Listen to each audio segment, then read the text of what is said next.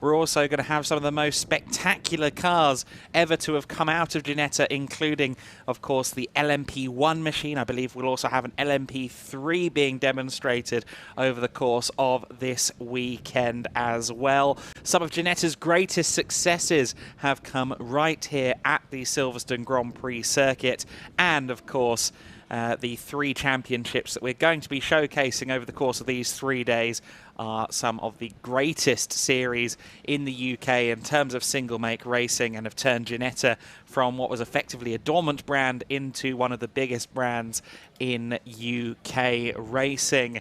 The conditions that we see on screen are a little bit different from the conditions we've got out there on the circuit this morning, though, and also we're going to be doing a spot of time travelling this morning. You may remember, if you were watching the British GT event, the Silverstone 500 here at the Grand Prix circuit a few weeks ago, that Saturday afternoon was effectively rained off. British GT qualifying was disrupted, as was round 4 of the Protyre Motorsport Ginetta GT Championship. Therefore, we start off G-Fest with a race for the Protyre Motorsport Ginetta GT Championship. The only way you could start your day off better is with a spot of breakfast. Maybe some of you are watching this while having breakfast. Perfect. As you can see there, this is the Silverstone wing. That is the main straight for Formula 1 competition. We're using the old start-finish straight, the former Grand Prix pit lane here this weekend.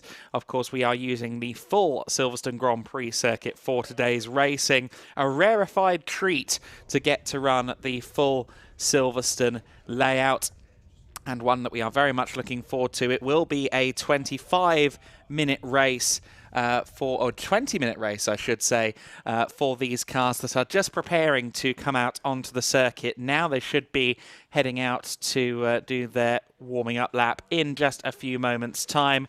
And it's going to be quite an interesting race, I suspect, because we don't have Luke Reed on the front row of the grid. Luke Reed is currently the championship leader in the Protyre Motorsport Ginetta GT Championship. He's competed in 7 races. He's won 6 of them. He will start from 3rd place on the grid, however, so he has a little bit of work to do from 3rd place on the grid. Our pole sitter will be Ruben Hage in the number 6 car, so Ruben with a positive beginning to his day. Of course, we're actually taking the grid from a qualifying session that happened last month. I think that might be the longest gap between qualifying and race that I've ever been aware of. We see the G56s heading out onto the circuit. Of course, there are multiple classes in the Ginetta GT Championship. You have the G56s, the headliners, the 3.7-litre V6 powered machines. You've also got the G40 GT5s. So a multi-class element to this race in addition to the different driver classes in GT5. There is a Pro and an AM class in the G40 GT5 category. These G56 GTP machines are, of course, the headline cars, though. Ella Lloyd, who we ride on board with here in the 28 Zentek machine. Ella is currently the points leader in the GT5 Pro category, the Welsh 17-year-old, moving up from Ginetta Juniors last year, a 5th place finish in a one-off GT5 appearance in 2022. Also a gold medalist in skiing and show jumping at an international level. So Ella seems to be one of those people who can just divert into a completely different sport and win no matter what, and certainly has been proving that already in this Ginetta GT Championship season. You've got some of the familiar faces of Ginetta racing in this grid. I'm sure a great many of you will have already noticed that car, the CWS 78 of Colin White. Colin White, who has been racing Ginettas for over 15 years, has been racing in that livery for well over 20 years. I remember seeing it adorned to an ASCAR stock car in the early 2000s. Colin, a long-term racer and a long-term flag bearer for Ginetta internationally as well. You may have seen him running a G55, the previous model to the G56, at events such as the 24 Hours of Dubai, and having great successes within those events. But he's remained loyal to what was the Ginetta GT4 Super Cup for many years, and has carried on into the Ginetta GT Championship and is looking for no less than a title success in this 2023 season. There's the number 10 car of Karim Sekat, another of the GT5 machines. Karim is a 52-year-old Moroccan who lists his occupation, and this made me smile a lot, as a wizard at Oxford Engineering. Whether that's factual or not, I'm not sure. Maybe he goes from platform 9 3/4. He started racing at age 46 and has been slowly moving up the ranks of Ginetta racing, has ambitions of racing a GT3 car in the future. There is our pole sitter then, Ruben Hage, on the front row of the grid. Callum Davis will join him on the front row. Callum in the 95 that entered by SVG Motorsport. There is our championship leader within the GT Pro class, that being Luke Reed. Of course, Luke Reed, the Reed family name, is familiar to anyone who spends a lot of time at Brands Hatch, the massive Alex Reed Motorsport shop that you'll find beneath the Paddock Hill Bend grandstand. Has certainly been home to many spending sprees of mine, and hopefully you too. Die casts, shirts, lots of things that can lead you to spend money you might need for food. But Alex has, or Luke I should say, has plenty of success in racing in his own right, and has been very strong in Ginetta racing in recent times. The last 2 years raced in Ginetta Super Cup. Won the Ginetta Super Cup G55 Pro Championship in 2022. Of course, last year was the final year of the G55's eligibility into what is now the Protyre Motorsport Ginetta GT Championship. So comes in with a championship victory last year, and will be looking to build on what is already 6 race wins from 7 starts in this race today. There's Leone Theobald's car. That's the number 8 machine. And there's the GT5 grid further back, so a bit of separation between the 2 grids. We should soon see them go out onto their green flag lap. As I said, this grid is based on a qualifying session from the Silverstone 500 British GT event. That took place on the 6th and 7th of May 2023. And we are now, or almost a month later, finally going to get round 4 of the championship. Of course, we still have plenty more races to come. There will be 4 more Ginetta GT races over the next 2 days. 6, of course, if you count Sunday as well. There's going to be plenty of chance for these drivers to take in the Silverstone Grand Prix and Silverstone National circuit. But I'm sure a few drivers, not least of which being our pole sitter, will be delighted with the fact that, hey, we're finally getting this race that I got pole position for. Ruben Haig will certainly be looking to try and hold the lead into the first corner. I believe he should have the inside into the first bend. Just looking, it looks like this might be just a few moments away from getting a rolling lap underway. Of course, they've already gone to the main straight as a green flag lap. We still have the formation lap to come before we go racing.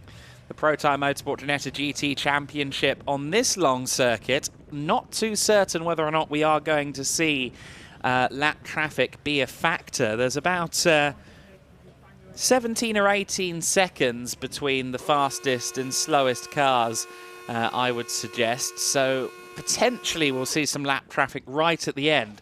But given we are running the full 3.6 miles of the Silverstone Grand Prix circuit, it remains to be seen quite whether they'll catch up with the back of the GT5 field. With such a quality order in the G56 Pro order, though, I think we can expect some exciting racing with or without traffic. It's Ruben Haig that leads them away then onto the formation lap. This is the first race of G-Fest. We start the G-Fest broadcast off in the best way possible with a race the 4th round of the Protyre Motorsport Ginetta GT Championship is just a few moments away from getting started. You see there the Ginetta banners resplendent. We are celebrating 65 years of the Ginetta brand. It will be Ruben Hage on pole position alongside Callum Davis on the front row. Row 2 of the grid, we will see Conor Garlick and Luke Reed. It will be Reed, of course, in 3rd place. Luke Reed, the championship leader, will be looking to make it a good start and get in amongst the top 2 early on. Conor Garlick, the only other race winner so far this season, starting on row 2 of the grid. Row 3, we have Carl Garnett alongside the vastly experienced Colin White. Good to see Colin back, because he did have a major accident a couple of years ago, but he's recovered and is coming out swinging once again. Leona Theobald alongside Sean Fleming on row 4 of the grid. And those two will be looking to try and break into the top 5 over the course of this race distance. We then move into row 5, which is the first row of GT5 cars, G40s. And it will be Ella Lloyd on the pole position within that GT5 class. The current points leader will be leading from the stern in her Zentech entered machine. So the GT5s just heading past the big Silverstone wing. The wing somehow looks even bigger when it's GT5 cars going past. We do seem to have an early... actually, no, this is a car from the GT Academy there we just caught, the number 20 machine. Thankfully not a missing car from our race, but we are just a few corners away from going racing for the first time in the G-Fest at the Silverstone Grand Prix circuit. The main headlining Ginetta GT Championship will get us underway with a much delayed round 4 of the 2023 season. They've already completed round 8, rather strangely. Round 8 was the 3rd and final race at the Donington Park Grand Prix circuit last week. We now revert to round 4 before we take in rounds 9 through 14 before the end of this weekend. Looks like we are almost ready to go then. I believe this race is going to go from a standing start. And we'll see who can get the jump. Certainly Luke Reed tends to be good at a standing start. Now, so we'll see whether from the 2nd row he can maybe try and slingshot between his competition in the form of Hage and Davis. Of course, we're doing the staggered formation here as well, which does mean that things could open up for Luke Reed. They could also open up for Conor Garlick there on the inside of row 2. Of course, in a standing start situation, the pole sitter tends to take the dirty, or rather the more rubbered in side of the circuit, rather than just defaulting to the inside line. So that's why our pole sitter Ruben Hage in the 6 car is on the outside of the front row. In theory, he should have the traction advantage. Let's see if theory and practice align. Sure enough, they do. A bad start for Callum Davis on the other side of the front row. That allows Luke Reed into 2nd place, trying to sweep around the outside for the lead. Already at turn 1 is Luke Reed. The audacity of the man. Ruben Hage, though, just about with the nose ahead. No, because there goes Luke Reed. We said he's a fast starter, and sure enough, by the time they get to Maggots Beckett's for the first time, he's already to the sharp end of the order. He's already taken 6 race wins this year. He registered a non-finish in round 8 last time at Donington Park, and he's looking to avenge that lack of result with a 7th race win this time. 7 wins in 8 races it would be for Luke Reed if he can hold on to his current advantage. But here comes Ruben Hage trying to fight back in the Gardex-sponsored number 6. Everyone through cleanly. Sounded like there was a little bit of moving and shaking going on in the GT5s further back, but for now, holding on to the lead is Luke Reed. Luke Reed representing Wolf Motorsport. Number 6 car is one of a few out of the Brakel Racing stable, forcing Reed to go defensive as they go past the wing for the first time.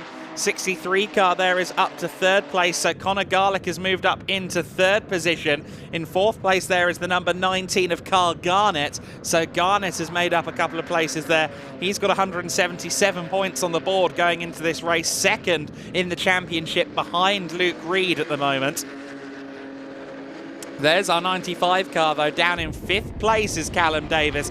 Not the start to the race that he will have wanted. Struggling immensely, that number 95 car on the first lap of the race. Will be looking to try and recover a podium at a bare minimum.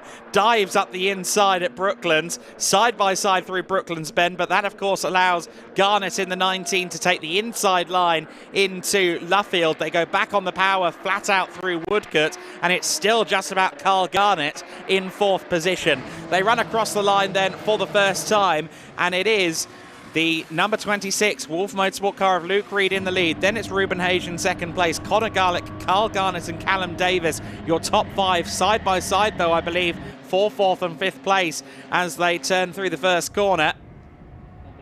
And is the order still the same? Yes, it is. Garnett's still there, but Colin White is on the offensive up against Callum Davis now. So Colin White, a wily Ginetta veteran, trying to find his way through as they go through Maggots Beckett's and then through Chapel Curve. The long hanger straight awaits them next, of course. Down towards Stowe Corner. This is effectively, of course, unchanged, this section of the circuit for the last 30 years. We are using the quote-unquote new Grand Prix circuit that was established 13 years ago. Of course, Callum Davis, you see there with the black and yellow cross on the back of his car, signifying that he has done less than 6 races. He is only 16 years of age, Callum Davis, 17 in December.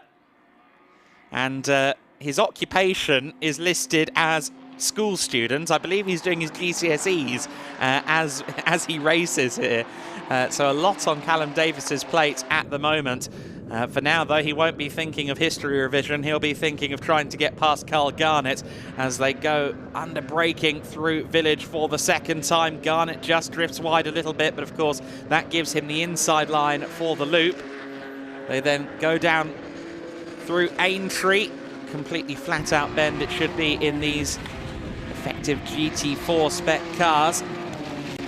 Slipstream in favour of Davis then up against Garnett. And a move potentially for the lead, because looking to the inside is Ruben Hayes up against the 26 of Luke Reed. Reed, though, with the inside line through Luffield. He should be able to defend up against our pole sitter, Ruben Hayes. It's still a bit of a drag race as they go through Woodcote, but surely with the inside line, Luke Reed is going to be able to hold on to the lead. That said, I think slightly more momentum with Ruben. It's still side by side. And just about getting a car ahead is Luke Reed. Reed really having to work hard up against the advances of Ruben Hayes here. Third position at the moment is still Conor Garlick. So Garlick in P3 is actually becoming a bit of a cork in the bottle, isn't he? Because he's got Carl Garnett, Callum Davis and Colin White all within about a second of him at the moment. Leona Theobald not too far back either. And there is Conor Garlick. Garnett, I think, is having to worry about Callum Davis more than overtaking anyone else, though. Up the inside at Stowe goes the youngster Callum Davis, and sure enough, he's up into fourth position. Very nicely done by Callum Davis to move up into P4. The order remains unchanged at the front. It's still Luke Reed by less than a car length in at the lead of this one. Of course, Ruben Hayes technically led across the line because they were in a drag race situation approaching the first corner. But with the inside line into Copse, it was always going to go the way of Luke Reed. So then Callum Davis, who started on the front row, he's managed to dispose of Carl Garnett. What can he do about Conor Garlick then? Conor Garlick certainly with the experience advantage over Callum Davis, but Callum Davis pulling out all the stops in the early stages. Garlick leans to the inside as they go down the Wellington straight. Now, does Davis dare dive up the inside at Brooklands? Yes, very nicely done. 2 overtakes in 1 lap then for young Callum Davis, who's bouncing back from a poor start. He's gone from 5th to 3rd over the course of this lap, the SVG Motorsport driver. And he can, I think, relax a little bit behind the wheel as long as he doesn't see a move from the 63 car going into Copse. I think Conor Garlick is a bit too far back for now to be making an overtake there. Sure enough, they remain in the same order. So Callum Davis also with the fastest lap of the race, a 2-minute 14.663.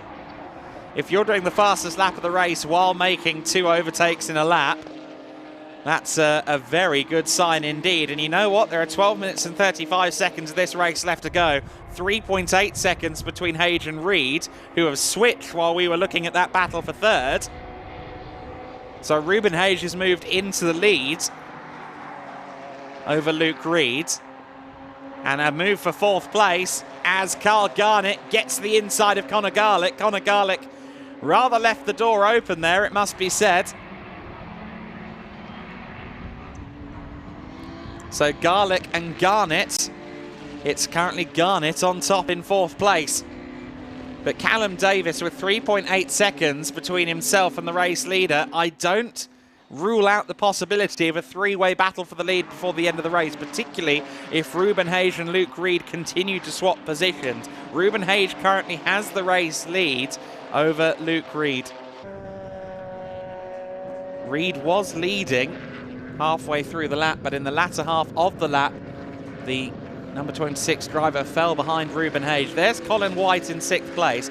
Just to cover the situation in the GT5s as well, your GT5 Pro leader is Ella Lloyd in the 28. She is in 9th place with a 1.5 second advantage over Sam Harvey at the moment. We ride on board with Sean Fleming, who is going through Aintree at the moment. He is at the tail end of the GT Pro order at the moment, so he's running in 8th position, a little bit behind Leona Theobald in 7th. But you see them turning there into the Brooklands bend. You've got to delay the apex into that corner. Luffield follows, drifting out wide to set himself up for a good run through Woodcote and down the main straight. Ruben Hage for Breakall Racing, having dispatched the 26 car, has just set the fastest lap of the race, a 2:16.7, I believe that was, and just over a second clear, or just under a second clear, I should say, of Luke Reed in the 26. So the gap has expanded over the course of this lap. Now that Ruben has gotten past now that Ruben has gotten past Luke Reed, it does appear that he's got the pace advantage. Now, Luke has very rarely been bested so far this year. As we said, 7 races have actually been run so far this year, and he has won 6 of them. Here are the GT5 cars going through. That's the 42 of Will Rochford that we saw running 3rd in the GT5 class at the moment. There is your GT5 leader, though, Ella Lloyd in the 28, running 3 seconds clear of closest competition, Sam Harvey. Sam Harvey in the 70 was fairly consistently within the top 10 in his debut season in GT5s last year. Was hoping to make a move for the championship this season, but Ella Lloyd is proving to be quite the adversary for Sam Harvey in the Zentek car. Ella Lloyd, who came up through the Ginetta Junior program, as so many of our drivers do. The same can be said for the likes of Conor Garlick. Garlick, incidentally, has lost out on 5th place now, so Colin White has gotten past Conor Garlick within the GT Pro order.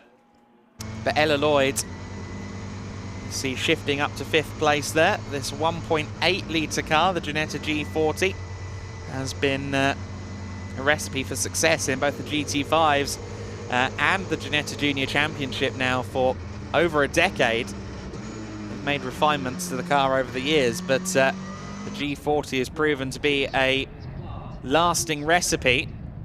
Callum Davis with another fastest lap of the race, a 2-minute 13.643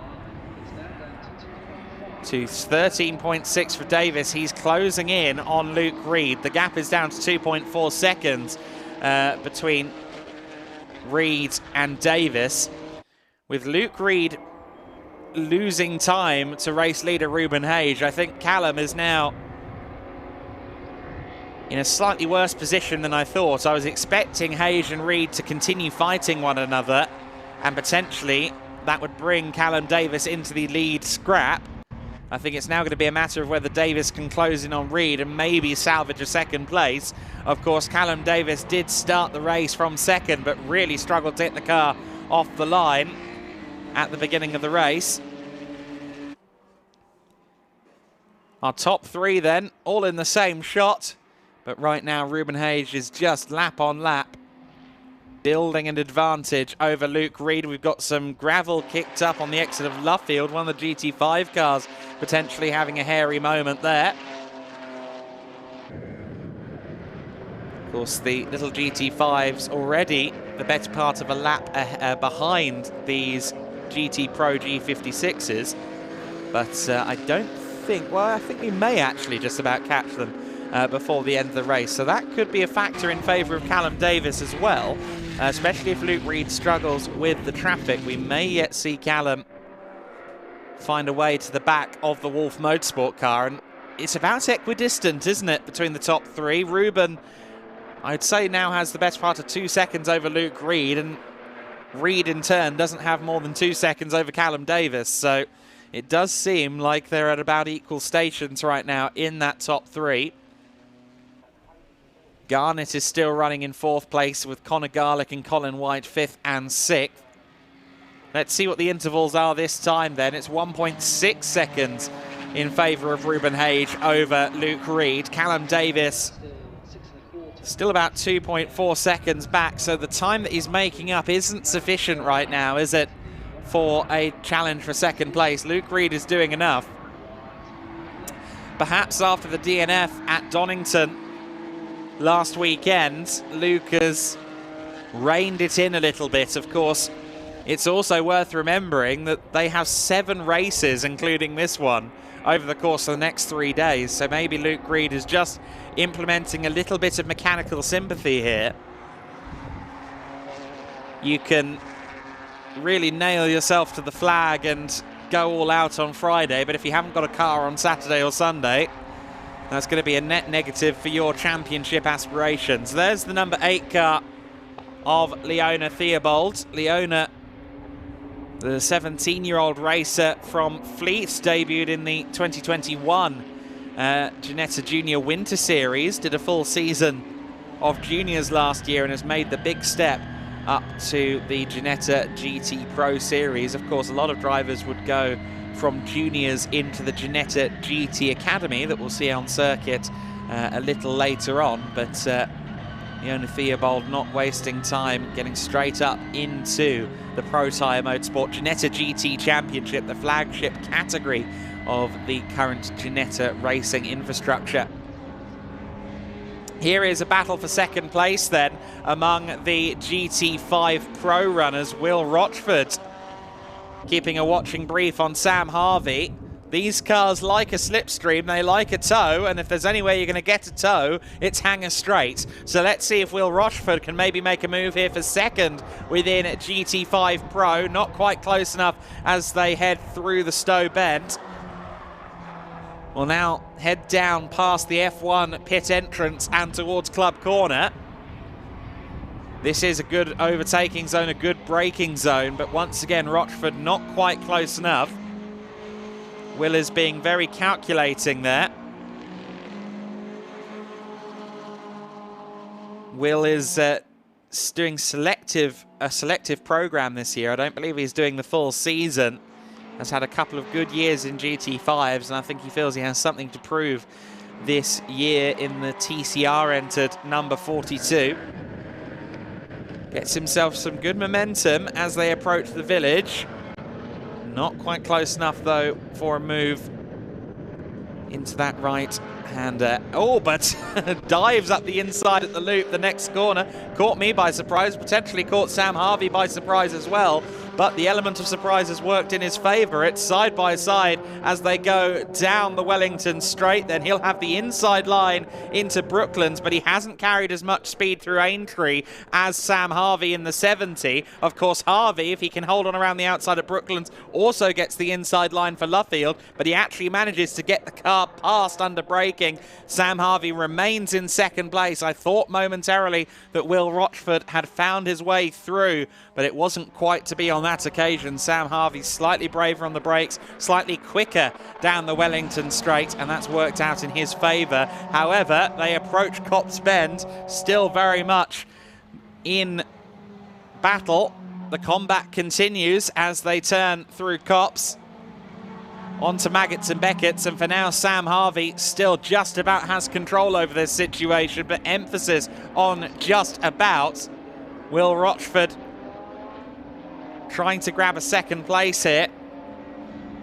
Will currently sits at the bottom of the standings. He's only done a couple of races so far this year. And Rochford gets a good run onto the Hanger Straight. Is this the opportunity he needs as they head down towards Stowe? Takes the outside line, but may well jink to the inside under braking. Doesn't try and do that.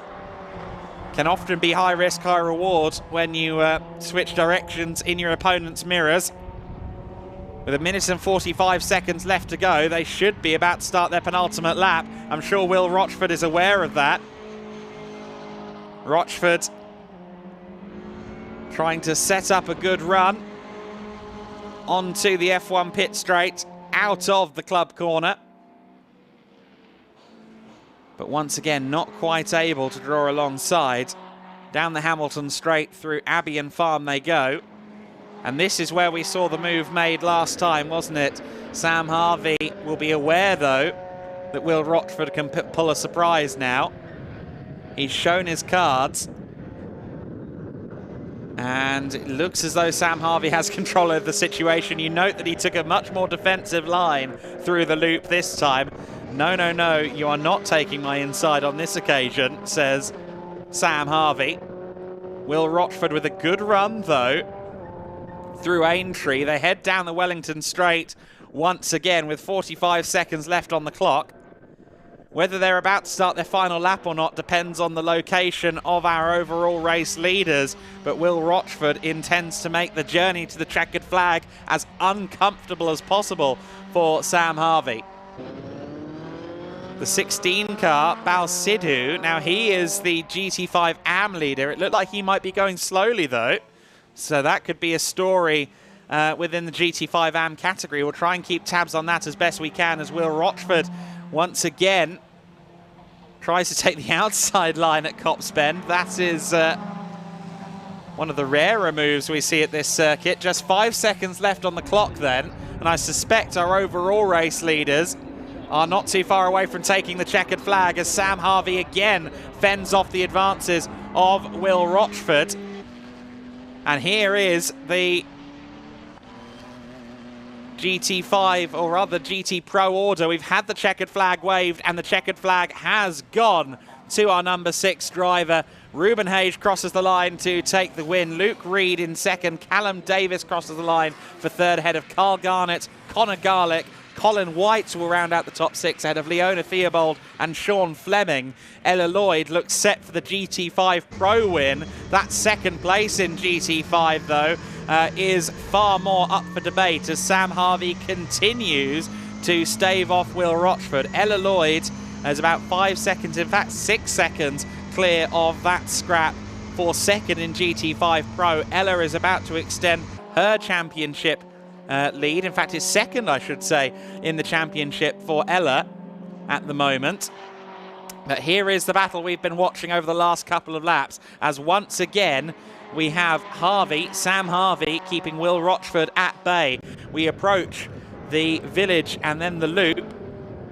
And is there a move this time? Rochford to the outside line. We've seen him dive to the inside at the loop before, but I don't think Sam Harvey is going to make it possible for him, no. However, much better run through the apex of the loop for Will Rochford. That should give him some more momentum through Aintree, although Sam Harvey did find some good traction out of the corner, even though he was marginally offline. Let's see then if Rochford can make the move into Brooklands Bend. He's got one last opportunity, one last roll of the dice. He will surely be aware that it's the final lap. Ella Lloyd is ahead of them. She will take the GT5 Pro victory, but who will join her on the second step of the podium in a moment's time? It looks like it's going to be Sam Harvey, despite the best efforts of Will Rochford, but it's Ella Lloyd that secures the win in GT5 Pro. Ella Lloyd should still be second in the championship after this result, but will draw closer to Luke Garlick. Across the line for second in class went Sam Harvey ahead of Will Rochford, and I believe behind them is Garlick. Our AM class winner, I believe, will be Sidhu. Yes, Bal Sidhu did cross the line to take 13th place.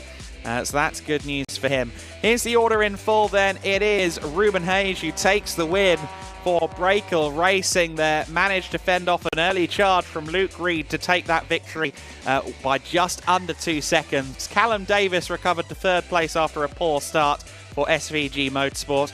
Carl Garnett in fourth position, should still be second in the championship after that effort. Connor Garlick, Colin White, Leona Theobald and Sean Fleming rounding out the GT Pro order. The first of our GT5s home was the 28 of Ella Lloyd. She took a comfortable win. Sam Harvey, anything but comfortable in second place. Will Rochford fought him every inch of the way to the checkered flag. Karim Sekat in 12th place. Bal Sidhu, the first of our GT5 AMs home. And in 14th position, Luke Garlick, the GT5 Pro Championship leader, not getting the result that he would have liked. Lexi Belk finishing 15th in that race for Alistair Rushforth Motorsport. So there you go, the G-Fest kicks off with a spectacular race there across two classes. At one point, that overall win could have gone either way between Luke Reed and Ruben Hayes. But Ruben has ended up taking the win there in spectacular fashion. Of course, Ruben wasn't at Donington last weekend. 0-0-0 on his sheet. But full points in this race will launch him back up the standings. Ruben currently only 6th in the drivers' standings coming into this weekend, but this should elevate him somewhat. I believe it will be the full 36 points because as well as a win, he got fastest lap. And discussions ongoing among the competitors there. Wonder how Callum Davis will be feeling. Callum, of course, was on the front row of the grid. Did not get the start he wanted at all, just struggled to get the car off the line. But once he did get the car off the line, he made his way back to the podium in rather impressive fashion. I just think that if he had gotten the start, he and the other two podium finishers would have had quite the duel. Certainly Luke Reed would have been under a lot more pressure for that second place finish. Could anyone, though, have matched that race pace from Ruben Hayes? Ruben was very impressive in that race. Our top three heading down to the Parc Fermé area. Of course, there we see the most impressive thing about Callum Davis, and that's the yellow and black cross on the back of his car. If you're unfamiliar, that means he's in his first 6 races of competition. And somehow, he has already found himself to be incredibly competent at the wheel of what is a pretty thoroughbred race car. 310 brake horsepower out of that 3.7 litre Duratec Ford V6 in the Ginetta G56 Pro. It's not a car that lends itself necessarily to rookies, but Callum Davis has been exemplary thus far in the season. I'm sure we'll continue to see him improve over the course of G-Fest. Of course, we've got 6 more races to come for the Protyre Motorsport Ginetta GT Championship. Our next on-track action will be the Michelin Ginetta Junior Championship. Their qualifying is set to get underway in just a few moments. That is our biggest grid of the weekend. Of course, the Ginetta Junior Championship for drivers aged between 14 and 17, and often the domain of drivers setting their first steps into the world of car racing after a successful career in the karting world. And I'd say no one more impressive so far this season than Freddie Slater within the Michelin Ginetta Junior category, a world and European champion in the world of karting. Aspirations of building up to Formula One, and is the current championship leader with 188 points, 5 wins from 6 races for Freddie Slater. Took the Winter Series title at the end of last year, and we'll see whether he can put the car on the front row for this one, as Ginetta Junior qualifying is about to get underway.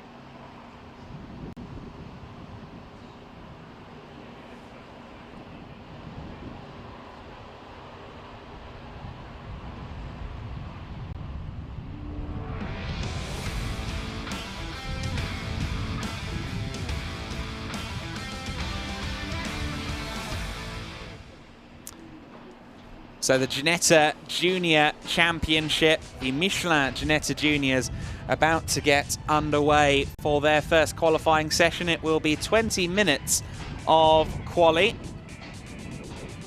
And certainly, based on the form we've had so far this season, Freddie Slater a hot favourite for the pole position. But he's certainly not alone in terms of impressive karting resumes. Plenty of drivers coming into this category from the world of go-kart, and they do so with aspirations of following, of course, in the footsteps of one Lando Norris. Lando Norris, a Ginetta Junior graduate. Many professional GT drivers, prototype drivers, and single-seater competitors have come up through the Ginetta Junior ranks. And as you can see, the Silverstone Grand Prix circuit is awaiting our youngsters. It's been a good long while since the Ginetta Juniors have taken to the Silverstone Grand Prix circuit. Of course, formerly would have run on the national circuit over the course of the last 10 to 15 years. The Ginetta Junior Series has been ongoing for 20 years at this stage, and initially ran the Ginetta G20 machine. I remember those being a lot of fun in my childhood. The G40 has been running as the car of the Ginetta Junior Championship since 2011. Still powered, as the G20 was, by a 1.8 litre Zetec engine. More than enough power to be a handful. Of course, top speed capped in the Ginetta Juniors to 100 miles per hour. But that is more than enough to keep the drivers awake and occupied, certainly. Of course, down the Hanger Straight, for example, you will see these cars really pack racing, almost like the Moto3 Championship in the MotoGP circles. Of course, we'll see them at the Silverstone circuit in the next couple of months. But what a pleasure it is to be running this full Silverstone Grand Prix circuit for these youngsters. They'll have been here at the British Grand Prix, I'm sure, watching their heroes. And now they get to directly follow in the footsteps on the full Grand Prix circuit. It really has been domination to this point in the season, though, for Freddie Slater. As mentioned, 5 wins in 6 races. That is quite a record for him. Other drivers to keep an eye out for, I'd say Alicia Palmovsky for Elite Motorsport is someone to watch. She has been racing competitively since 2017, of course, starting in karts. Blames her grandparents for the Motorsport fixed station after going to an arrive and drive karting event in 2015. Got hooked on the sport. Was the Winter Series Vice Champion and last year's Scholarship Champion. And a family lineage in racing as well. Her great-grandfather was a Brisker F1 stock car driver. I'm sure that my commentary colleague Dave Goddard would be able to tell you the full story, but I am less able. Fourth in the championship standings coming into this weekend is Alicia Palmovsky, so she's had a decent run of things thus far. Another driver that's worth watching is the current second place in the standings. That is Hugo Schwarzer. He is one of a few drivers who comes in from an international background. He's from Cologne, Germany. That means his local circuit would be the Nürburgring Nordschleife, no less. Just one season of karting to his name last year in regional German competition. Wants to be a factory driver in the world of endurance racing, and certainly taking to these Ginetta Juniors very impressively indeed. Second in the championship, as I've mentioned, is yet to take a race win this year, but we'll see if he can maybe rectify that. He's got 6 opportunities, 6 races across the next 3 days to try and claim a win. And if the Silverstone Grand Prix circuit doesn't suit him, we move to the Silverstone National circuit, of course, for the Saturday and the Sunday. So Hugo Schwarzer currently on 149 points in the Michelin Ginetta Junior Championship. Freddie Slater on 188. So Slater runs away with the 6 races over the next 3 days. He could already be looking at a fairly comfortable position in the championship. For Hugo Schwarzer, for Reza Siwarathan as well in 3rd place in the championship, I think it's going to be a matter of damage limitation. They need to beat Freddie on a consistent basis this weekend. Of course, we are running as many races as we've run since the beginning of the season over the next 72 hours. So one thing that I'm sure a lot of the driver coaches will be doing right now is saying, look, we need to preserve the car. It's Friday. We've got 2 races coming up today. We've got 2 more on Saturday, 2 more on Sunday. These young racers are going to have it explained to them in no uncertain terms that we need this car to be still in the same relative shape as it was in 20 minutes from now at the end of quali. We're looking at one of the Prep Tech cars there. Can't quite recognise that helmet design from this range. That might be Henry Jocelyn, though. Certainly Henry is a driver that we'll be watching out for. In fact, it's not going to be Henry, because Henry's in the 26. That's the 74 car. So the 74, one of the other Prep Tech machines. There are quite a few cars entered by Prep Tech UK. Of course, you see there the Michelin banner on the car.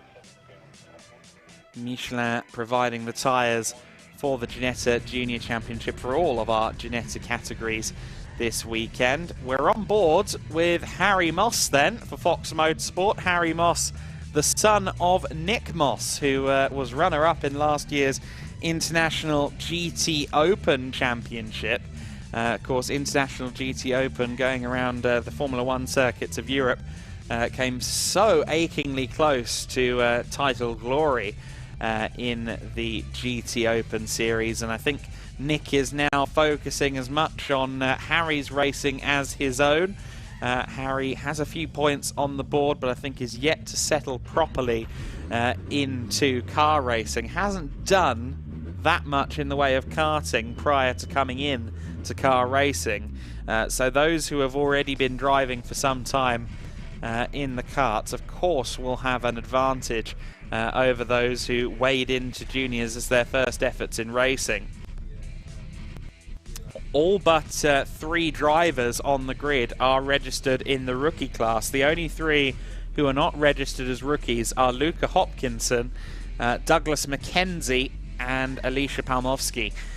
So those three have prior Ginetta Junior experience. Everyone else is making their first forays into competition here in the Ginetta GT Championship, or car racing competition, I should say, because I do not want to undermine their karting efforts. Alfie Davis was the driver we saw before in the number 74, one of the many Prep Tech cars out there on the circuit. So we should see the green flag on this session shortly. We're running a little bit behind schedule at the moment, but the green flag is now waving, so 20 minutes of qualifying has begun. And would you believe it, Freddie Slater, not content with 5 races, or 5 wins in 6 races, he's also the first one out there in qualifying as well. Made sure he was at the front of the queue. An authoritative move if ever I've seen one, young Freddie. Freddie's so successful in karting to this point, you do get the feeling you're watching someone with a great career ahead of them. We will be watching someone who has already taken victory here at the Silverstone Grand Prix circuit, of course. Taking a win at the Silverstone 500 weekend, the British GT weekend. A lot of these drivers, an interesting number of these drivers, in fact, aiming for GT racing, endurance racing prototypes rather than F1. Of course, these cars are not single-seaters, so a lot of drivers will be waiting until they're 15 and can get into Formula 4. But we have seen hugely successful F1 drivers and single-seater drivers come up through Ginetta Juniors before. There's no reason not to use this as part of your progress up through the ladder. That's what Freddie Slater is doing, looking to emulate the likes of Lando. Riding on board then with Harry Moss once again as he heads out onto the hanging straight for the first time in that number 47 car. Last year, Nick Moss, his dad, raced at the Silverstone 500 British GT round, so I don't know how many of Nick's notes from a McLaren 720S GT3 car are transferable to a Ginetta G40, but certainly I'm sure that that Nick has been trying to guide his son in the build to this weekend. We see that a number 48 car was just going through shot. That's Luca Hopkinson. Debuted in Ginetta Juniors last year. The young American was 3rd overall in the Winter Series before the start of this main championship season. So Freddie Slater has begun his first flying lap of the race. And we'll see if he can set the table and set the benchmark for everybody else around the circuit. We have in excess of 20 cars on the grid for this category. So one of the more populated grids we're dealing with this weekend. I think certainly once we get to the national circuit, it's going to feel quite busy around this 3.6 mile Silverstone Grand Prix circuit. But for the time being, there's a lot of space for these drivers to cope with. If you come into the pits after qualifying and say, well, I got caught out by traffic, I think the answer you'll get is, well, you should have made sure you left yourself some space, because there's plenty of mile to use around this circuit in this qualifying session. Number 37 car, that is Leo Robinson for R Racing. One of 6 cars entered by R Racing this weekend. Leo is the only other race winner this year, 6th in the standings right now. So he's had a win, but he's also had a bit of trials and tribulations over the course of his season. He's an Algerian youngster, and he can blame his father for his racing travails. Dad bought him a kart at the age of 3, and Leo has really shown his mettle in karting. A 2-time British champ, an Italian champion as well, and of course Italy is a real hotbed for go-karting. The WSK promoters, for example, are based in Italy. Over 100 karting trophies at home for Leo Robinson. One of a few kids on the grid who's currently studying in year 9, which makes me feel like an ancient artifact. I'm only 25, but yes. Of course, Leo also has a music scholarship at school, plays the piano and the trombone. So Leo, a multi-talented youngster. I could never find the time to try and practice more than one thing, so quite how he's so good at being a car racer and a musician remains a mystery to me. We ride on board with Harry Moss then as he turns through Vale and Club for the first time on his first flying lap. Slater has set the benchmark, but Palmowski has immediately gone quicker. A 2:38.668 is the current benchmark courtesy of Alicia Palmowski, so we'll see whether Harry Moss can get anywhere near that. Shifts into 6th gear as he sweeps the car through Abbey and Farm.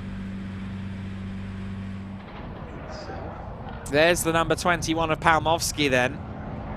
Could see her relying on the four-wheel drift a little bit there through Maggots and Beckett. Already at the limit, as you can hear the Michelin tyres saying, do we have to? As they turn in and head out towards the Hangar Straight. Out through Chapel, of course, and then on to the Hangar Straight. There is Moss once again in the 47 car. Nice to see that the family number has crossed over from Nick to Harry. We've just had a faster time than that of Palmowski, and that has come from the number 50 car of Charlie Hart. So Charlie Hart for Elite Motorsport has gone to the top with a 2:37.990. So at the moment, the better part of 7/10 up, over 2/3 of a second up on the rest of the grid, the number 50 car, but I'm sure we're yet to see the best out of most of these drivers at this stage. There's the number 7. That's being driven by Freddie Slater. So Slater, who, as we mentioned, is currently holding this championship lead, and with 5 wins from 6 races, we'll be looking for nothing more than a front row start. Let's face it, nothing more than pole position. Once these drivers get into the habit of winning, they don't tend to accept anything less. Harry Moss has not yet got himself onto a podium, but is certainly making progress. He's one of the drivers with a little less karting experience than those around him, a little less experience generally, certainly making his first stride into competition. And you'll see shifting down from 6th gear, remaining in 4th gear. I was wondering if maybe Stowe would be a 3rd gear corner, but no, it's not. It's 4th in these little juniors. You can carry quite a lot of momentum, even though these cars are running treaded tyres. No slicks in the Ginetta juniors. Through Vale and Club in 2nd gear, shifts up to 3rd. I do love to see a sequential gearbox in motor racing. The sequential gearbox is slightly falling out of favour, of course, in favour of flappy paddles, but there's something very pleasing about downshifting by slamming a lever forward into a braking zone. We'll see him do it here. He'll push the lever forward to go down the gears. There you go. That's proper GT racing style there. I was speaking to Jamie Campbell-Water, a former FIA GT champion last year. He said, you know what, my shoulder is ruined from 20 plus years of big heavy sequential gearboxes in Lister Storms and cars of that nature. These days, of course, the sequential box will be a lot lighter than what he was having to deal with, iron and granite, I think, in that Lister back in the day. There's the 51 car trying to make an overtake in qualifying. I'm sure that's got a few people sweating. That's Edu Robinson and Felix Livesey having a bit of a preamble, a pre-scrap. And are they doing a bit of bump drafting for good measure? It looks like they could be. Don't believe they're out of the same stable, so they shouldn't be working together, really. Felix Livesey in the 31 then continues to lead the two of them. Had no prior experience, Felix, before entering last year's Winter Series. Eddie Robinson conversely, is a Spanish karting champion. Edu is a Spanish national as well. Has moved into Ginetta Juniors for this year. Gets the inside line through Beckett's and gets some clear track. Now the question is Felix Livesey going to say, no, I want to lead this pack? Because young racing drivers, if they're grouped together on the circuit, they are going to think it's a race. It doesn't matter if it's quali. And sure enough, Eddie Robinson was going a little bit defensive there into Stowe Bend. Oh dear, I'm sure there's some grimaces down in their respective garages. Now this car is currently our provisional pole sitter, Charlie Hart in the number 50, just going under the bridge here on the Wellington Straight at the moment. Turning into Brooklands with 9 minutes and 15 seconds left on the clock. And he's still almost 7/10 clear of anyone else. We've just had a personal best lap time from Freddie Slater, but it was only a 2:38.628. So he's managed to wipe about 0.04 of a second off his best time. But Charlie Hart is still showing the way for everyone out there on circuit. Charlie's last time a 2:39.223, so, or 2:33 I should say. So he's actually a little bit off his own pace at the moment. Is anyone going to get into the 2:37s before the end of the session? Right now Charlie Hart is the only one.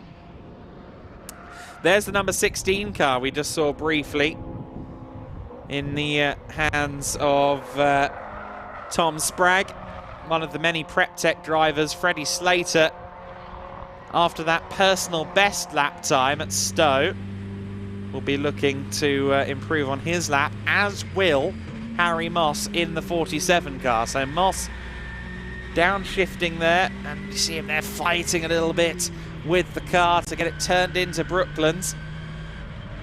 Bit of a hostile negotiation under braking for young Harry. He's currently 16th fastest. A 2:42.206 is his benchmark. Let's see if he can try and get a little bit further up the order this time then. He'll cross the line momentarily, and the lap time is a 2:42.302, so Harry Moss remains in 16th fastest for the time being. Just looking at some of the sector times, we don't have that many PBs out there. We do have a good first sector though from one of our cars just outside the top 10, or just within the top 10 I should say. The number 90 of Chase Fernandez is having quite a good run out there at the moment. A 48.3 in the first sector. That's not too bad at all. Let's see, the best sector of all is a 48.3 as well. So Chase Fernandez in the 90 could well be up the timing sheets from 8th place if he can continue on in the manner that his first sector indicates. The 37 car runs through Aintree Bend. So the 37 is Leo Robinson. Robinson, who is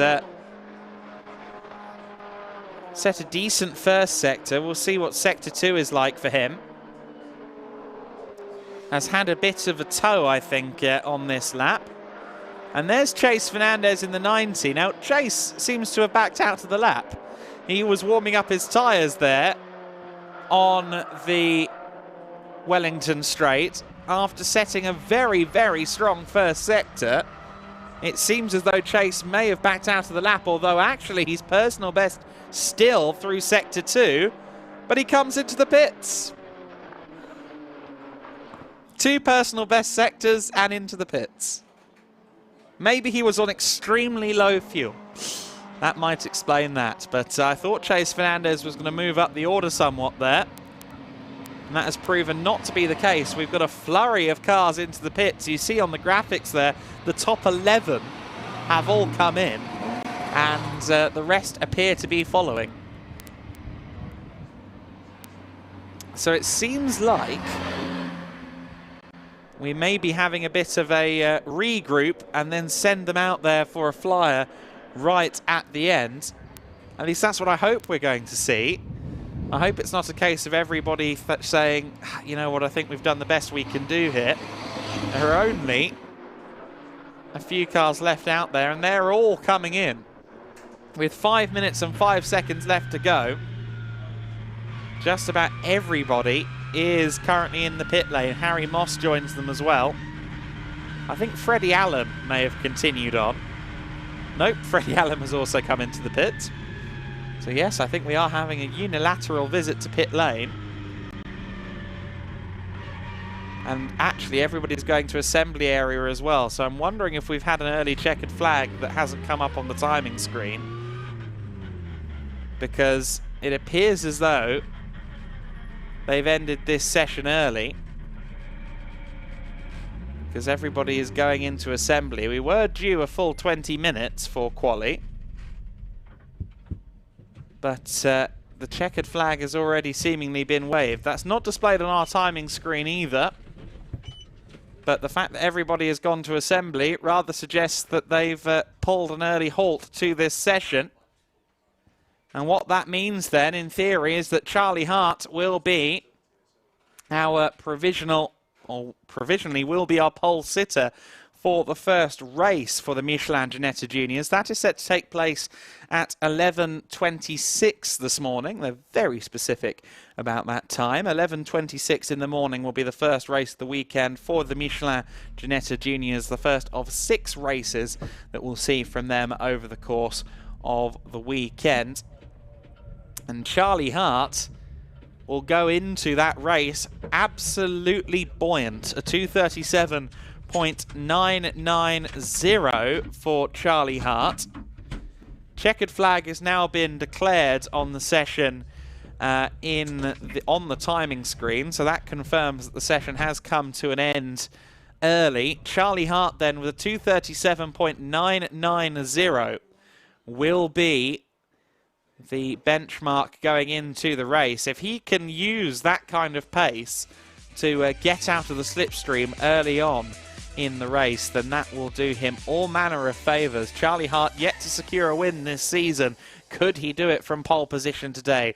His closest competition will be Freddie Slater, the championship leader, the serial race winner. So keep an eye on Slater. Alicia Palmovsky in third. Hugo Schwarzer, the young German, will line up fourth in the number 33 Elite Motorsport car. Leo Robinson in the number 37 will be next. Following that is Razor Siwurathan in the 78. Mikey Porter and Chase Fernandez will be on row 4 of the grid in the 19 and 9T cars, respectively. A huge shame for Chase there that he couldn't complete that last lap because it was looking strong. I think Chase will work his way through the order later on. Luca Hopkinson and Henry Jocelyn round out the top 10 ahead of Finn Harrison, Tom Spragg, Mackenzie Douglas and Freddie Allen rounding out the top 14. Eddie Robinson 15th ahead of Harry Moss in the 47. Felix Livesey in the 31 alongside Alfie Davis in the 74. Bree Anglis and Holly Mile round out our 20-car order in that qualifying session. But Charlie Hart, 6/10 the good on pole position for our race, which will take place at 11:26. Our next session out on circuit is due in just over 5 minutes' time. That will be the Ginetta GT Academy qualifying session. Another 20 minutes of qualifying scheduled for the GT Academy. The GT Academy class, of course, also run at the Ginetta G56, but in a slightly different trim from the car we see in the GT Pro class of the Ginetta GT Championship. But qualifying for the Ginetta GT Academy is about to get underway.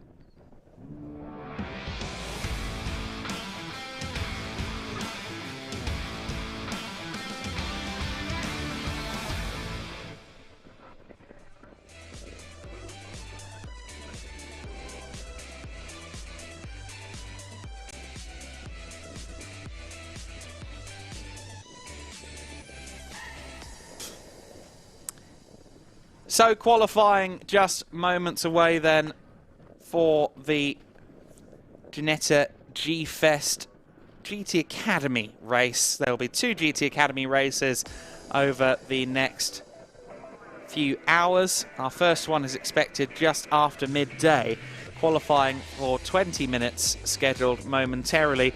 Certainly a few points of interest within the academy, one of which is the story of Emma, Amy and Lucy Tomlinson. Sisters, all three of them, daughters of one Lawrence Tomlinson, the man behind Ginetta, of course a Le Mans class winner. Amy is also Ginetta's managing director, and they are all making their debut in racing this season.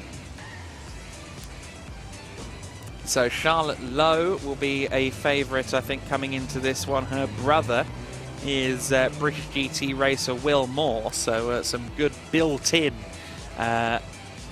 driver coaching there. We see Harry Cook, the Jersey-based driver, on screen at the moment. Harry is certainly someone to look out for. He and his dad are kind of taking on this this racing journey together. They will only be racing, though, on the Friday, it's worth noting, so they'll only be here today at the GP circuit. They won't be joining us on Saturday, Sunday. But Harry and father Ben Cook have moved into racing after a long time as avid track day competitors.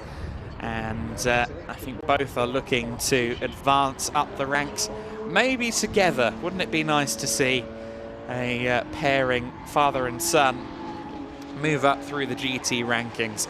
Certainly the GT Academy is a great place for people to start on their road towards the Le Mans 24 Hours, towards the British GT Championship.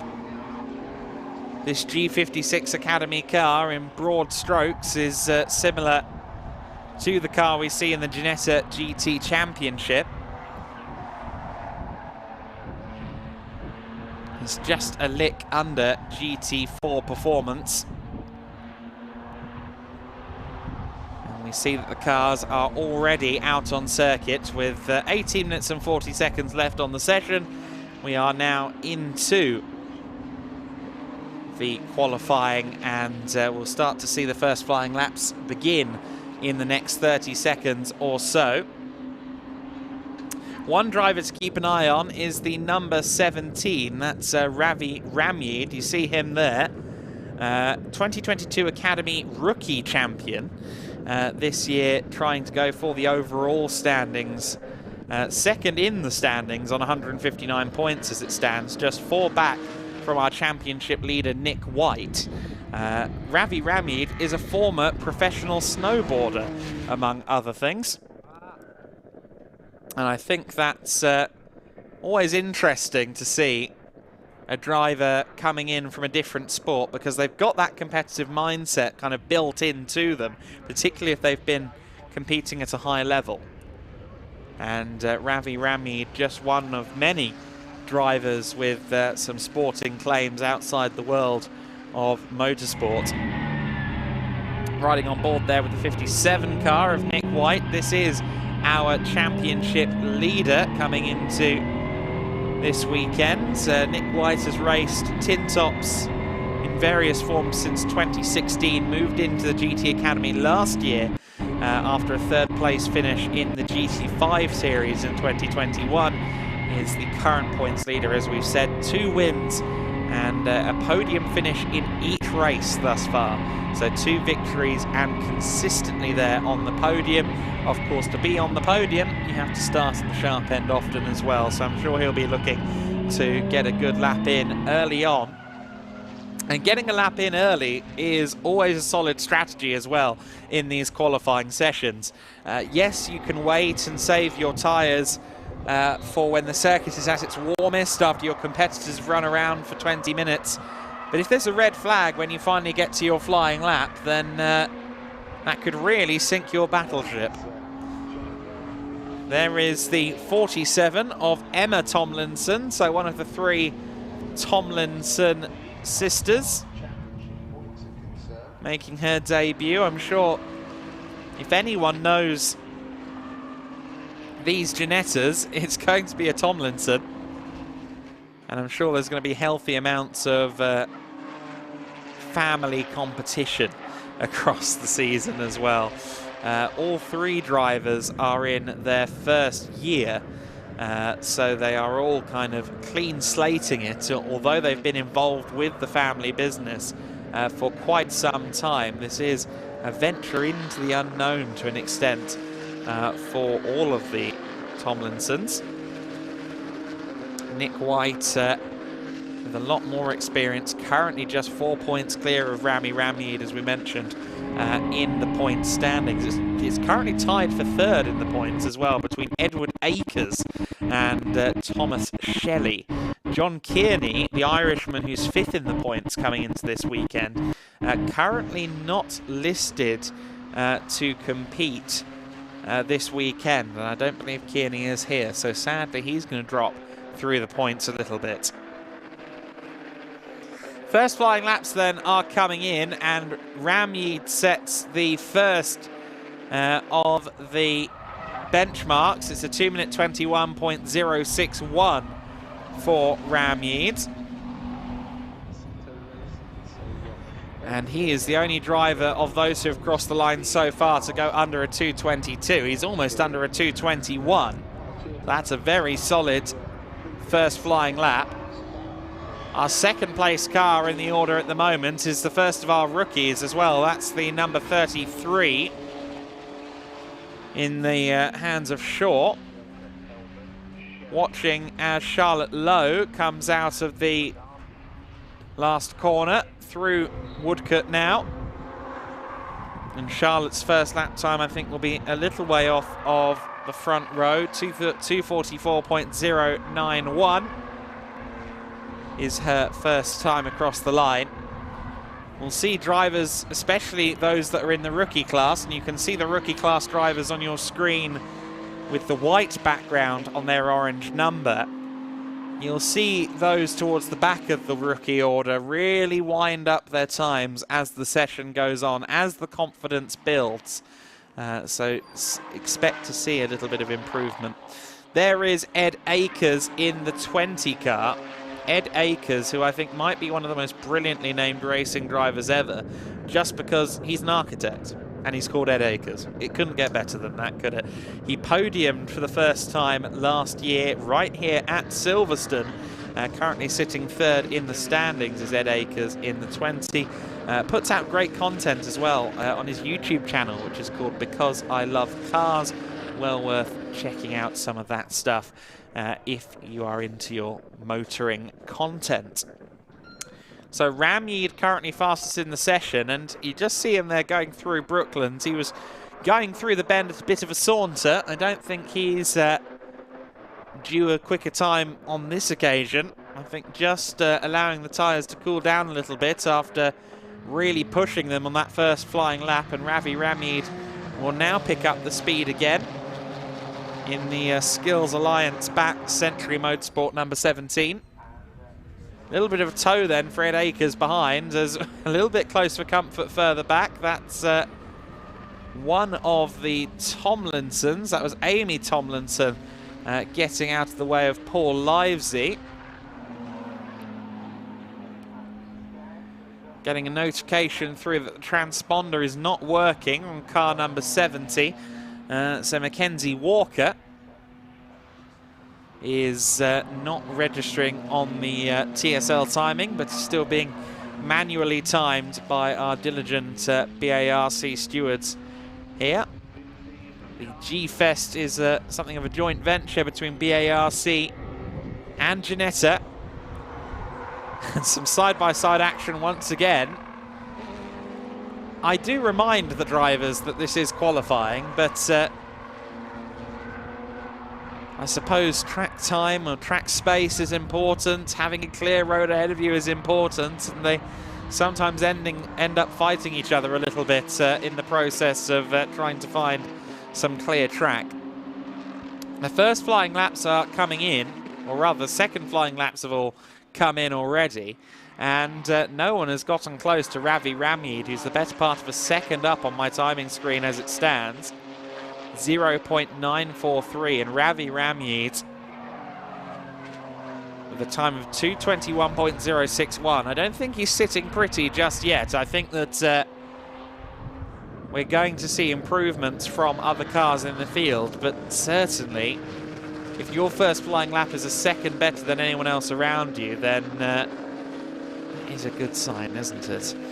Here we see the number 20 car. We were discussing Edward Akers a few moments ago. You see on the side of his car here, hashtag BILC, because I love cars, repping his own YouTube moniker there.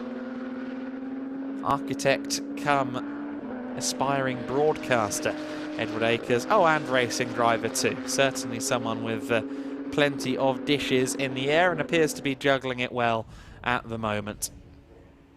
Ramyeed across the line.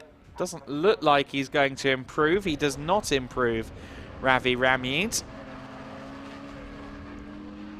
We are not seeing an improvement out of Shaw in the 33 car. Matt Shaw, certainly a driver with an interesting background himself, that number 33.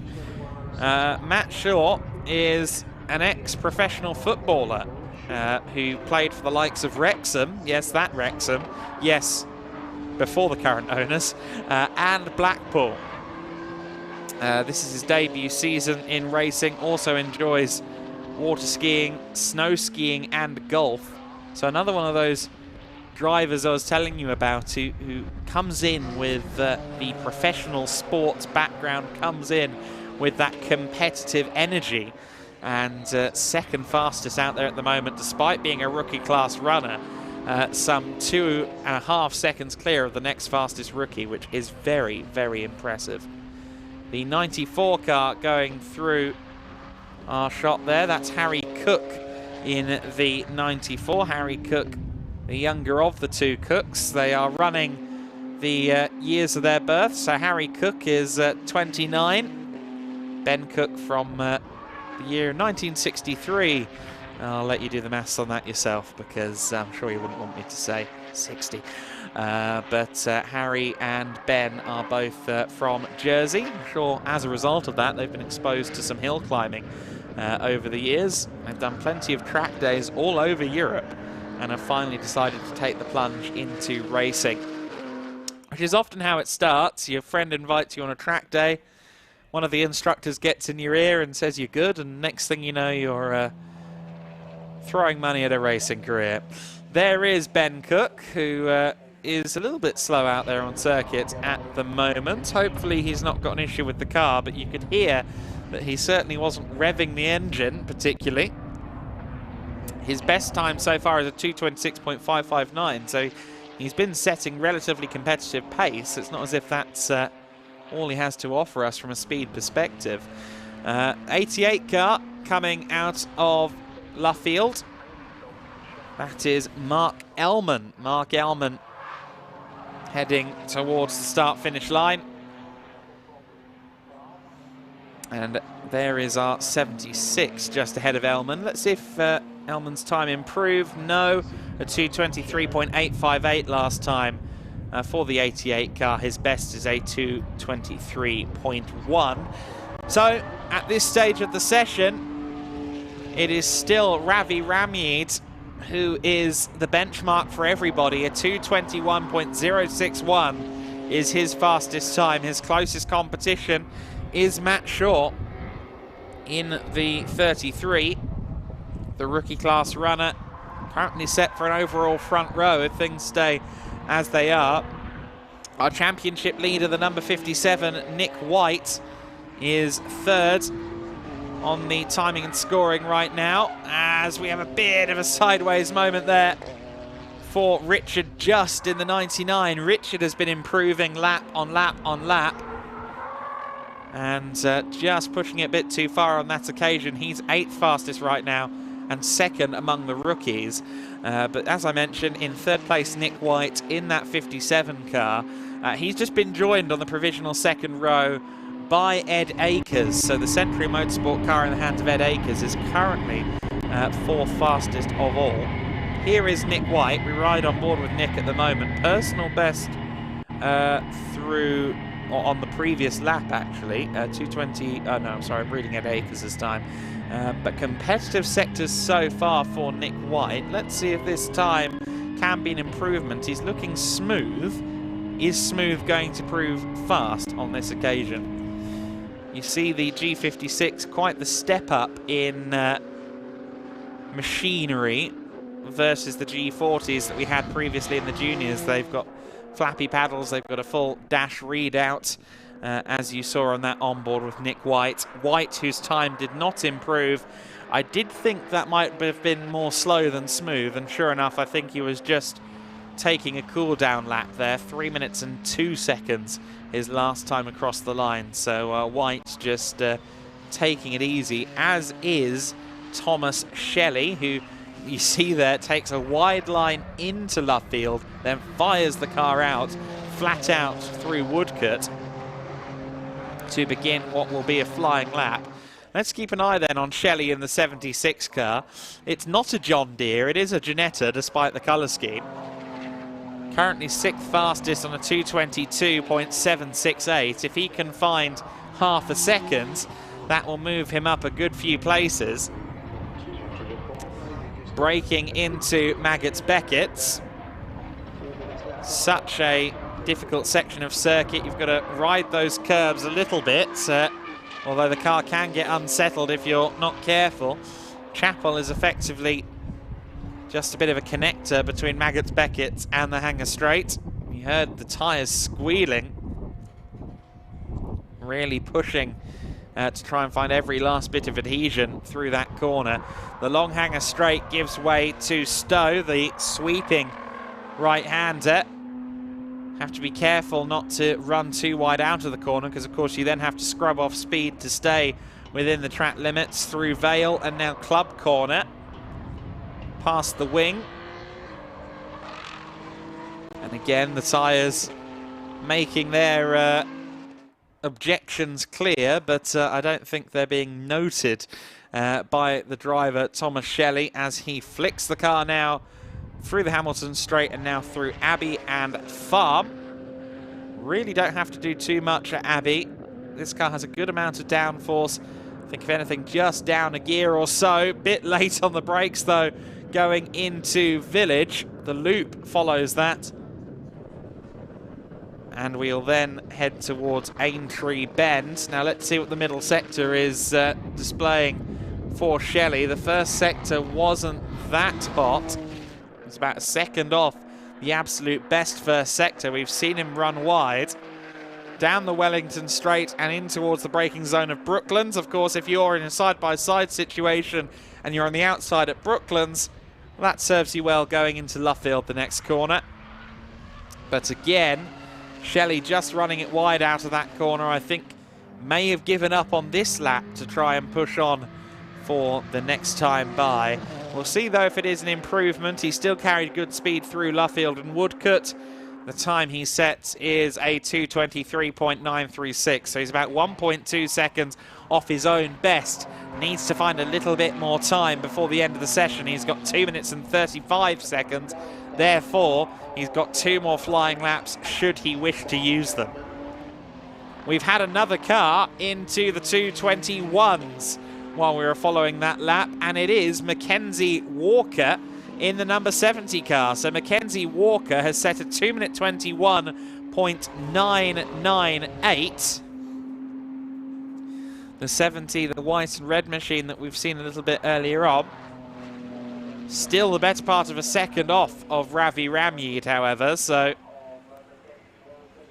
it's going to take quite a lot to best the time of Ravi. Amy Tomlinson heading through Maggots Beckett's.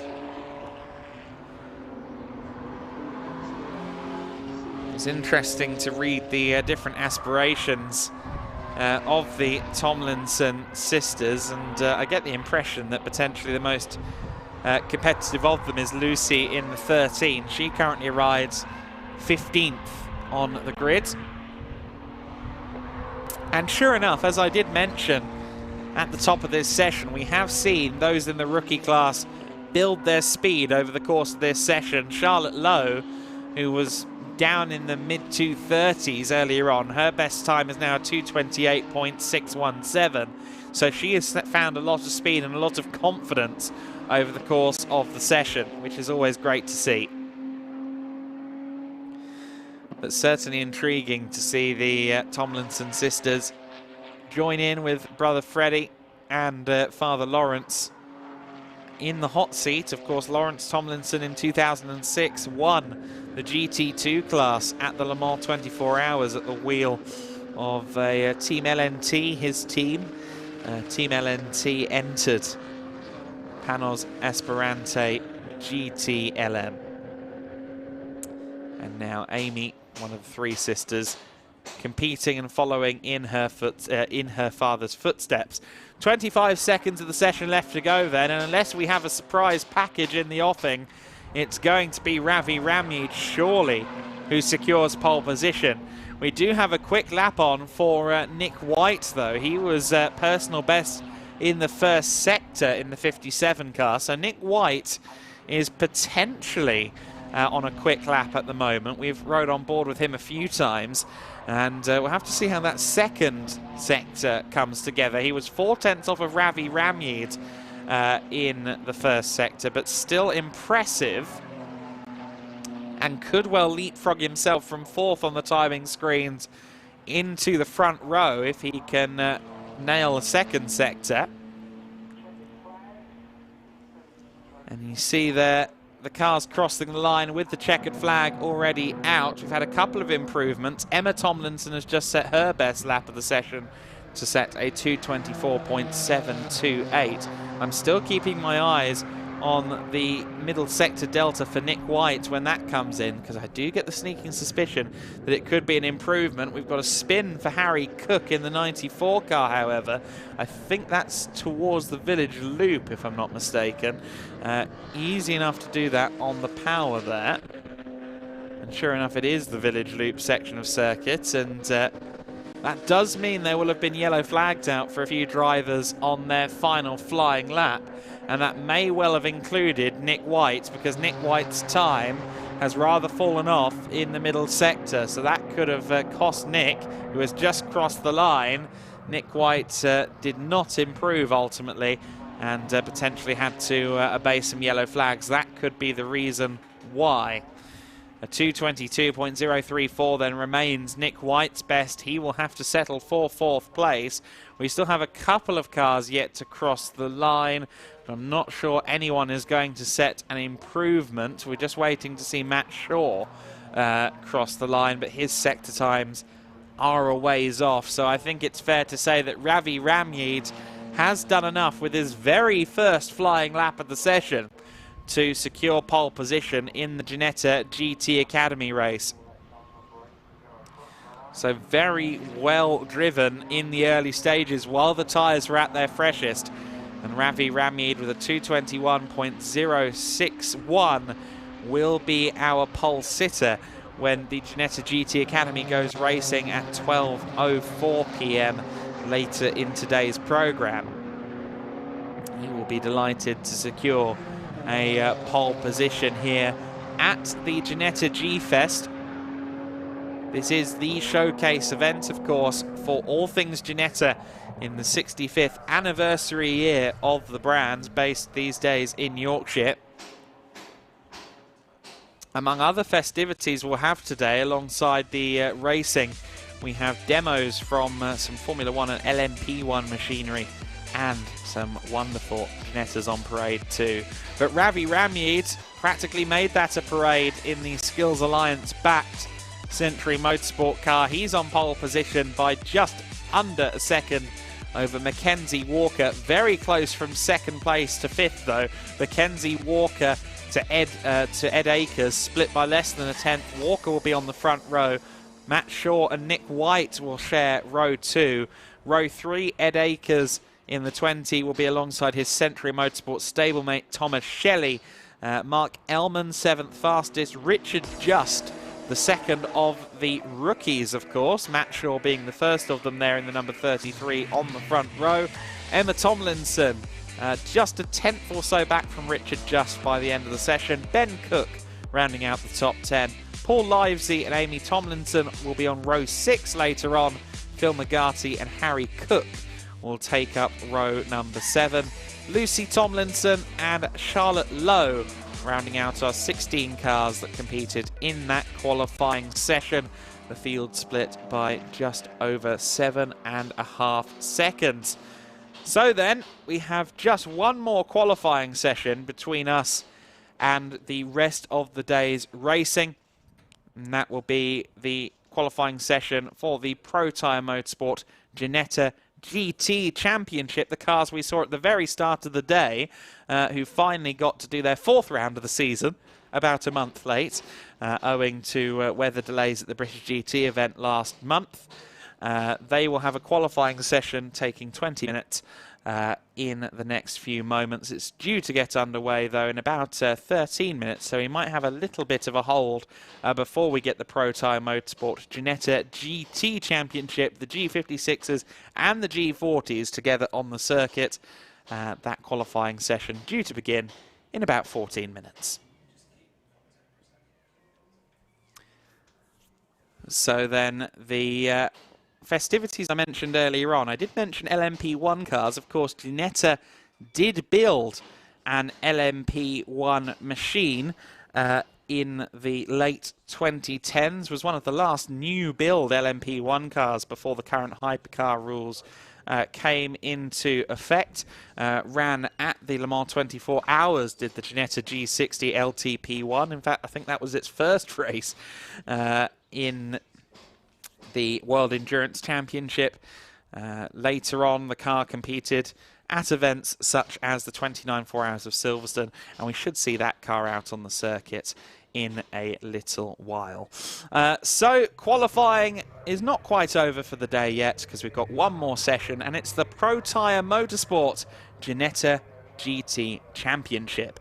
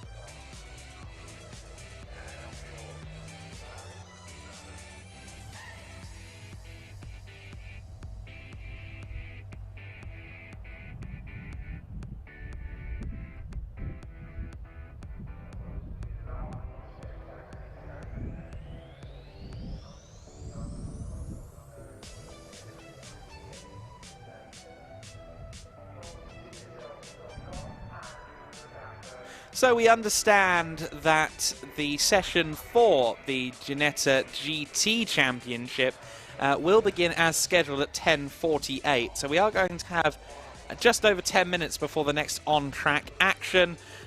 So we will leave you with some static shots of the circuit for the next few moments before the Protyre Motorsport Ginetta GT Championship heads out onto the grid, or heads out onto the circuit for their qualifying session. They're scheduled to be out there at 10:48. As soon as they head out into the circuit, we'll bring you all the action from that 20-minute qualifying.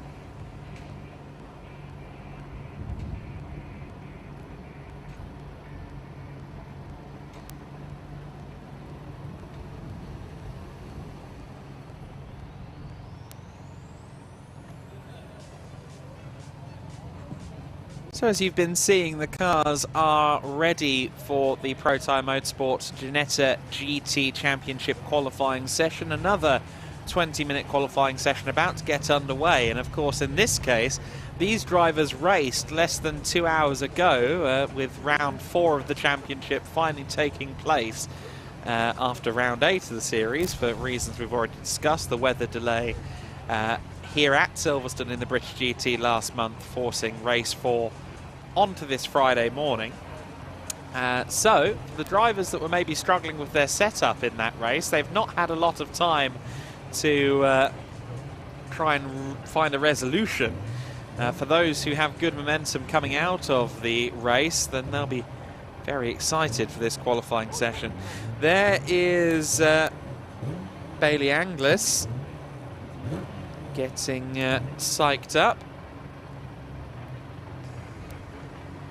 And a lot of the drivers are eager to get out there onto the track. That is the 84 car,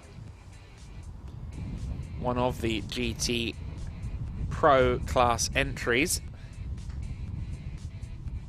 Although, as we alluded to in the race, there are 3 classes at play here, 2 different types of car. You've got the GT Pro category, which is for the Ginetta G56 GT Pro, which is a 340 brake horsepower, fairly powerful Duratec V6 powered machine, 3.7 litre engine. And then you've got the GT5 cars, the Ginetta G40, in their slightly more ramped up spec. These cars are capable of a little bit more in GT5 trim than they are in junior specification. There is the Anglis 84 car. I like the I like the wakey. Here comes Blakey on the front of that car. Oh dearie me. Some humour there from Anglis. And we look here to one of our onboard shots. This is Ella Lloyd, who of course just took a race win approximately an hour ago in the GT5 Pro class. She will continue to chip away at the points leader Luke Garlick. Garlick, the points leader in GT5 Pro coming into this weekend, but that result in round 4 for Ella Lloyd, while Luke Garlick finished 4th in class, if memory serves me correctly, will play heavily into favour of Ella.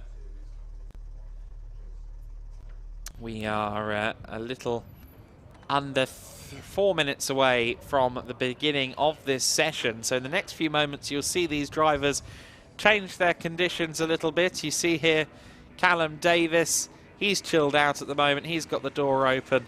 That door will slam shut in the next couple of minutes as he gets ready to go racing. A nice look here at the cockpit of the G56. You see the full dash readout behind the steering wheel. The steering wheel itself has a lot more in common with a prototype or a high-level GT car than the GT5 setup. The full dash readout, the rev counter, it's very much a proper GT cockpit that these G56 cars have, and you can see them going through the starter engine sequence because they are soon going to head out onto the circuit. Leona Theobald looks like she will be the first one there. I note that she has the phrase "La La" written across her car in numerous places. I'm assuming that's the name of the car. I assume the car has been christened, and this qualifying session is being christened a little early. 3 minutes before schedule, this qualifying session heads out onto the circuit, and we ride on board with Sean Fleming as he takes the SF Racing 66 car out onto the Silverstone Grand Prix circuit for the second time today.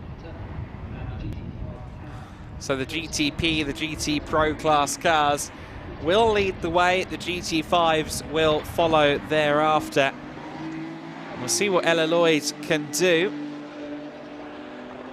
Of course, this, even though we've already had the race, this is the first test of the weekend of these drivers' one-lap pace, because we base the grid for the earlier race on the qualifying session that they held back in May at the British GT event. This is the first opportunity for the drivers to show their one-lap performance, and it could be a chance for some who maybe started out the year a little poorly to show how much they've come on in the last month or so.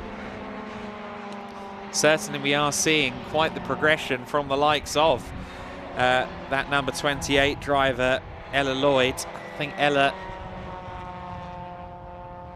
really has come into her own this year, moving up from the juniors. One of a few Zentech entered cars in this field. Of course, that CWS car, the distinctive Colin White Motorsport entry, in the hands of Colin White. Colin is such a long-term Ginetta racer. First race in Ginetta's back in 2008, of course. Rather less experienced is Callum Davis. You see he's still got the yellow and black cross on the back of his car.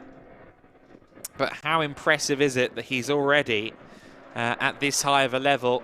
He started on the front row in our earlier race. Of course, didn't get the launch he wanted, dropped down to about 5th place before the end of the first lap, but managed to recover to a 3rd position and showed the kind of pace that would suggest that around this Silverstone Grand Prix circuit, Callum could well be a contender for race honours.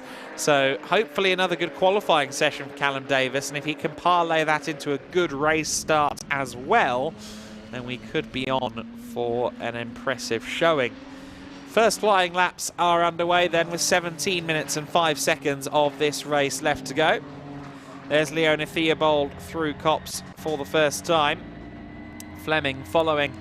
We ride on board with Sean Fleming as he heads towards Maggots and Beckett's. Almost no lift, if any at all, through the first apex, but you need to settle the car down for the second element. Some dust being kicked up for Sean there. That makes it more difficult for him to sight his apex. He's a little bit wide through the last part of Beckett's. Runs through Chapel and down the main straight, down the hangar straight, I should say. Of course, this circuit many moons ago used to be a World War II airfield. Much changed these days. Stowe Corner is the next challenge for Sean Fleming as he accelerates towards Club. One of the key overtaking zones on the circuit. If you can get a good run through Stowe, then Club Corner is quite the opportunity for a manoeuvre. Although oftentimes we do see those moves backfire.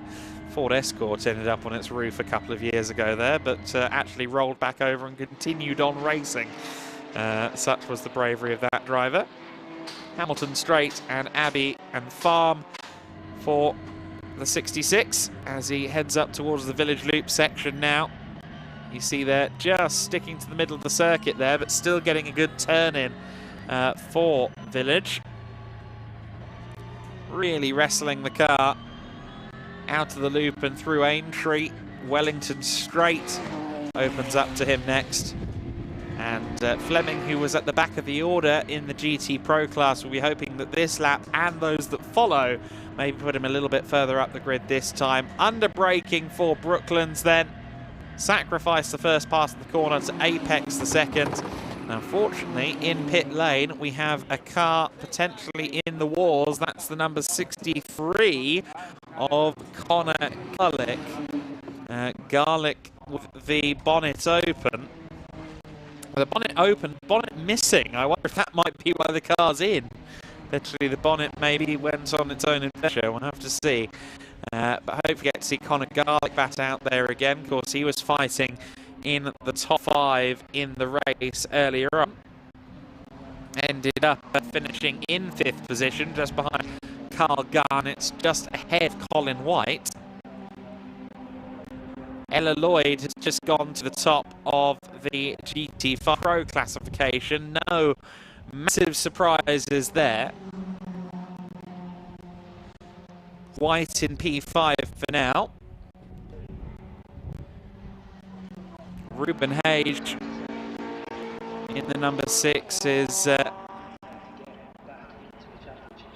our current pace setter, 2:12.519 for Ruben.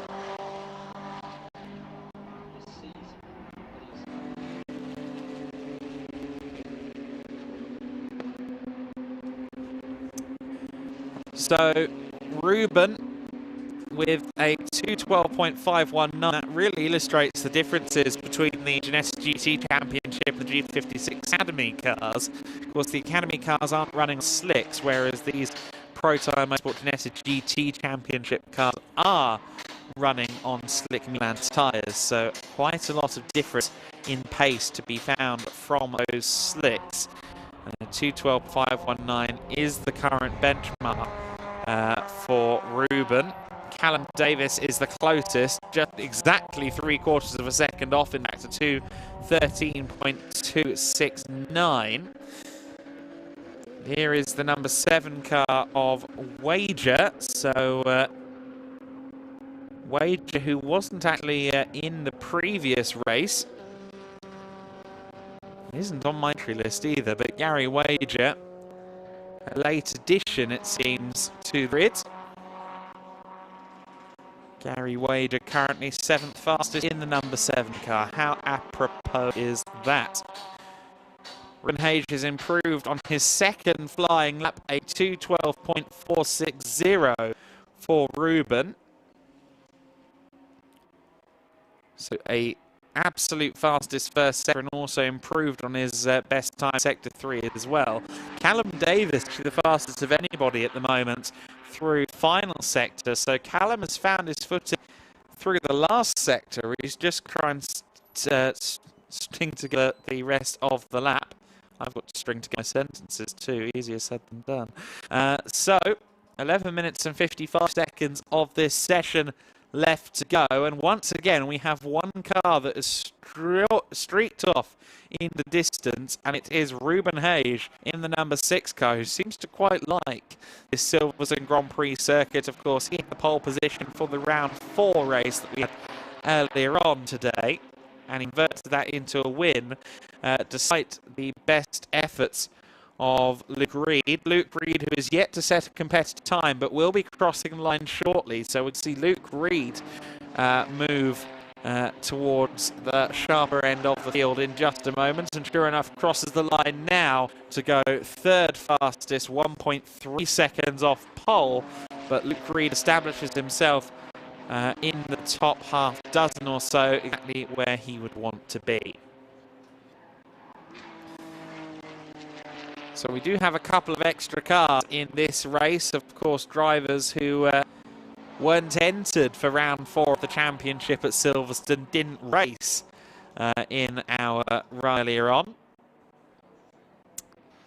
Was technically a part of the British GT weekend from a month ago, that race, before we got the Ginetta G-Fest underway in earnest.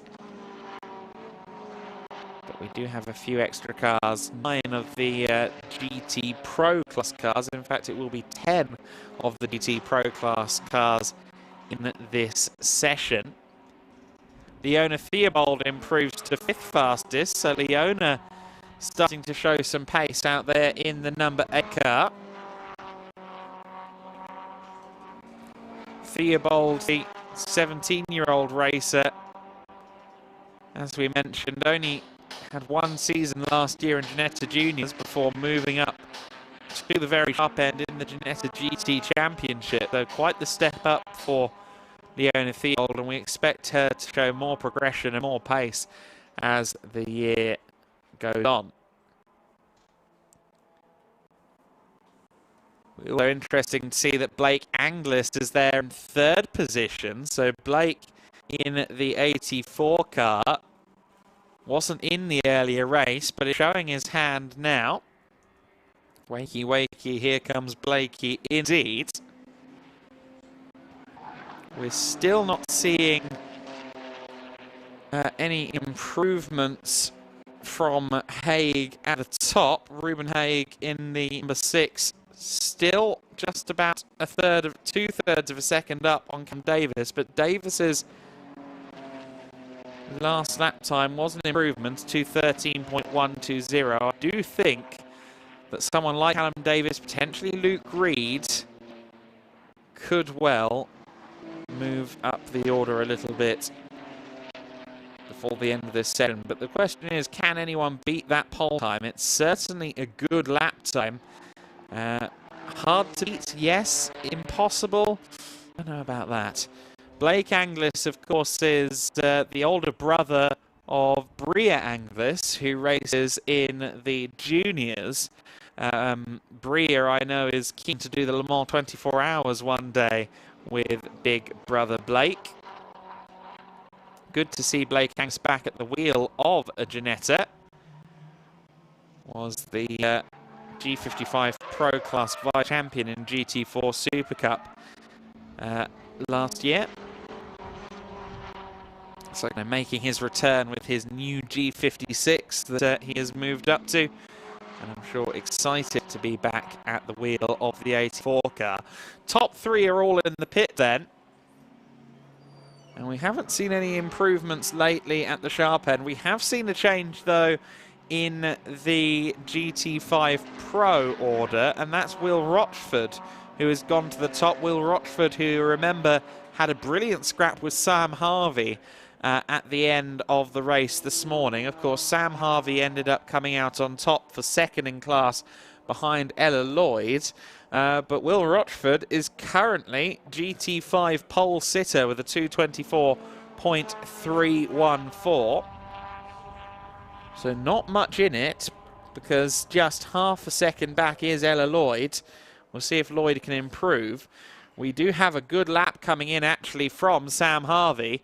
So Sam Harvey in the 70 car with two personal best sectors so far in this lap. We could see Harvey move into the 224s if he really strings together the last sector.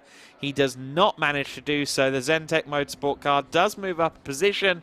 However, a 225.347 is the extent of his time. So didn't quite get into the 24s. He needs to find a 224.314 in order to challenge Rochford for the class pole position, the GT5 pole position. And you can see there that Paolo Santi is currently your GT5 AM leader. Leona Theobald then is heading down the straight as the 63 car comes around the last corner. 63 being Connor Garlick, so that's good to see. Connor Garlick is out there and doing a quick lap at the moment. So Connor, who had been in the pits previously, is out there on the circuit. Has not set the world alight on that first flying lap. I think that could have been an out lap. But we will see Connor Garlick move up the order into the overall top 10 once he gets a good lap out of his G56. 5 minutes and 45 seconds left to go, so time is of the essence. We saw there Ruben Hage's team working on the tyre pressures on his car. So Ruben Hage is in the pits. Everybody else practically is out there. A few drivers have just exited the pit lane. The likes of Callum Davis, he's come in a few minutes ago and had a few tweaks to the car. He's now out there on an out lap, and we'll set a couple of flyers before the end of the session. Ella Lloyd in 11th place on our timing screens, but second among the GT5s. She runs down towards Brooklands now. How are the sectors looking? Well, not personal best thus far for Ella, as she gets into Brooklands. Has to fight the car a little bit there, goes over the curbs at Brooklands Bend. You can see there the slight splintering on the windscreen. Auto glass repair, auto glass replace, not yet been implemented down at the Zentek garage for Ella Lloyd. Let's see if Ella can get anywhere closer to Will Rochford's time. Not quite yet, a 226.354. The number 28 car remains second in the GT5 Pro order for the time being. There's Ruben, our provisional pole sitter, Ruben Hage, just watching his tachometer at the moment. He's got 4 minutes and 12 seconds left to go. I wonder if he's just biding his time to see if he needs to take the car back out on circuit. Of course, what you don't want to do is leave it too late and not have time to get the car around on an out lap. and get to the end, or get to the beginning, I should say, of a flying lap. Remains to be seen whether Ruben will be sent out there again, the number 6, or whether the team down at Breakall Racing feel he's done enough. There's a 95 car of Callum Davis on a flyer, so Davis is about to set his first flying sector of this lap. He's been to check the tyre pressures, make some adjustments. His first sector time, 40.751, which is about 7/10 off of the absolute best. Doesn't look like Callum Davis has the edge on this first flying lap, but he's still got 3 minutes and 20 seconds left to go. 84 car of Anglis, still in third place at the moment. This would be a big achievement for Blake Anglis if he can turn to the series on the front 2 row of the grid. Just has to stay out of the way there of Lexi Belk. I think Belk tried to keep out the way of the big G56 as she could in her G40. Belk currently at the back of the order on a 2:35.368. Anglis's 2 sectors to this point in the lap not pointing towards an improvement, but Anglis there in third place. I think if the session ended now, he'd be pretty happy with his earnings from the morning's efforts. Luke Reed there in 4th position. We'd see him turning through Abbey. I think Luke would want to be on the front row if he could possibly find a way, but actually not a bad first sector for Luke Reed, a 40.457, so maybe Luke Reed in the 26 car has something special in the middle sector. It didn't look like he was pushing overly hard going through Abbey Bend, though. We've got 2 minutes of the session left to go, and Ruben Hage has not headed back out onto the circuit. So Ruben, at this point, he will just stay in the pit lane. It's going to be down to everybody else around Ruben Hage to show their mettle and try and maybe, just maybe, knock Ruben off a provisional pole. But Ruben Hage has been pretty well dominant thus far in the session. Set, as many drivers have done, set the fastest lap early in the session, left everybody else with the benchmark try and clinch, and no one has managed to do so to this point. Here is Blake Anglis. What's his first sector? A 40.471. The best first sector of anybody is a 40.0. So Blake Anglis may not find that kind of time that he needs in the middle sector. Here's Colin White. He's going to cross the line now to complete another flyer. Has he improved at all on this lap? Well, no, not yet, but the final sector is critical with Brooklands and Luffield included, so maybe he's something in the final sector. He crosses the line. It's a 2:16.181, so he's at a second of his absolute best pace so far. That's a 2:15.194. Colin White at the moment looks like he's going to have to settle for 8th place. Colin would rather be on the front 3 rows at a bare minimum, but that has not yet proven to be possible for him. Bal Sidhu, the winner in the GT5 AM class in the previous race, just running behind Will Rochford there, and that's quite a good toe to have. Will Rochford, who's just gone fastest, just personal best, I should say, through the first sector.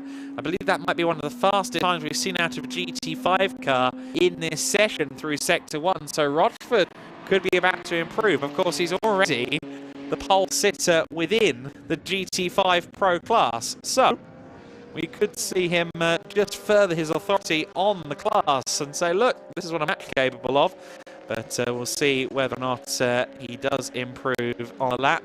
Ruben Hage looks like he's going to be our pole sitter at the end of this session. The checkered flag has waved. Connor Garlick, who joined the session late, is running towards the checkered flag for the last time. Are we going to see an improvement out of him?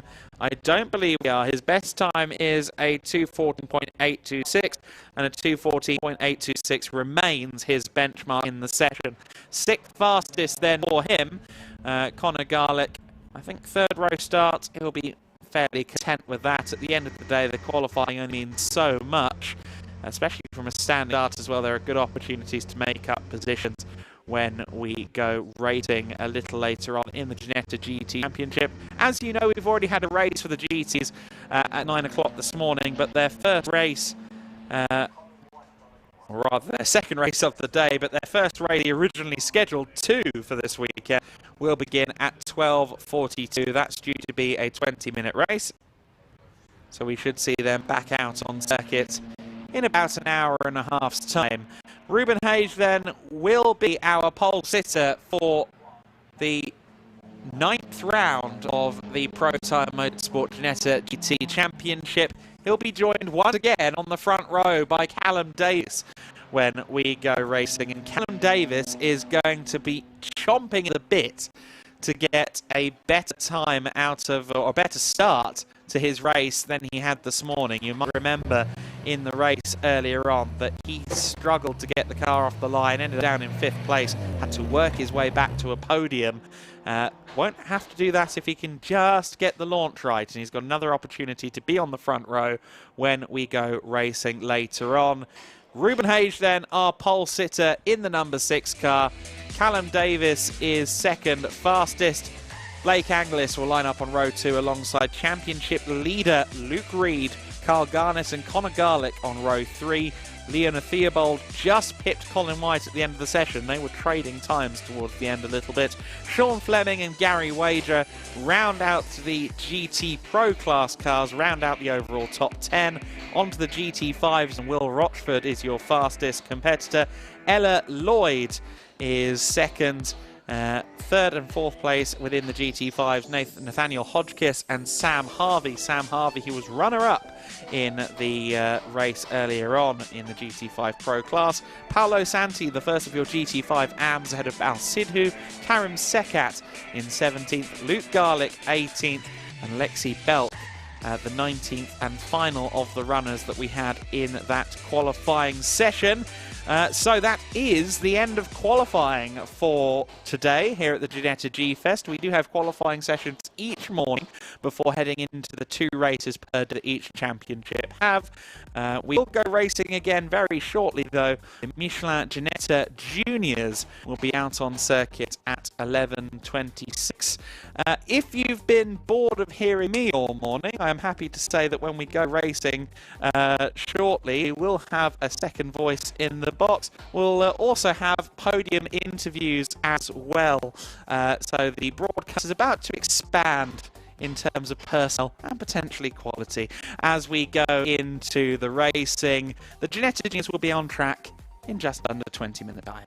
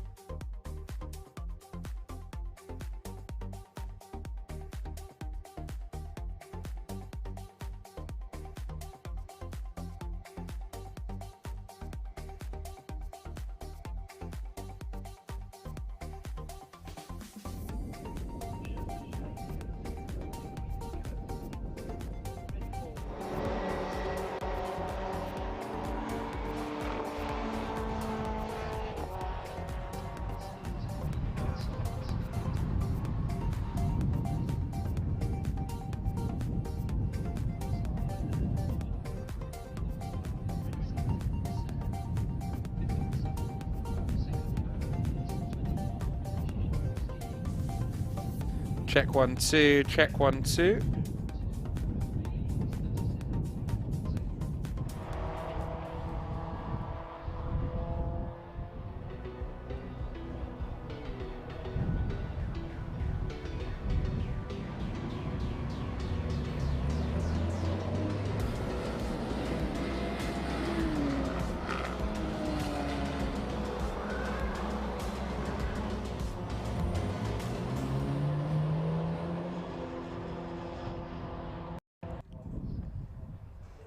And so, with qualifying completed, the G-Fest Day 1 at the Silverstone Grand Prix circuit gets into the lion's share of the racing. We expect the Michelin Ginetta Junior Championship onto the grid in just a few moments. The car's already out there on their formation lap, and I'm delighted to say that myself, Adam Weller, have some company now in the commentary box in the form of John Ratcliffe. John, we'll talk to you in a moment though, because we'll talk through this grid first. Charlie Hart and Freddie Slater on the front row of the grid. Slater with 5 wins from 6 this year will be looking to try and get past Charlie in the early going. Alicia Palmowski, one of the front runners on the grid, one to watch as well. She's one of the few drivers who was here last year. Hugo Schwarzer, the young German from Cologne, also on the second row. He's second in the championship right now. Will be looking to at least get a podium out of this. Running through the rest of the grid,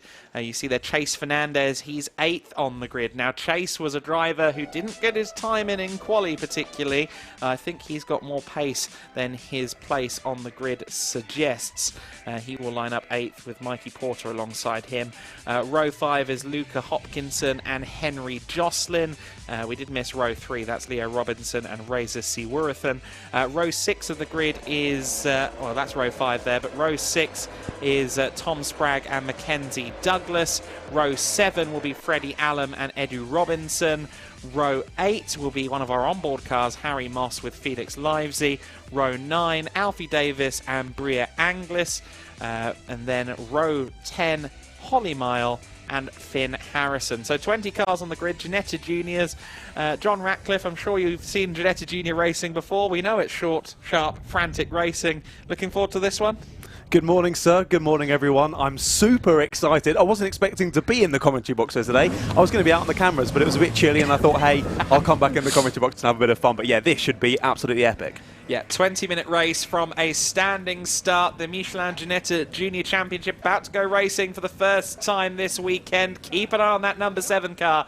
Inside of the front row, Freddie Slater, the championship leader, the serial race winner of this 2023 season. We're underway, and it's a good start from Charlie Hart on the pole position. Charlie, I think, will lead them into the first corner for the first time, or does he? Because Slater's still there on the inside. The second phase of the start really played into the hands of Freddie Slater, and he leads then as they run through Copse and towards Maggots Beckett's for the first time in the race. It's Slater from Charlie Hart, and then we see the rest of the scrum further back in the pack as well. One car going straight across, that is Charlie Hart. So Charlie Hart has had an issue there.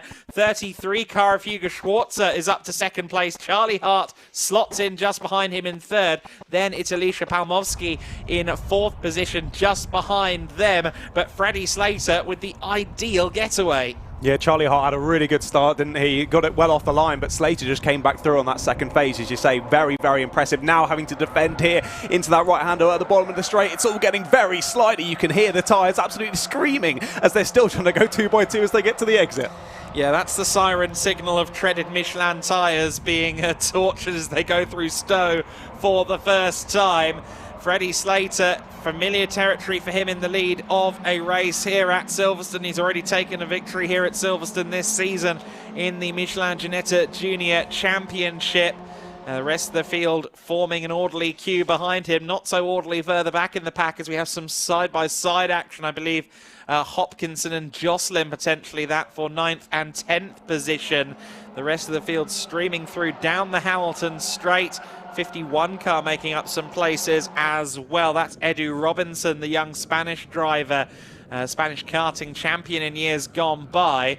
Such an interesting mix of backgrounds, of course, in this grid. Some who are complete rookies to racing, some who've come through karts. Freddie Slater, a world and European karting champion, and with 5 wins from 6 already this season, he's been stellar in Ginetta Juniors thus far. Yeah, I was going to say there are a few names on this grid that I was like, I'm pretty sure I recognise them from karting. Coming up through the ranks, and impressive to see them continuing to jump up the motorsport ladder, but all of them absolutely giving it a great go as there's more people trying to get down the inside there. Who can be latest on the brakes? There's a dive to the inside though and a change of position. Yeah, that was Fernandez making up positions. So Chase Fernandez, who started in 8th place, is making up a few places in the early stages. He had 2 personal best sectors on his in-lap at the end of the session. So I suspect that he had more pace than his actual qualifying time suggested.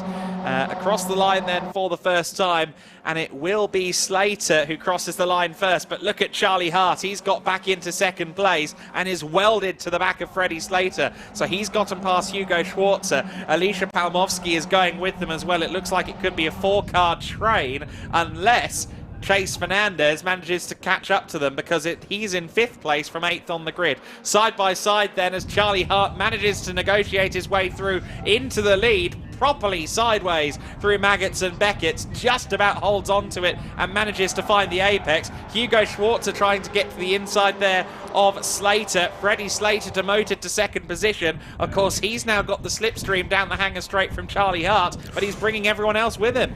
All squeezed into the inside there, just about giving him enough room to make that overtake stick. So he's trying it down the inside. It looks to almost, he does have it done before they get to the braking zone. Initially tried the up and under there before they even got to the apex, didn't he? But the 50 has to concede, and 33 of Schwartz all the way around the outside. Yeah, very good driving from Schwarzer then in the 33 car, the Cologne resident. His local circuit would be the Nürburgring Nordschleife. We're not quite running a track that long here, but the Silverstone Grand Prix circuit is an impressive 3.6 miles, and Schwarzer just looking to the inside then of Freddie Slater as they go through Club Corner and out onto the Hamilton Straight. And I think Schwarzer's going to have the nose ahead as they go through Abbey and Farm. Can Slater cling on around the outside? Will Schwarzer give him the room to cling on around the outside is probably the more pertinent question. Not quite. Slater is just squeezed out an iota, and that allows Charlie Hart to now maybe challenge under braking as they go through the village loop. Contact, and that's Alicia Palmovsky into the back of Chase Fernandez. Palmovsky slides into the firing line. Thankfully everyone avoided her, but there was an inevitable concertina there, wasn't there, going into the village loop? Yeah, that was a scary one. Just coming back on circuit and rejoining, I mean, backwards I think she was when she rejoined there, so completely out of the control situation for her, but luckily not collecting anyone. But our leaders still going side by side as we head down the Wellington Straight. Then they're going to be side by side as we head into the braking zone, trying it around the outside. Once again there is Charlie Hart as the 7 has to feed back into second plate, and Charlie is going to be on the outside, but it will turn to the inside for this right-hander, but he can't keep it in. No, I think Freddie Slater just covering it off there. Charlie Hart wanted to do exactly what you said, but sometimes it takes 2 to tango, and there was no willing dancing out of Freddie Slater. It's a 4-way battle for 4th place. Of course, it no longer features Alicia Palmovsky. She, I believe, is still running, but she's well down the order. So Chase Fernandez has taken her place in the train as they fan out through Copse Corner. Schwarzer looking to the inside of Slater, but can't quite get it done. Schwarzer was a nose ahead at the line, but Freddie Slater retakes the position every time they get to a straight. It's all kind of musical chairs. Let's see what order they come back out on. The Hanger Straight will be the next switch point, no doubt, as it's currently Slater from Schwarzer, from Hart, from Fernandez, your top 4. And look at Freddie wrestling the wheel as they go through the final section of Maggots Beckett's. Yeah, Freddie really taking quite a wide line there, trying to carry as much speed as possible, because as you say, when you get to these long straights, that slipstream matters immensely. The exit that you get then is amplified massively, isn't it, as you go down those long straights. So although Slater's got a good exit, Schwartz has got a nice bit of slipstream down the back straight, tries to chop him off, but isn't able to do so, has to try and hang it around the outside, does the 33, and that's not going to happen. I think Schwartz is going to have to settle for second place, and is again, but as they head now down into another braking zone, could think about it to the inside. Nope, Slater covers that off as well. And Chase Fernandez looks to the inside of Charlie Hart. He just about finds the room by a matter of a few inches, let's say. Hugo Schwarzer, I have no doubt he will be delighted to be at war here with Freddie Slater. Hugo only had one season of karting prior to coming into Ginetta Juniors, whereas Freddie Slater is arguably the most decorated from karting on this grid. So the fact that Hugo Schwarzer is measuring up to Freddie Slater in wheel-to-wheel situations is a very good sign for his future aspirations. Just to pick back up on Palmovsky after her spin, she is still running. She's at the very back of the order in 20th place, as it's still side-by-side for the lead. Freddie Slater manages to get back past Hugo Schwarzer momentarily. Chase Fernandez from 8th on the grid, lest we forget, already there in 3rd position. Charlie Hart also still playing a role in this, and we've got a 5th car in the train as well now, in the form of Siwurathan in the 78 car. So 5 fighting for the lead, all of them rookie class runners as well. Yeah, all of these 4 going 2 by 2 should give the opportunity for Slater at the front to possibly just try and extend this gap, because of course he can take the most opportunistic line through there, the most optimum line, and carry his speed as best as possible, whereas these drivers all behind trying to squeeze through together means you're losing time. You're getting a bit slidey, as we can still hear on the microphones, those tyres being very slidey. They're still battling there over 4th place, and a couple of drivers side by side on the exit. It's a good little battle nonetheless. It is Fernandez who's trying to hang it around the outside there. They're still going to go side by side down this straight. It's again losing them time as they can't quite nip into the slipstream as they head round this very fast right-hander. Charlie Hart is not going to be happy with this. He's now down in 4th place and fighting Chase Fernandez for 5th. Also latching on to the back of them as well is Mackenzie Douglas in 6th position. Fastest lap of the race to Mikey Porter as it's side by side for the lead once again. Schwarzer and Slater try Maggots and Beckett side by side again. Slater once again comes out on top, but Hugo Schwarzer will think back to a lap ago and say, okay, fine, I'll just do what I did last time, slipstream ahoy. But he has to worry about Siwurathan as well. He was briefly the holder of the fastest lap as they crossed the line. He's the fastest one in the top 6 right now, and he is well in the slip of the top 2. Yeah, Siwurathan's had a great run down this back straight, really sat in there, but so has 2nd place of Schwarzer moving to the outside. Siwurathan's going to go with him. And they're going to try and follow each other around the outside here of Slater, but Slater has looked absolutely fantastic there through Maggots and Beckett's. Was so late on the brakes to cover off the position and hold on to that 1st place, but it's exactly what you've got to do in these cars. When as soon as you get to the end of the next straight, the next corner, they're going to be right on top of you once again, as we can see here into this left-hander. Drivers diving in behind as well, trying to get those positions and stay on this lead battle. Siwurathan trying in the up and under, and I think he's got it done into 2nd place.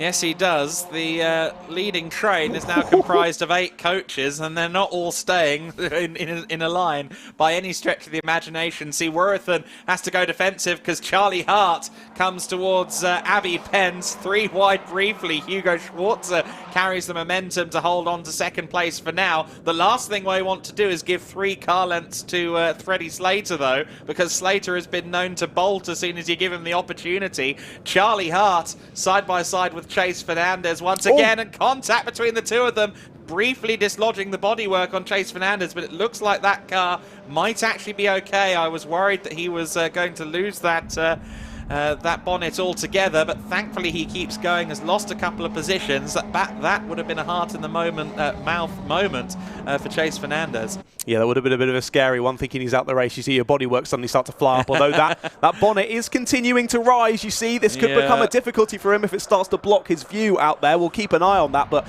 he dealt with that really nicely. Just as that bit of contact happened, he turned out of the corner, gave himself the room to cut back and take a good exit and retake a couple of those cars that passed him. So really, really nicely dealt with there from Fernandez, but hopefully that doesn't end his race. We'll keep an eye on that bonnet for sure. Yeah, you've got to be worried about the black and orange flag potentially. There's also something on the roof of the car that's been flapping from the word go, whether that's a door lining or something of that nature. Not quite sure, but Mikey Porter, worth mentioning him. We have a spin. That's for Harry Moss in the 47 car. So Harry Moss falls out of 16th place, will more than likely drop to the very rear of the order. I did just want to mention the 19 car, though, of Porter, because he is running now up in 11th place, making up positions, often setting fastest laps on his way as well. Could break into the top 10 before the end. Luca Hopkinson has taken the fastest lap, though, the American racer, for R Racing. He's all the way down in 17th. I think he's had a few moments of grief over the course of this race distance. It is Freddie Slater who leads with 8 minutes and 28 seconds to go, but here comes Hugo Schwarzer, here comes Seaworthen as well. That front group just starting to split into two, isn't it? Now we've got a front three and then a sort of following five behind, but looking for the lead once more is Schwarzer round the outside. Tried it once more, hasn't worked, and it hasn't worked this time again. Now Schwarzer's going to be under a bit of pressure from Seaworthen behind. Send Seaworthen to the outside here as they go heavy under braking, but Slater still looking like he has this under control, but a bit of a lock up there into the left-hander. Carries the speed nicely though and holds on to the lead of the race as we tick just below 8 minutes to go in this one. Still lots of time for Schwarzer and Seaworthen to try and get something done here. Razor Seaworthen also fairly experienced in karts, raced karts in 2020 big moment in the back of shot there. That is not the 90 car of Chase Fernandez, but someone else with a huge dislodged piece of bodywork there. The bonnet, Charlie Hart with suspension damage. Charlie Hart has had an issue, and I wonder if that's a 37 car with him, because Robinson was making his way through the order. I wonder if the 37 car is the one that's come to a halt there on the exit of Club Corner. Meanwhile, the top three still together, almost 3 wide through Aintree. Slater to the outside, Schwarzer with the inside line as they go down the Wellington Straight. It's a drag race. Seaworthen looking to get involved as well. I thought Seaworthen might keep his nose in there and it was going to cause a big accident, but no, really smart, just pulls out of that, gets behind Freddie Slater, tries to push him down towards this left-hander, but a bit of a lock-up, and they make contact, and round goes to 33. Schwarzer is round, just about catches it, and everyone avoids him, but Slater and Seaworthen continue on through, and that's the end of the lead battle, at least for the 33. Can he keep it going? The 7's moving into avoidance, and that's Freddie Slater. Yep. So Freddie Slater has gone off. Seaworthen seems to have gone through, so he might now be our leader of the race. Quite possibly, yes, that would be the case. I think Razor Seaworthen has inherited the race lead here. Freddie Slater, though, in the wars and confirming now on the timing screen. Razor Seaworthen, last year's junior Rotax E-plate holder, the English title holder in junior Rotax competition, now leads the way here. He currently sits third in the championship as well, behind the 2 cars involved in that incident, Hugo Schwarzer and the number 7 of Freddie Slater. So this could be a massive result for him, but he's now fighting Finn Harrison. Finn Harrison, who wasn't really there at the sharp end at the start of the race. Where did Finn start this race? He started well down the order. Where is Finn? Can't even find him. Yeah, wow. He was right at the back. So Finn Harrison has gone from 20th to 2nd, and now he's looking for the lead. Is he doing a YouTube last to first challenge in this one? He's doing an impressive job of it nonetheless. Going to the outside here. Once again, we've seen a few drivers try and make that move stick, and it hasn't worked out. Has to sit back once more. But yeah, as you can see, just within a couple of laps, the whole running order can change here. Mikey Porter, who we were seeing down in 11th about 2 laps ago, setting fastest laps, now up into 5th in that sort of secondary train, and we're looking back to a side-by-side battle. Yeah, that's the 16 car on the inside of Tom Spragg. So Tom Spragg, contact between the 2 teammates there, the 16 and the 26, Henry Jocelyn and Tom Spragg. That will be a fraught conversation down at the Prep Tech garage later on, I have no doubts. There's Alicia Palmovsky as well. Worth noting that she has recovered all the way up to 11th position after dropping down to the very rear of the field with that mistake earlier on. I also want to quickly correct myself. It's not the 37 car that's down there and stopped as Freddie Slater tries to get past the 26 of Jocelyn and succeeds at doing so. The car that was involved potentially with Charlie Hart, the car that stopped on the pit straight, the Hamilton straight, the F1 wing pit lane, that is the 24 of Douglas. So unfortunately, Mackenzie Douglas coming to a halt in the early stages. He's down in 20th place. Freddie Slater has already got himself back up to 6th after that collision with Schwarzer.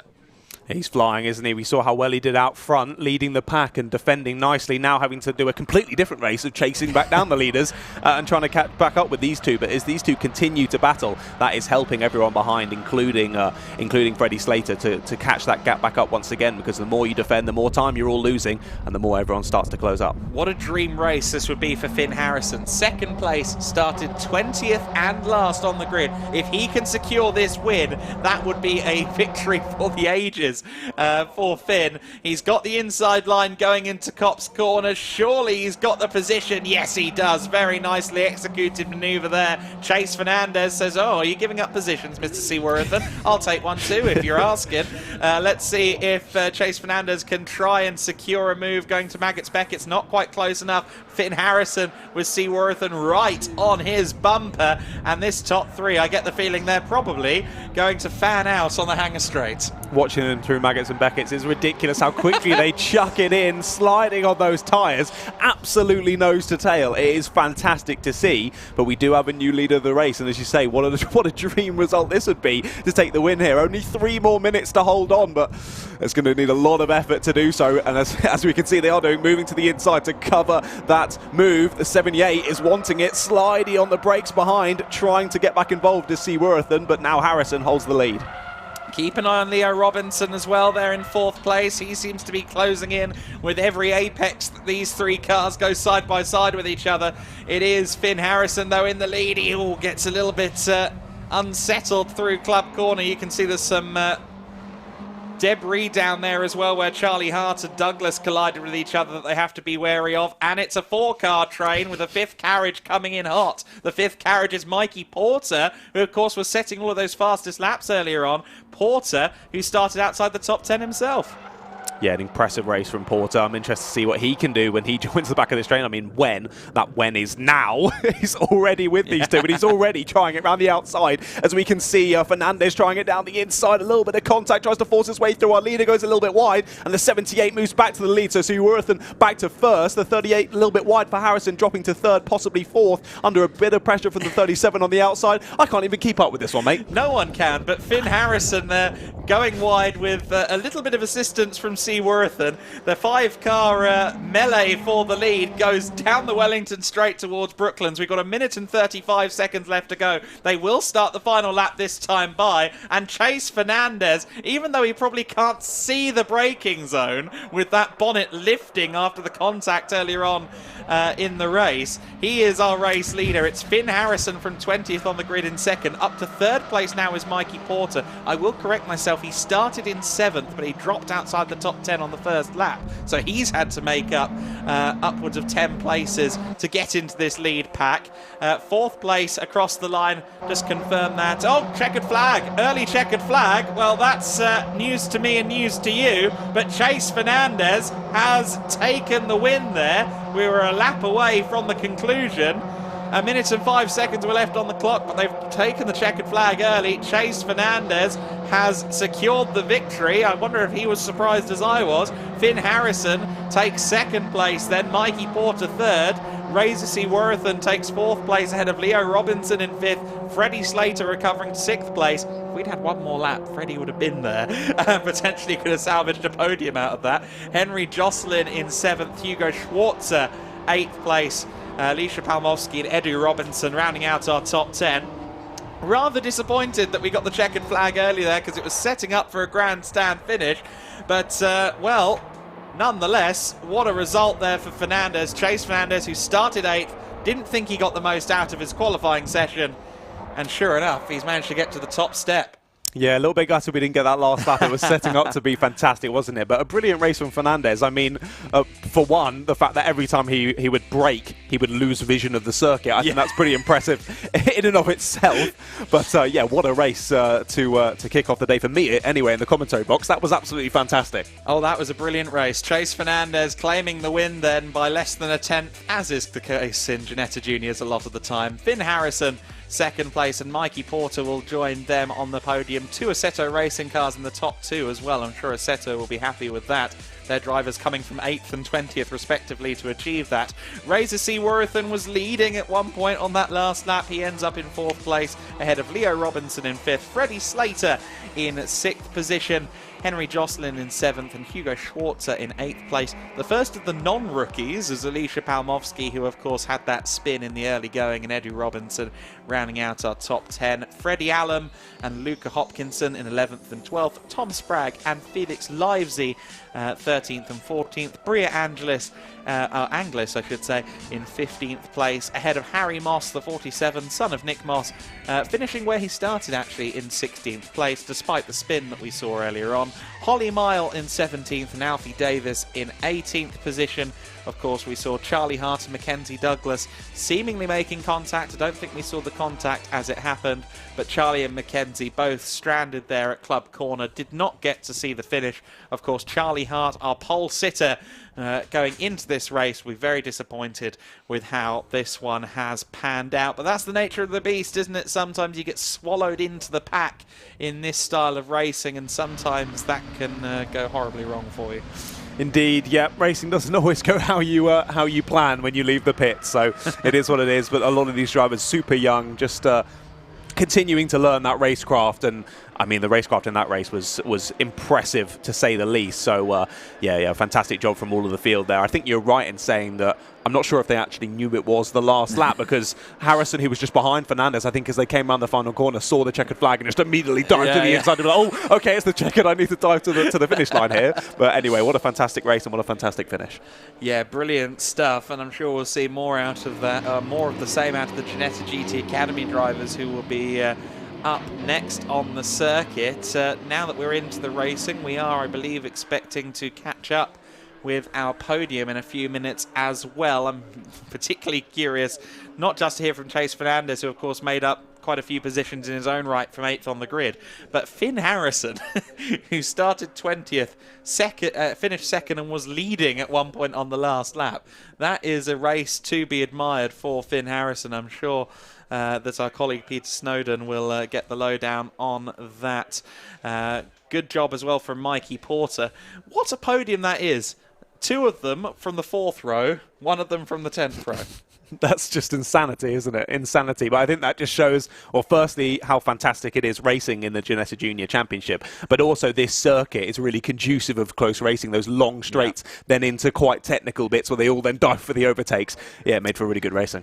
Yeah, I was going to say, I think that just can sum that up as Ginetta Junior racing, isn't it? Yes. That is very. I was saying just before, it's very much like Moto 3 on the Moto GP package, and that it's all about slipstream and trying to stay out of each other's way. Let's get some highlights then of the race that was, getting some replays of some of the incidents and accidents. Of course, in the early stages, Freddie Slater and Hugo Schwarzer were side by side for the top 2. I believe this might be where Alicia Palmovsky had her moment. Yes, she collided with the back of Fernandez and in turn went spinning across the sausage curb at Village, managed to regain the car and finish in 9th place. Then, of course, we had more battling between Fernandez and Hart. Hart had to give way on that occasion, but the battle of the race, the battle that we thought would be for the win, was between the 7 and the 33. Freddie Slater and Hugo Schwarzer giving each other as good as they got each and every time. Great sparring partners all race long. Of course, that would not go the distance for reasons I'm sure we'll see before the end of this one. The 78 and the 50, Seaworthen, who had a very, very strong race, having a good scrap with Charlie Hart. Charlie Hart, our pole sitter, would slowly fall out of podium contention. He had a moment here with Chase Fernandez that knocked Chase down a few positions and also knocked his bonnet just askew enough to lift up towards the end of some of the long straights. The battle between Slater and Schwarzer continued on and continued on. Seaworthen was also trying to get involved in it at this stage as well, and Razor Seaworthen along with Slater, 2 of the most decorated karters on this Ginetta Junior grid. At one point I thought they were going to go 3 wide through Aintree, which I think has happened maybe once in recorded history successfully, but that thankfully wasn't the case, as Seaworthen saw the light a little bit. However, at the next turn, Slater and Schwarzer would collide. A lock-up for Slater. Schwarzer also drifting wide. Both cars into a spin, and both cars did continue on and finish the race. Of course, down at Prep Tech, there'll be some harsh words spoken later on after this collision that sent Tom Spragg down the order, and Seaworthen had to fight off not just Chase Fernandez, but also that 38 car of Finn Harrison. Harrison from 20th to the lead at one point. This was the final lap of the race, and the top 5 with a significant cast change from what we saw in the early stages. Lots of contact between them on what would turn out to be the final lap. And of course, our winner turned out to be Chase Fernandez. He claimed that win, claimed that lead for the final definitive time, going down into Brooklands on the final lap. Finn Harrison did get helped away from the apex, of course, there at Village, so I'm sure he'll be feeling a little bit aggrieved, but I think 20th to 2nd would be more than enough to satisfy his urges. I now understand we're going to go down to the pits and we're going to hear from our podium finishers with Peter Snowden. I'm down here with Mikey Porter, third in that. Quite a busy little race there. Yeah, obviously going down to, I spun at the start on the second corner, going down to all the way to last and then having to back my way up all the way to third. It's a pretty good effort, I think. Oh, undoubtedly, I wasn't going to mention the fact you'd gone down to last to first until you did it, but that's a hell of a recovery. Yeah, obviously there's always a bit of luck involved because everyone was battling in front and there was a few collisions in front of me which helped, but obviously it's still a really good effort being that far back and coming back to third. Now, have you got an onboard camera in your car? Yes, but it's not one of the championship ones. Can we please have the recording of what you said when you spun it on that second corner on the first lap? Or is it not repeatable? Oh, well, I wasn't very happy to say the least, but I was very happy when I crossed the line. Did you tell yourself off? Have a little word with yourself? Yeah, I did. Well, I don't really speak much in the car, but I was thinking, oh, what a shame, but good to be back. It's my deserved position. So it was an extraordinary drive there from last. You must have enjoyed that as well. That's the whole reason you do this, I guess. Yeah, obviously it's always a lot of fun coming through the field, especially when you get a good result. But yeah, it's always a lot of fun. But yeah, it's good. Mikey, enjoy the rest of the weekend. We're going to move on to our second place now. Finn Harrison. Finn, well done, mate. That was that was just close. We had five carriages, I think Adam was calling it at the end there. Just a little bit busy. Yeah, we started off last and we made it all the way up. I think we got into the lead at one point and got pushed off at the turn 3. But then we made it back. So there's a bit of a theme here with you and Mikey. So drop to the back and just make it hard work for yourself. Is it not hard enough already? I had a 10-place grid penalty from Donington Park, so I started from the back and just made my way up. It was hard racing. There's a few crashes in the middle. Managed to get my way around them and ended up getting P2. A little bit of sort of collateral damage on the way, but you missed it all. Yeah, somehow. Somehow. Congratulations, great job. We'll see you later in the weekend. And of course, our race winner, Chase Fernandez. Chase, well done, mate. You didn't have any of this sort of starting from the back. You just serenely got on with it. What's the secret? I don't know. I don't know how I managed that. Jesus, that was the hardest race I've ever done in my life. I just had to find my way through. My bonnet came up about lap 1, lap 2. So every time I was coming onto the brakes, the bonnet was up, so I couldn't really see where I was going at all. So that was a big send from me, I'd say. Yeah, we saw that. Was that a hindrance to you, or was just something in your mind? A really big hindrance. So every time I was coming into any corner on the track, I couldn't see where I was going, so I was just having to chuck it in and hope that I was going to make it out the other side. But yeah, I'm really happy with how that race went. So did you just say that you just chuck it in and hope you made it out? Pretty much. It was just had to hope that no one was in the way, and eventually it actually happened really well. All my bad luck this season, I'm hoping it's come to a head and we'll carry on this race-winning run through the rest of the week. Get it all done, a clean slate now for the rest of the game. But also it was a 5-way battle at the end there, and also a lap short, we thought. I was shocked as you were. I came around to the checkered flag and I thought, I've actually just won the race. I thought I was going to have to park the bus for another lap with my bonnet, but yeah, I was absolutely amazed. Well, so did we, because the timing screen was still saying over a minute to go, and we thought, OK, that's fine. And then we looked down, all of a sudden there was the flag. So, obviously, sort of mixed emotions there for you, because you think you've got another lap to go, but you've actually won it. So you've got to process that then, haven't you? Yeah, do I back off or not? Is that the real flag? It was like an adrenaline rush, and then it all just went into one. I came around the last corner, saw the checkered flag, and it was like my eyes just opened. It was incredible. You're like you're still buzzing on it. I am. I'm still buzzing. My first ever win in a car race. That's your first ever win in a car race? Yeah, that's one to remember, definitely. Definitely is. Congratulations. Chase Fernandez, well done, mate. Great job. And we'll see you later in the weekend.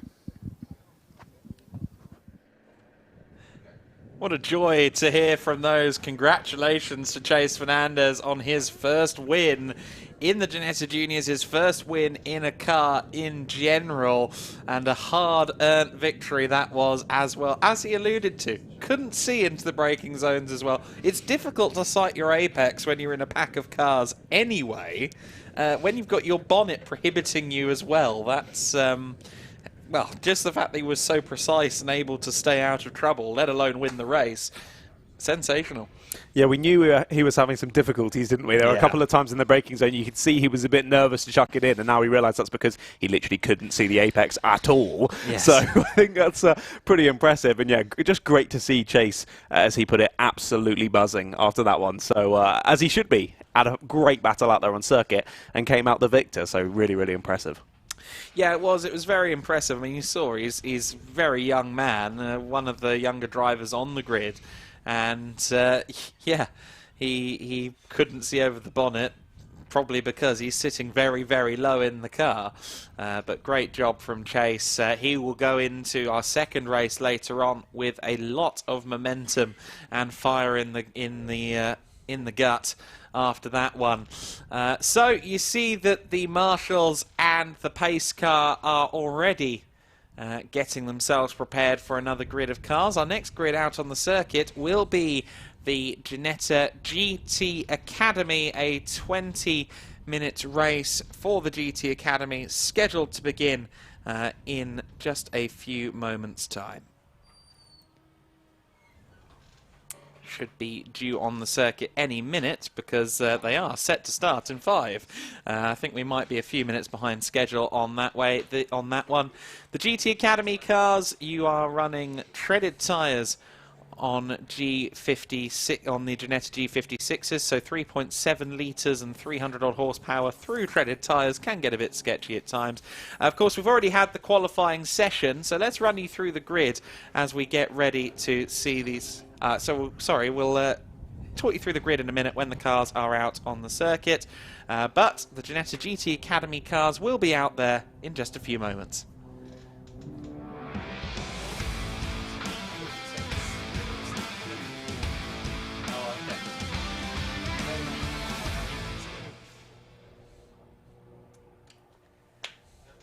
So then, the Silverstone circuit is, of course, our backdrop here for the G-Fest. We've got the full Silverstone Grand Prix circuit today, and what a joy to run this full circuit. You don't get that many chances, of course, with the Ginetta categories also running on the British GT calendar. They do get to take in the Silverstone Grand Prix circuit there as well. But just in general, few and far between the opportunities to run on the full GP layout. It's a circuit that obviously underwent its renovations 13 years ago now with the introduction of the Village Loop section of the circuit. Bridge corner forever missed, but an impressive layout nonetheless. One of the best circuits in the world. I've had people in paddocks in Europe rue the fact that they don't come to the UK, they don't get to come to Silverstone and take it in. We're quite lucky to have this on our doorstep. Super lucky, and what a circuit it is. It's absolutely fantastic, and it's such an honour and a pleasure for these drivers to be able to use the full Grand Prix layout today. It's absolutely fantastic. It makes it a bit challenging for us, as I need to remember 18 corners it is.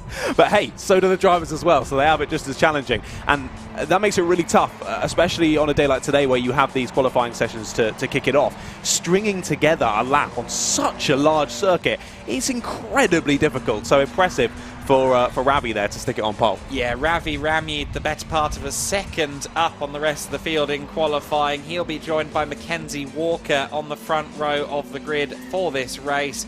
Row 2 will be comprised of Matt Shaw and championship leader Nick White. He'll be very keen to get ahead of Rami Ramid because he is his closest competition in the championship.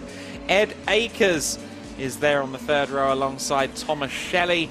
And row 4 of the grid is Mark Ellman in the 88 with Richard Just alongside him. Richard Just Of course, in the rookie class, second of the rookies, first of the rookies is Matt Shaw, I do apologise. Emma Tomlinson in 9th alongside Ben Cook. So Tomlinson and Cook, one of the 3 Tomlinson sisters on the grid. Paul Livesey and Amy Tomlinson on row 6. Row 7 is Phil McGarty and Harry Cook. And then on our final row of the grid is Lucy Tomlinson and Charlotte Lowe. So you've got the 3 Tomlinson sisters on the grid. Of course, Amy Tomlinson is also Ginetta's managing director. So I'm sure she's wearing a lot of hats this weekend. One of them's a racing helmet, one of them's probably orange and black to denote the Ginetta colours. But obviously, all hands on deck this weekend for G-Fest. Yeah, so many people with their hands on deck this weekend, aren't they, to get this event up and running and sorted, for it to look so spectacular. And it's been fantastic so far, and I'm sure that's going to continue throughout the weekend. Yeah, we've had to expand it out to 3 full days of racing, of course. We've got 2 days on the Silverstone National Circuit to come on Saturday and Sunday. But here on the Friday, we are running this GP track. Of course, the dynamic will change as well, I think, on some of these grids as we move on to the national circuit. Certainly, it's going to become a bit of a Formula 4 race in the Ginetta Juniors when we get onto the national circuit, because that's just all slipstream. That remains to be seen how that will be managed. But we ride on board with Paul Livesey then in the Zentek Motorsport 31 car. And great to have him guiding us around the circuit. We are yet to take the formation lap, of course. Now that I do like a lot. Look at the safety car there. I hadn't noticed this before, but they've replaced the rear wing with the safety car lights. I've not noticed that on a car before, but I approve. I think that's quite good use of the space. That's really cool. Does it still give the same amount of downforce, though? That's what I'm thinking. I'm gonna suggest not, but who needs function when you have form? Exactly. It looks cool, and that's all we care about. Absolutely. It is a very cool looking machine. I believe that might be one of the 6.2 litre LS3 powered G56s. Of course, the GT4 car these days is a 6.2 litre V8, the Chevrolet General Motors LS3 engine, which means it sounds spectacular. A couple of people have swapped them into the older G55s as well, and very formidable cars on the national racing stage. It's worth noting as well, the Ginetta cars, even though the G56 has now superseded the G55 in GT Academy, in the main GT Championship as well, longevity, very much the word with these Ginetta machines as well. If you go to the Iberian Supercars series, for instance, in Spain and Portugal, as we see a little bit of hesitation to get the cars underway from Ravi Ramyud there. But in Portugal and Spain, in the Iberian Supercars series, Tocqueville Motorsports, the former Le Mans 24 Hours team, are still entering G50s. G50s, of course, were superseded a decade ago, but they're still competitive, they're still reliable, they're still quick cars, still appealing cars as well for customer drivers. So the life of a Ginetta racing car is often a very, very long one. Yeah, exactly. Even after them being officially superseded, they're Yes. still wanting to be used by people. So that just shows how much people love driving and racing Ginetta cars in general. So lots of people out here today having fun, but lots of people across the world using all different types of Ginettas from all different years. So fantastic to see. You'll still see the odd G20 out there as well, of course. That's the previous Ginetta Junior car from before 2011. Or before 2010, I believe it might be actually. But the G20 is still seen occasionally on the club level stage here in the UK and elsewhere. There are a couple of hill climbing G55 GT3s out in Iberia as well. They end up places, do the Ginettas, over the course of their lifespans. It's a full field then of G56s that are on their formation lap at the moment, and Ravi Ramyud, as alluded to while we were talking through the grid earlier on, 4 points back from Nick White in the championship. Nick White starting 4th on the grids here. He's going to be very keen indeed to get to the back of Ravi Ramyud as quickly as possible, on the basis of that qualifying session where Ravi was near as makes no difference a second clear of the chasing pack. I'm sure that Nick White is feeling a little bit tense. Yeah, the one goal here for Ravi is to get a good start, get ahead, and then just push on ahead and try and create that gap as quickly as possible. Try and break the toe. That is a main thing here at the full Silverstone GP circuit to try and do for Ravi. But as you say, yeah, the drivers behind wanting to do the opposite of that, close in as quickly as possible. Yes, Ravi Ramid was the 2022 Academy Rookie Champion, and he is obviously up in the main class this year. He's also a former pro snowboarder of all things. Wow. Okay. Yeah, I know, right? But Ravi, certainly a driver who has come into his own this year, second in the standings on 159 points. This man, Nick White, is on 163. Ahead of you, you see the first of the rookies at this point in the season, and that is Matt Shaw. Matt Shaw, who is also a former pro sports person, pro footballer for, among other teams, Wrexham. Not during the current era, no, I should say. But a former pro footballer for Wrexham and Blackpool, and has moved into the world of motorsport, and has been very adept so far. You see the yellow and black cross on the back of his car, denoting that he was, at least at the start of the meeting, within his first 6 motor races on a National B licence. So he is certainly in at the deep end and has been swimming among the sharks so far. So we will see the cars pull up to the grid in just a few moments. 20 minutes of racing, of course, as well with these treaded tyres. When you've got a 300-ish horsepower coming through the rear wheels, getting off the line is going to be quite difficult for them. There's a lot of traction to manage, or a lot of torque to manage without much traction. Yeah, exactly. A lot of power to try and get down on that initial getaway.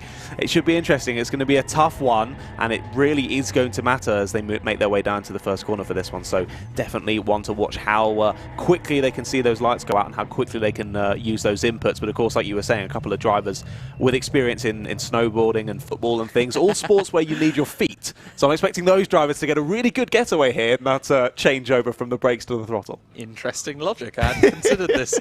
I like it. Fancy footwork. I wonder if we've got any pro ball dancers in there at all. We'll see. Ravi Ramid then on pole position. Historically, so far today, pole position hasn't always been the fancied side of the grid, because of course you're on the outside, and that can leave your door open a little bit if you have a suboptimal start. Mackenzie Walker from the inside of the front row is going to be hoping to take advantage up against Ravi Ramid as they get underway. We've got a staller further back, but everybody eventually gets away without too much grief. It was Thomas Shelley who struggled to get off the line there at the start of the race, but he does eventually collect the car up and get on his way. Ravi Ramid, though, with a brilliant start. He's already got 2 or 3 car lengths over the chasing pack. In second place there is the 57 of Nick White. So Nick White has set out to move up the order, and he's already gone from 4th to 2nd place before they've even got to turn 1. Mackenzie Walker didn't get the best of starts either. In 4th place, moving up is Edward Akers too. So a couple of drivers ascending through the pack, but for Nick White, it's critical that he's got up into 2nd place. It's critical that he now fends off Mackenzie Walker. Yes, indeed. Moves over to the inside to cover that off.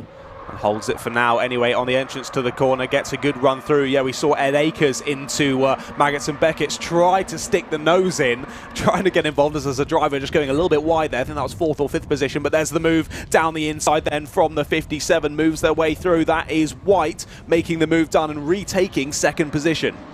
Yeah, briefly lost it just for a moment heading through Vale and down towards Club Corner, but manages to regain that 2nd place. Mackenzie Walker still on the back of him as they go down the Hamilton straight towards Abbey and Farm. Surely not going to take the inside through Abbey.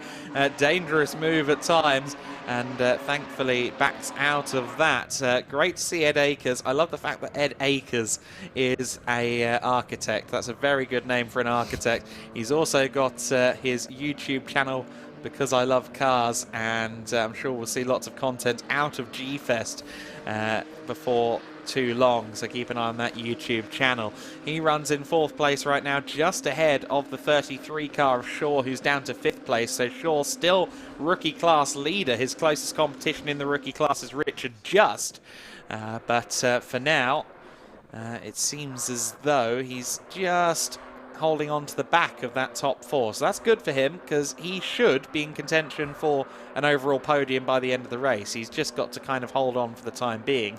Richard just there ahead of Elman in the 88, sliding a little bit wide through Luffield and onto Woodcote Bend. Luffield, one of the most important corners on the track to get right on exit. Yes, indeed, and it looks like they have got a good exit there. Looking down the inside. It's a scary one to try and chuck it down the inside there, but they were thinking about it. We just cut back forward to the 57 and the 70, still following each other through. And look at this. Here's the 31 trying to get involved as well. This is slightly further down. This is Livesey from 9th place. Looking for a move. I think it's on Tomlinson. Wasn't able to get it done there through that complex. And now head down towards the basically flat-out right-hander there, and following through nicely as we now look forward to Maggis and Beckett's.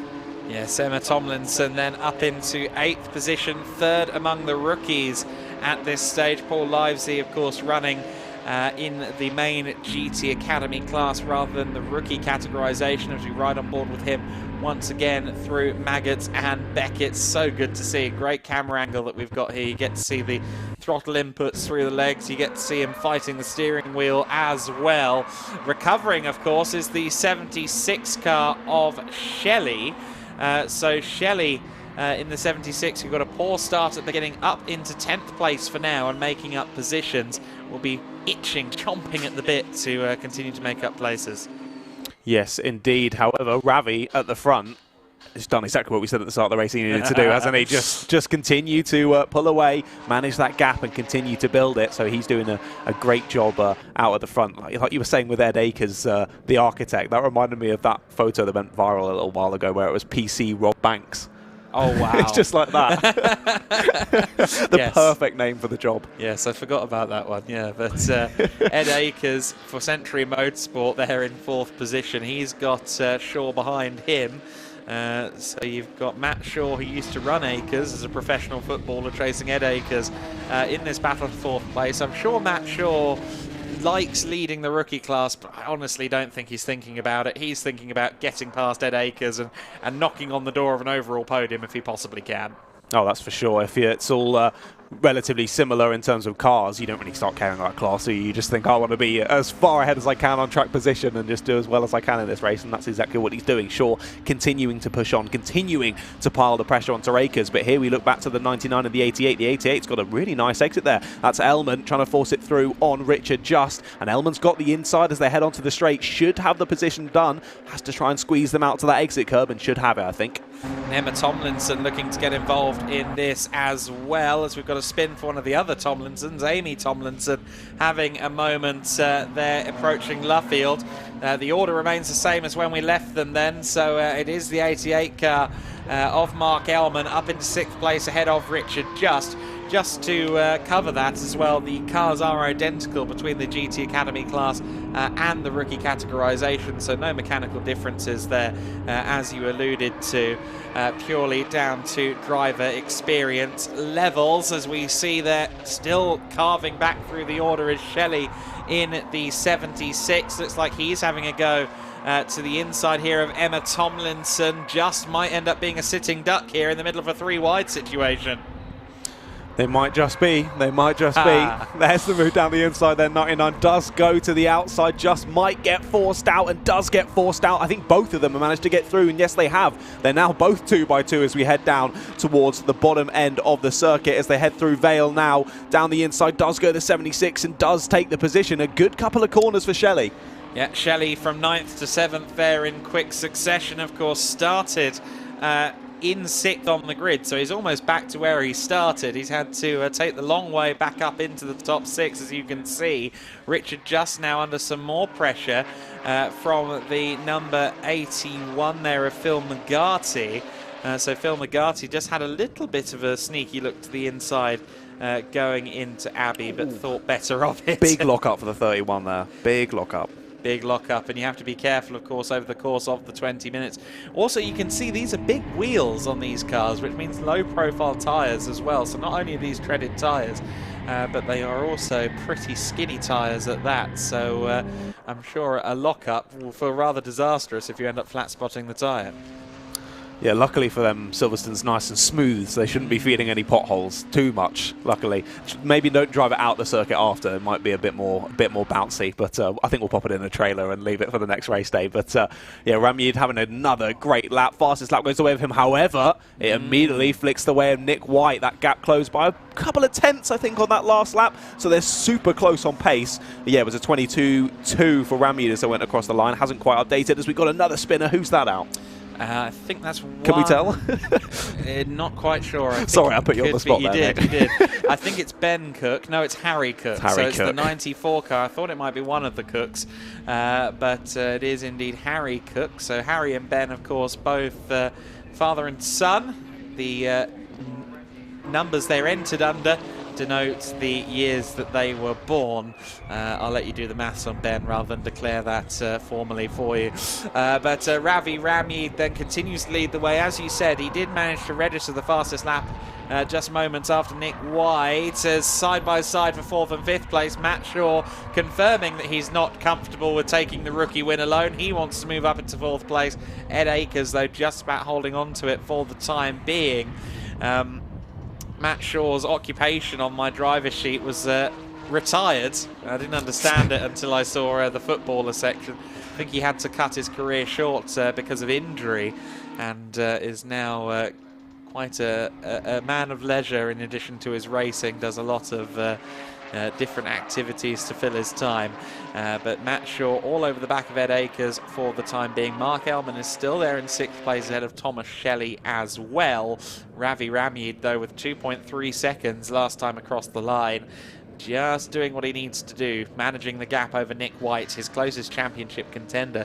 I think they would be. Oh, a big dive there from Matt Shaw. That was not quite a slide tackle, but it was the motor racing equivalent of it. Up into 4th place he goes. That was a really, really nice late move there. Opportunistic, just saw the door open at the apex and dived straight to it. Really nicely weighted under the brakes as well to take away that position. But that's what I want to be when I grow up, a man of leisure. I like that. Yes, it's good. I want to be a man of leisure. That's fantastic. But he's taken 4th place nonetheless. He is. Nothing leisurely about that move up the inside at the loop. That is a favoured braking zone, a favoured braking opportunity. Sometimes after coming out of village and you go into the loop, you're so focused on setting up for the next corner that the person behind you can just throw it up the inside. That's exactly what we saw Matt Shaw do just there. We saw it a couple of times in the junior race earlier on as well. So Matt Shaw up into 4th place, continues to lead the rookie class by a significant margin over Emma Tomlinson, who is now, of course, 2nd in that class. Richard Just has dropped down to 10th overall after running, I think, in a high of 6th position. So he's struggled a little bit as the race has gone on. And we continue to follow this battle for 4th place. Ed Akers losing 2 or 3 car lengths already. I'm not sure he's quite got the absolute pace over Matt Shaw. Shaw, who of course qualified 3rd on the grid, versus Akers in 5th, but 2nd through 5th on that grid were super close together. 2nd to 5th place on the grid were separated by less than a 10th, albeit with Ravi Ramyed a 2nd faster than all of them. Ravi's race pace not quite at that level, but I'm sure Nick White is conscious of the fact that if he does start to press on and try and get the absolute best out of his car and his tyres, Ravi might have a bit more in the back pocket. He genuinely might do. As another spin. Charlotte Lowe. Charlotte Lowe is round. Can't quite tell where that is. Oh my goodness, that was close. Maggots Beckett's, I believe. It is, you're right. Not a nice place to have that spin at all. And did the right thing there, held position, didn't try and turn the car around. Of course, instinctively, as a human being, you have cars approaching you from the opposite direction at speed. You think, I need to move out the way of this, but no. The best thing you can do is stay put until everyone has gotten by. Battle for 6th place then, Mark Ellman and Thomas Shelley having a big scrap here. Of course, Thomas Shelley still in recovery mode, trying to get back to the 6th place in which he started now, up against Mark Ellman. The 2 cars opposing shades of green. Let's hope neither of them end up in the grass. Yes, indeed. Let's hope. You can see, I think, just trying to read it, Ellman looked a little bit wobbled there through those couple sections of corners. Clearly driving in the mirrors, looking behind him, just seeing, oh, where is Shelley? Where is Shelley coming up on me? And he is closing down this back straight now. but not quite close enough to think about a move, I don't think. Not just yet. Not just yet. Thomas Shelley, I said in qualifying, this car reminds me of a John Deere tractor with its green and yellow livery. It's a little bit faster. A little bit faster. A little bit faster, but I dare suggest also more imposing than the giant tractor in the rear view of Mark Ellman right now. And Shelley not afraid at all to slide, is he? I think he experienced both oversteer and understeer there through Sheffield. We've got black and white flags for the 76, the 20 and the 88 being shown there as Ben Cook is having a moment. We've already seen Harry have a moment, and this is Ben Cook, I believe, just at the village loop having a moment and strewing all kinds of gravel over the circuit.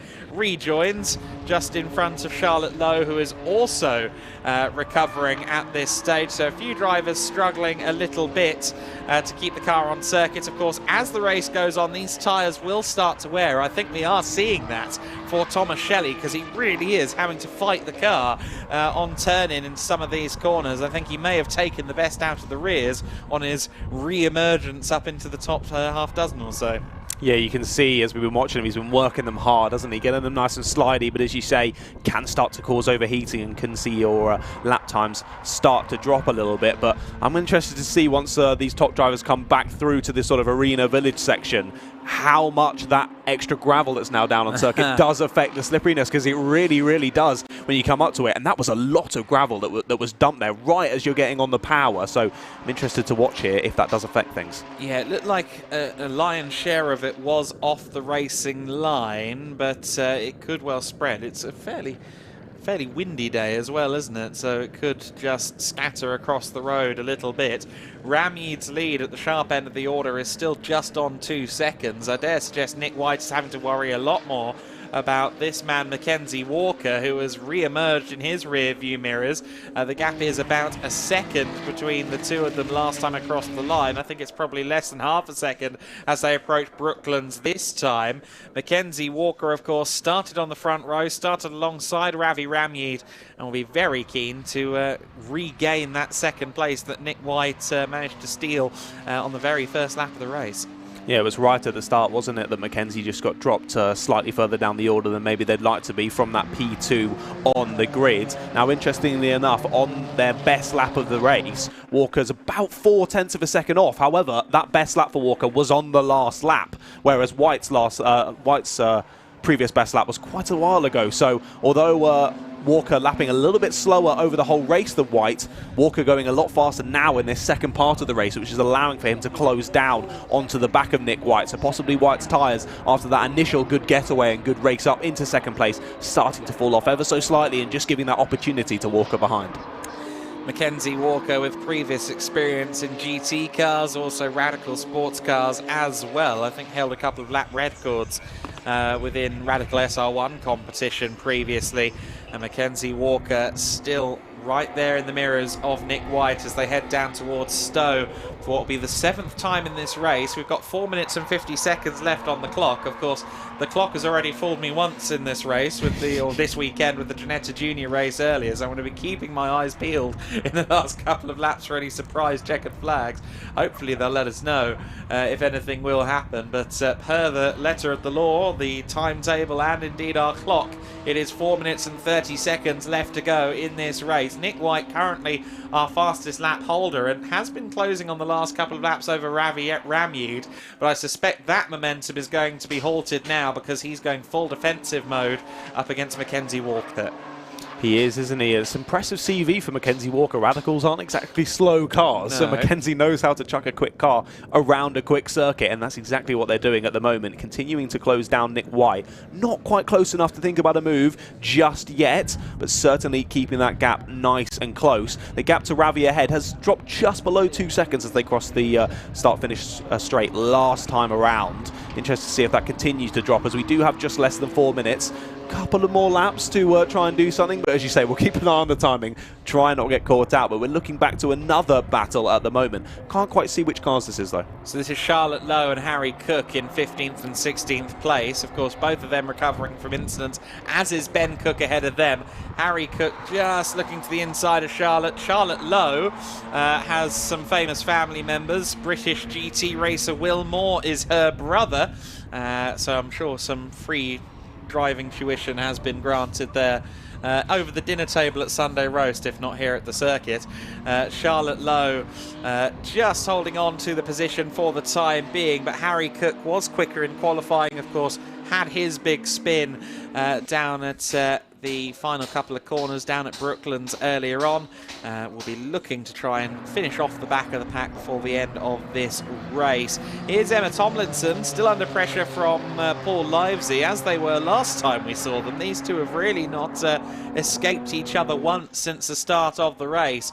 Emma Tomlinson looking really quite impressive. She, of the three sisters, has shown the most at this stage of the season, certainly at this stage of the weekend. Of course, all three of them grew up around racing, around Father Lawrence and also brother Freddie, so we can expect them to know their way around these Ginettas in particular. And Emma Tomlinson, 8th overall, 2nd in the rookie class. I think she'd be happy with that result. I think she'd be very, very happy, yeah, 2nd place in class and continuing to battle with a non-rookie. So that's fantastic to see, and continuing to hold on nonetheless. So Emma putting in some really good laps at the moment. But here we look back to our leaders once more. That gap to Ravi continuing to close, but not as fast as Nick White needs it to. 1.5 seconds when they crossed the line last time around. Nick White continuing to have to look into the mirrors, though, as he is under pressure from Mackenzie Walker. But this gap continuing to stay at a size where Ravi shouldn't be too worried, but he does need to make sure he doesn't make any mistakes over these last couple of minutes.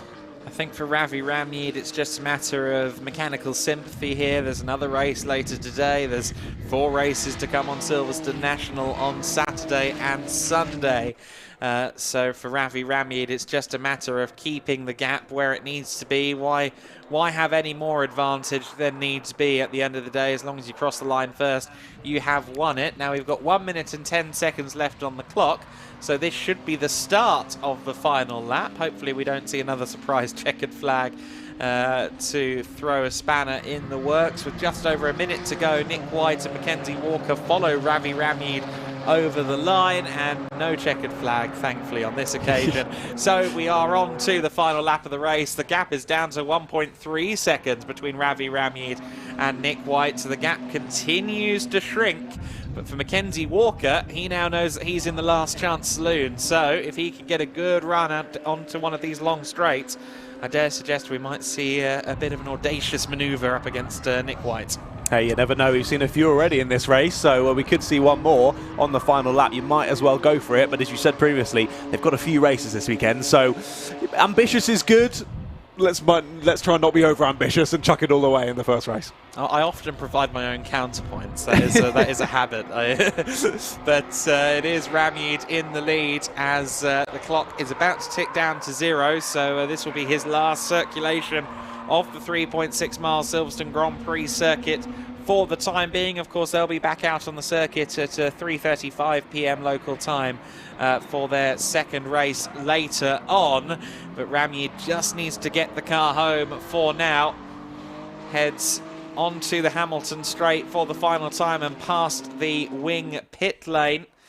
Nick White and Mackenzie Walker still close together, and Mackenzie did get a good run there out of club and onto the F1 pit straight. Not close enough, of course, for a move into Abbey. But let's keep an eye here through the village loop, because as you've alluded to, there's a lot of gravel down there now, and if Nick White just catches a bit of slip, he might lose the momentum he needs through entry and onto that Wellington straight. You see the amount of gravel in and around the apex of the corner. It is pretty significant. They're going to have to get the brooms out, and our wonderful Orange Army, our marshals, are going to have to do some sweeping, I think, before the next race. We ride on board with White. I think the picture's slightly delayed here, but they go into the final corners. Ravi Ramneed then is just moments away from securing his first victory of the day here at the Silverstone GP circuit G-Fest. It will be a win for Ravi Ramneed, and I believe he's going to take the championship lead as well. He had a 4-point deficit to Nick White coming into this race, and Ravi Ramneed closes and surpasses Nick White in the championship standings. With that result, Nick White takes second ahead of Mackenzie Walker. Matt Shaw crosses the line to take fourth position, and of course the rookie honours ahead of Ed Akers in fifth. Mark Ellman should cross the line in sixth, but of course he's had Thomas Shelley for company for much of this race, and they do cross the line in that order. Emma Tomlinson, second of the rookies home, and she's just about going to hold off Paul Livesey. Really, really good race once again. Almost the exact opposite to what we had in the juniors race. Yeah. A lights to flag victory in this one, but didn't mean it was any less exciting. Some great racing throughout the pack in that run, but yeah, really good showing from Ravi there, just managing the gap nicely, never trying to get away too quickly and then wasting those tyres and then getting caught back once he gets to the end, continuing to just manage that gap. I think it was, yeah, once again, 1.5 seconds when they crossed the line, and I think it was that gap for the last sort of 4 laps. So really, really nicely raced from Ravi, and yeah, gives him that nice bump to take the championship lead, as you say. Yes, I believe it'll be 1 point between them. Wow. Going into Pretty close. GT Academy Pretty race close. number 2 later on. I will try and check that over the lunch break, but I'm pretty sure that's where they stand at this stage. Just to say, Richard just in 11th place there, taking the third and final spot on the rookie podium. But Ravi Ramyed there will be pretty much elated with that result. Century Motorsport as well will be happy. W2R, yes, W2R will be the predominant team in this grid. There's a lot of W2R representation, but it is Century Motorsport that claim the win, thanks to Ravi Ramyed. Nick White for Raceway Motorsport second, ahead of Mackenzie Walker for Assetto Racing. So 3 teams in the top 3, 4 in the top 4 in fact, because Matt Shaw claiming 4th position. Ed Akers 5th overall, of course, and 4th among the GTA Academy points scorers. 6th place Mark Ellman, 7th place Thomas Shelley. Emma Tomlinson takes 8th place, the first of the Tomlinson sisters home, and I believe me, that does matter. I'm sure they're keeping score. Paul Livesey and Phil McGarty there in 9th and 10th place. Richard Just in 11th. Lucy Tomlinson taking 12th ahead of Amy Tomlinson, and Ben Cook in 14th place. Of course, he was just ahead of Charlotte Lowe, and Harry Cook ending up finishing at the back in 16th place. A few of our drivers having issues during the race. All of our drivers finishing the race, though. I think everyone eager to make the most of their track time here at the Silverstone Grand Prix circuit. Again, different to our junior race earlier on. Everyone making it to the flag in this one. So, no, it was really, really good racing throughout that one. And as you say, a couple of bits of incidents, a couple of spins that we saw, but everyone getting back on circuit, rejoining safely, continuing their races and making it to that checkered flag. That's the main thing, and it gave us lots of more exciting racing to watch. So that will continue throughout, not just today, but throughout the weekend as well. Absolutely. Of course, we started the day off with a race with the much-delayed round 4 of the Ginetta GT Championship that was meant to have taken place at the British GT meeting on the Saturday last month. We started the day off with that race, and those cars will be back out shortly as well in the Protyre Motorsport Ginetta GT Championship. You'll see the G56s in their ultimate form, the G56 GT Pro class car, on the circuit shortly. They'll be running slick tyres as well. That gives them roughly 10 seconds worth of performance all in between the tyres and the slight power increase from the Academy car to the GT Pro car. And then, of course, you've also got the GT5s on that grid as well. So a little bit of multi-class racing, which is always a good time. 10 seconds, that's massive. It is. That is a huge difference. Yeah, there's a bit of power. I think there's a bit of extra power in the GT Pro car, and of course the slicks make a world of difference as well around this 3.6 mile Silverstone Grand Prix circuit.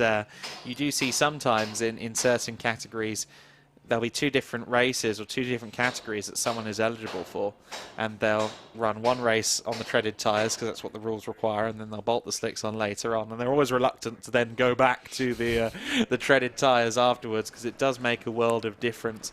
I've even known some drivers run cars that are not really in the performance window for a series, enter that one because that's the one they can run slicks in. It does happen occasionally. Some drivers like the slicks, but others really like the treaded tyres as well. Some people like the sideways, like to have to fight the car every inch of the way through the corner. Classic touring car racing. Beautiful. Yeah. You turn in, and then you have to fight it for the rest of the corner. If you're going left, you have to set it up for left and then fight it right before you get to the end of the turn. It's wonderful.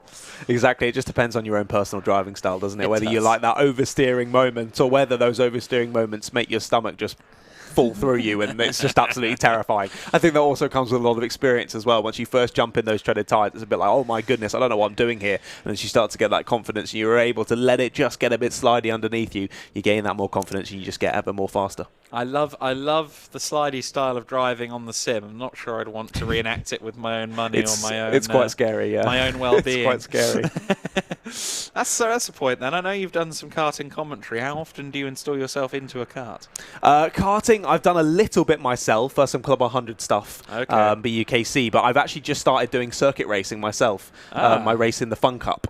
The Volkswagen Fun Cup. So, yeah, that's me for this year and next year, certainly. Myself, my brother and my dad. I commentated on you at Brands. Did you? I did. No way. Yeah. We were Team Ratters Racing. Yes. Yeah. The name rang a bell and I couldn't work out why. That's amazing. Yes, that's me. Of course, there was a moment at that Brands Hatch event where we had a safety car of about 25 minutes because they'd pulled the recovery truck up onto the grass and then it started raining. Yeah. So they had to pull they had to get a four-wheel drive to pull the tow truck or pull the flatbed away from the scene of a car stopping, which was yeah, that was the entirety of my brother's first stint. I think beautiful. was under the safety car. That's what we like to hear. Yes, no, I don't think we're going to have too many troubles with that today. No. It's a nice sunny day here at the Silverstone Grand Prix circuit. Of course, G-Fest, not just about racing, it's about celebrating 65 years of Ginetta. We are due to see, I believe, the wonderful Ginetta G60 LTP1. That's the LMP1 machine that Ginetta developed, one of the last LMP1 machines that was ever built before the hypercars came into play in 2020. And we are expecting to see that car out. I believe we're also going to see at various points through the weekend the 1984 Tolman Formula One car as driven by Ayrton Senna himself. That is going to be an exciting car to watch out on the circuit when we have the demo runs later on. We are expecting demos in the afternoon, but we do still have one race to come, and before lunch that is, and that is of course the Protyre Motorsport Ginetta GT Championship. However, let's go down to the Ginetta GT Academy podium, and Peter Snowden is going to catch up with our drivers.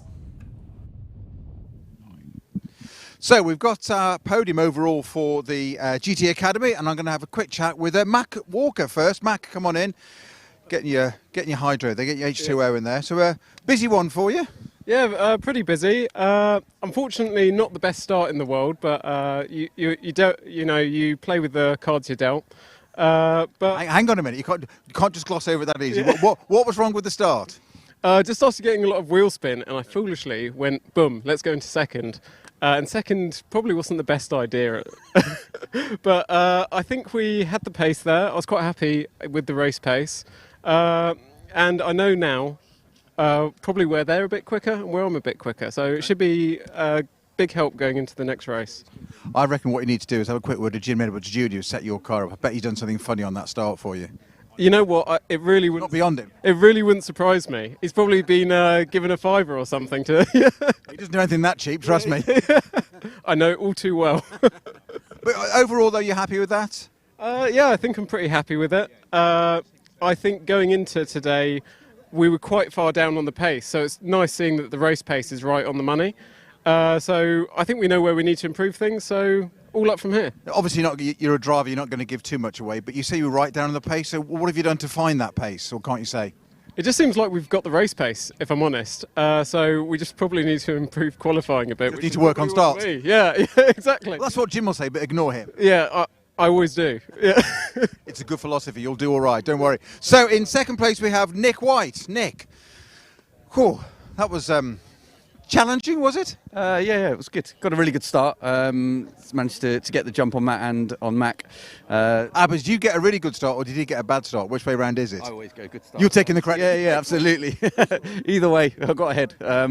And he applied the pressure all the time. First couple of laps, it was, I had to defend into quite a lot of the corners, and I got a little gap, but then he had strengths where I had, it was a little bit slower, so it was nip and tuck the whole time. So we were slowly reeling Ravi a little bit towards the end, maybe a few tenths each lap, but it's a good result. Really pleased. Yeah, well, that's what the time screen said to us. I mean, it was only about 2.5-3 seconds across all three of you there, and you were just putting in a little bit. But usual drive, you wanted another couple of laps, did you, to have him in? Yeah, absolutely.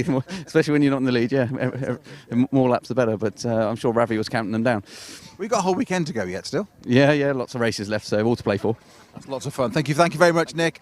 We're just going to have a quick chat with our race winner, Ravi. Hi. Nick's saying that he was reeling you in at the end. Were you had it under control, or was he reeling you in? No, I mean, the tyres go off on this car. So, this is my second year of racing. I have made a few mistakes, and I've learned that actually, if you've got a big enough gap, then let them take 2-3 tenths out of your lap and manage your car. And I think that's what I did. Don't stress about it. Absolutely, yeah. If the gap's big enough, then you can just get on with it. So, build the gap early, manage the car, and just come home and don't make any mistakes. That's kind of what it is, isn't it? You seem remarkably composed and calm about it all for your second year of racing. I don't know. I wouldn't say that. I think inside I'm jumping up and down, but I see. Proverbial swan is it looks serene above water and legs underneath. Too many years being in the boardroom, I think.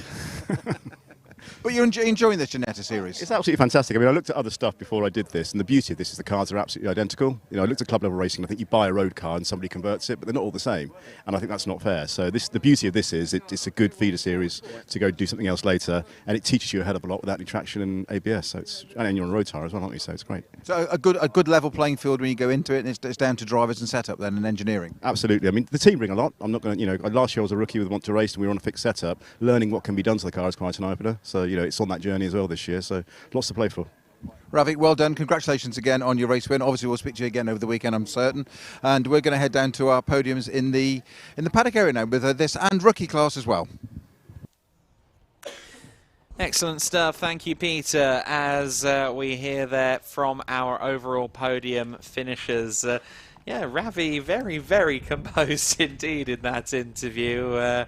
Like snow off the ex-snowboarder's back, I'm sure. The Ginetta GT Championship is our next grid out on the circuit. We expect them in just a few minutes. As predicted, though, the brooms are in play after the sheer quantity of gravel that was unloaded onto the Silverstone Grand Prix circuit during that previous race. Of course, our volunteer marshals, our heroes in orange, we could not go racing without them.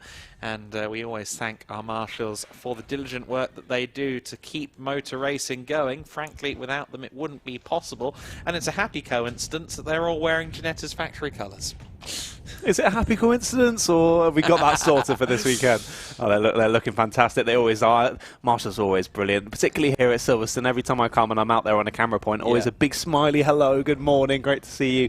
Always fantastic to chat with the Orange Army, and they're doing a fantastic job. Yeah, universally positive interactions. I remember at Thruxton, if you're unfamiliar with the Thruxton circuit, the second commentary box is about 15 feet up a ladder, metal ladder, and then it's just a shed with dead flies everywhere up at the top, and basically in the wet that is a very difficult ladder. Of course, so the marshals take great pleasure in commentating on you trying to get up to the box. And I must say a word as well to the Snetterton marshals, because even though I'm based down in the south coast in Portsmouth, Snetterton always seems to end up being my home circuit. And those pit lane marshals are some of the best people I've ever met at a racetrack. So I hope a few of them are watching. I hope everyone's having a good time down on the Marshall Post today as well. And as you can see, the 2023 Protyre Motorsport Ginetta GT Championship cars are already heading onto the circuit. Yes, indeed. Already getting ready for another bumper bit of action. Was it 20 minutes in total, you said? It's going to be fantastic. Loads of drivers on the grid looking to show their worth. It should be a great race. Yeah, Ruben Hage on the front row of the grid alongside Callum Davis. That's the exact front row we had earlier, but Callum Davis did not get off the line properly. He'll be looking to avenge that on this occasion. Blake Angelis in the second row with Luke Reed, the championship leader, coming into this weekend. Alongside him on row 2, Carl Garnett and Connor Garlick on row 3. Row 4 of the grid is Leona Theobald and Colin White. Quite the vast experience gap between those two drivers. Sean Fleming and Gary Wager on row 5. We then get into the GT5 cars, and it's Will Rochford on the class pole position alongside the winner from the earlier race, Ella Lloyd. Row 7 of the grid is Nathaniel Hodgkiss and Sam Harvey, who had that brilliant battle with Will Rochford for second in class, held on to second place ultimately. We'll be going from 4th in class on this occasion. Paolo Santi and Karim Sekat are next on row 8 of the grid. Row 9, we have Luke Garlick and Lexi Belk. And then our 10th and final row of the grid is Bal Sidhu in the 19 car. He, of course, runs as an AM class runner within the GT5 category. But great to have this kind of multi-class element here. This used to happen, of course, in the Ginetta GT Championship years gone by. When they introduced the G55, they still had the G50 running. And when they introduced the G56, they still ran the G55 in what was then the Ginetta GT4 Super Cup. So quite apropos that we now have this multi-class system, albeit a very different multi-class system.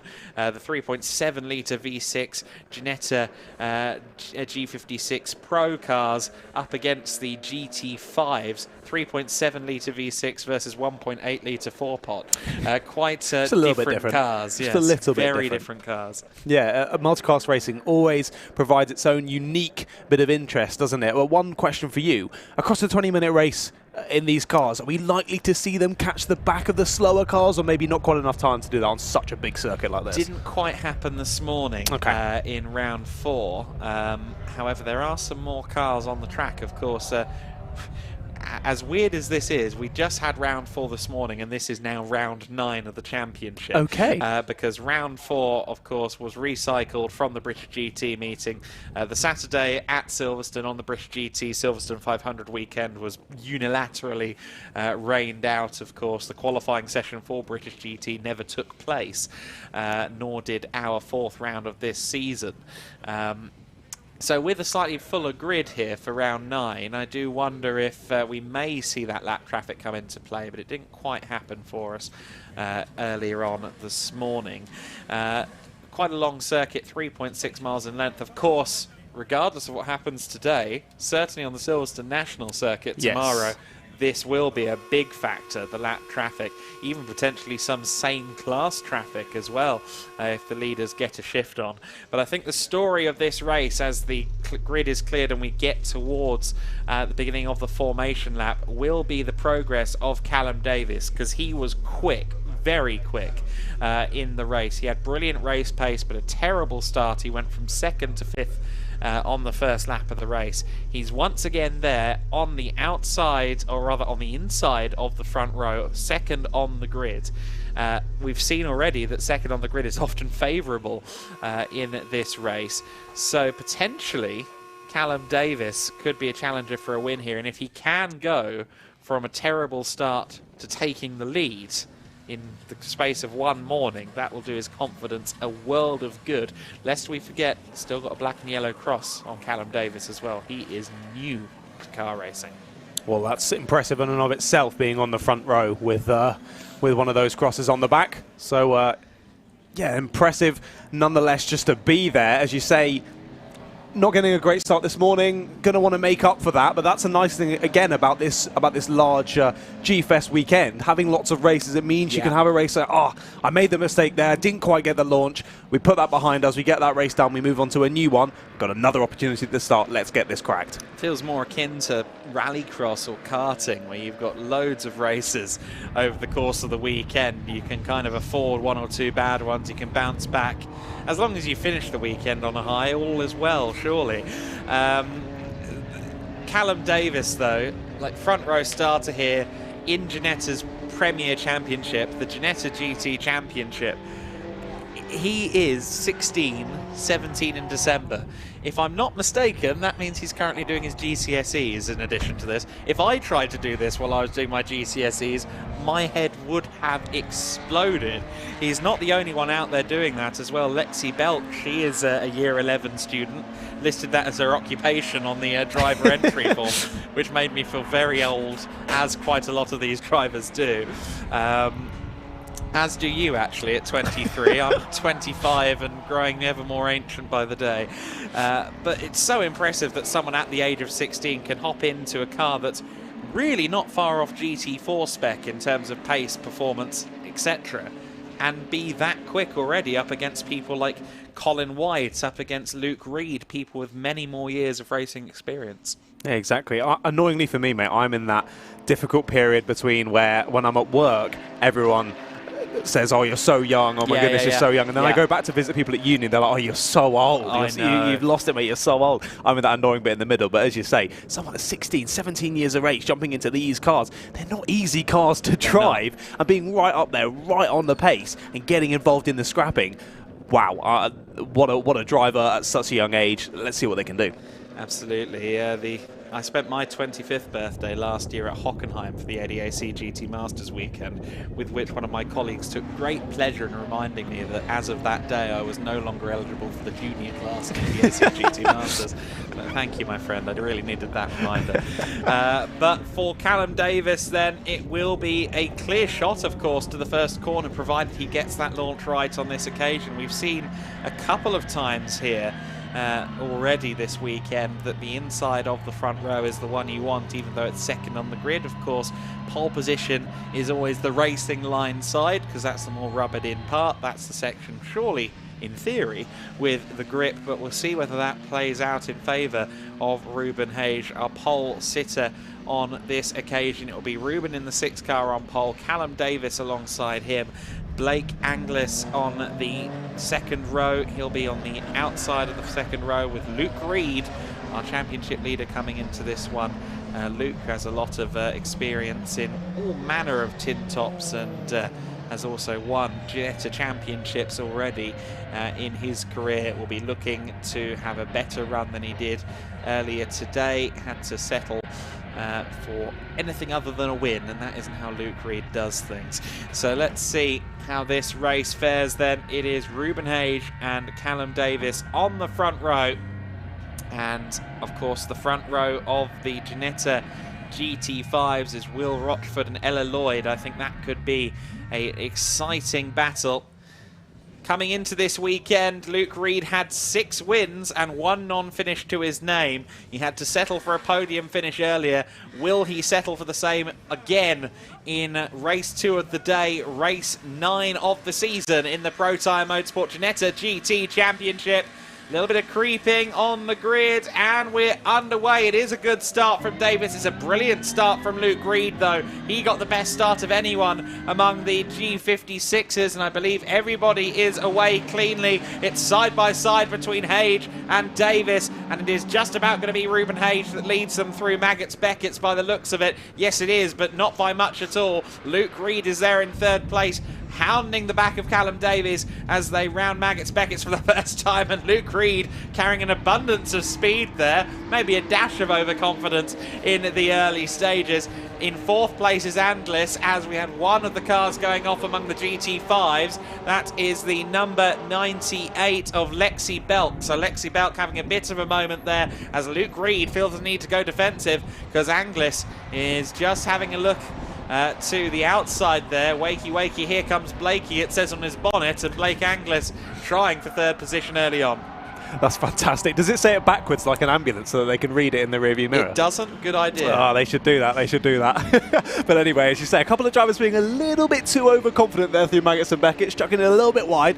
But hey, you can't scoff at that. It's the first lap, and you've got to start cracking on, and that's exactly what the drivers are doing. We go on board here with Sean Fleming as they dive down the Hamilton straight, trying to stay in that slipstream as they then head into a very fast section, a couple of corners, the right and then the left. You can see him there as he chucks it in on the right, getting all slidey with the rear end of the car, just trying to carry through as much speed as possible and doing just yet. But already, early on in this race, battle's already kicking off. Yeah, it hasn't taken long at all for a few competitors to mark each other as rivals. You see there Colin White just behind Leona Theobald there. Big disparity in experience between those two. Of course, Colin White has been racing Ginettas since 2008. Leona Theobald, just 17 years of age, so he's been racing Ginettas for a majority of her lifetime, and they're now scrapping for what I make to be 7th overall at this stage, riding on board, as you said, with Fleming in the 66. Here's the Ginetta order, and it looks like we've had the pole sitter fall back a couple of places, as just riding on board here with Lloyd. She is second in class, I think, although Rochford was there on the outside, gets squeezed out, so Lloyd remains second in class. The leader, though, among the GT5s, just crossing the line now, is the 59 of Hodgkiss. So a good start for Nathaniel Hodgkiss. He leads from Ella Lloyd in this category. Hodgkiss's tyres have been screaming, I think, through every corner we've seen there, creating a bit of smoke. So clearly Hodgkiss pushing with everything that they have there, trying to keep that lead. But Lloyd had a great couple of sections of corners through the end of that last lap, keeping on the back of Hodgkiss and doing a really nice job of it, but still has to keep checking the mirrors. Got Garlick and Rochford right there in behind them, so you can see how much Ella Lloyd they're fighting with the steering as they head through Maggotts and Beckett's and now down the back straight, but has got a good exit sitting there in the slipstream. What can she do as they head to the end of the straight? But once again, those two behind still very much there.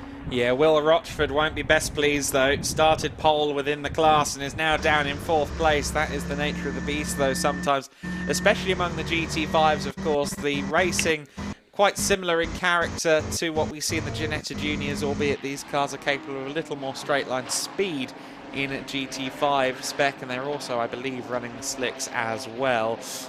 Meanwhile, we get back to this battle for 7th place. Leona Theobald and Colin White fighting for 7th and 8th places respectively. Colin White, the distinctive CWS livery that he's been racing for well over 20 years now. I remember first seeing him race in the Days of Thunder series that made Rockingham Motor Speedway its home, the ASCAR category, and was fighting the likes of Ben Collins and even Jason Plato in that series at one point. Colin White with many, many years of racing experience prior to that as well, and has really made Ginetta his home mark for the last 15 years or so. Leona Theobald, though, keeping him at bay for the time being. Another one of those drivers with the yellow and black cross. Raced a full season, though, in the juniors last year. Also did a one-off start in GT5 Challenge last year. Yeah, Colin White really piling on the pressure there to Leona Theobald. Really, really nice livery as well for Colin, as you say. I really, really like it myself, and clearly showing that they're a competent driver. I think a lot of the corners through that first half of the lap, White was sort of trying to fake Theobald out as they got to the braking zone, trying to get her in her mirrors, looking back and then missing a braking zone, making a mistake to open up the door for Colin to go through. But Colin, I think, just moving offline to try and create those issues for Theobald ahead, maybe just meaning that he doesn't get the best exit himself, and just doing all he can to try and make the move stick. But we look back once again to Sean Fleming's on board as he continues to look at the back of Gary Varga's car. Yeah, so one thing for Luke Reed in 3rd place. He'll be disappointed that, as we have a moment there, Will Rochford spinning in sympathy behind Garlick in the 71. One car trying to avoid the other, both spinning. Quite a bizarre moment, really, isn't it? But both cars are okay. Both drivers hold station until the pack has gotten through. But Luke Garlick there just lost the rear of the car, and Will Rochford spinning in sympathy. Rochford goes from pole to the very back of the GT5 pack then. That is less than ideal for Luke Garlick. Do we count that as a commentator's curse when you were just saying earlier how Rochford was so gutted that he'd now be in 4th in class and now he's dropped to the back? If you want to count it on the scoreboard, we'll count it on the scoreboard. Luke Reed and Blake Anglis then in 3rd and 4th place. Anglis just in the slipstream there of Luke Reed as they go on to the straight towards Brooklands. And the Wellington Straight, of course, gives way to that braking zone at Brooklands. Favoured overtaking opportunities, specifically if you're in a car like a Ginetta Junior. Obviously, you can get really close quarters racing there. Used to be exclusive to the national circuit, of course, and then with the reconfiguration of the Grand Prix circuit, Brooklands has become for all and has produced some great racing over the years as a result. Luke Reed under a lot of pressure, though, from Blake Anglis at the moment. Ruben Hage at the front of the order at 2:13.397. He's the fastest of anyone out there on circuit, really doing a great job of building a lead. 1.8 seconds over Callum Davis already. Luke Reed would dream of having 1.8 seconds over Blake Anglis right now. He would indeed. Sadly, hasn't quite got that kind of cushion, has he? Very much in there behind is Anglis, using all of that slipstream down the Hanger Straight. There's a lot to be used. You see the 16 there just coming back from some sort of incident. That's Bal Sidhu in 17th, at least he was at the start of this lap. We'll see whether he remains that once they all cross the line. Yeah, Sidhu, I believe the only runner in the GT5 AM category in this race. Yes, indeed, that is confirmed on the timing screens as well. So Bal, in terms of points, doesn't have to worry about anyone around him. But of course, we're trying to have a good scrap with the drivers in the other GT5 cars. The specs are identical, so why wouldn't you? The top four then already fairly spread out here at the sharp end of the order. We look back towards the GT5s, and Ella Lloyd certainly still there with Nathaniel Hodgkiss. Of course, they've lost the two parties that were fighting with them previously in the form of Rochford and Garlick, both of whom are still running in 17th and 18th places overall. But Ella Lloyd looking to try and make it 2 race wins in the course of one morning, and currently, or one afternoon I should say, we are deep into the afternoon now, but Ella Lloyd with Nathaniel Hodgkiss just ahead. And Lloyd's pace so far this season has been mightily impressive in the GT5 Championship. She was second coming into this weekend in the GT5 category, and certainly can't rule her out of an attack for the win before the end. Yeah, Luke Garlick and Will Rochford coming back through the pack together is an interesting one to keep an eye on as well, yes, because, of course, they're close to each other. They're within a second. Around a circuit like this, you want to work together, give each other the slipstream, try and work your way back towards the pack. However, of course, earlier on, they were involved in an incident together, so maybe they might not particularly want to be working together at this point. So, yeah, we'll keep an eye on them as to whether they decide, hey, let's just battle now, we're too far away, or whether they do decide to work together and try and push back towards the rest of the pack in their class. And of course, Luke Garlick as well.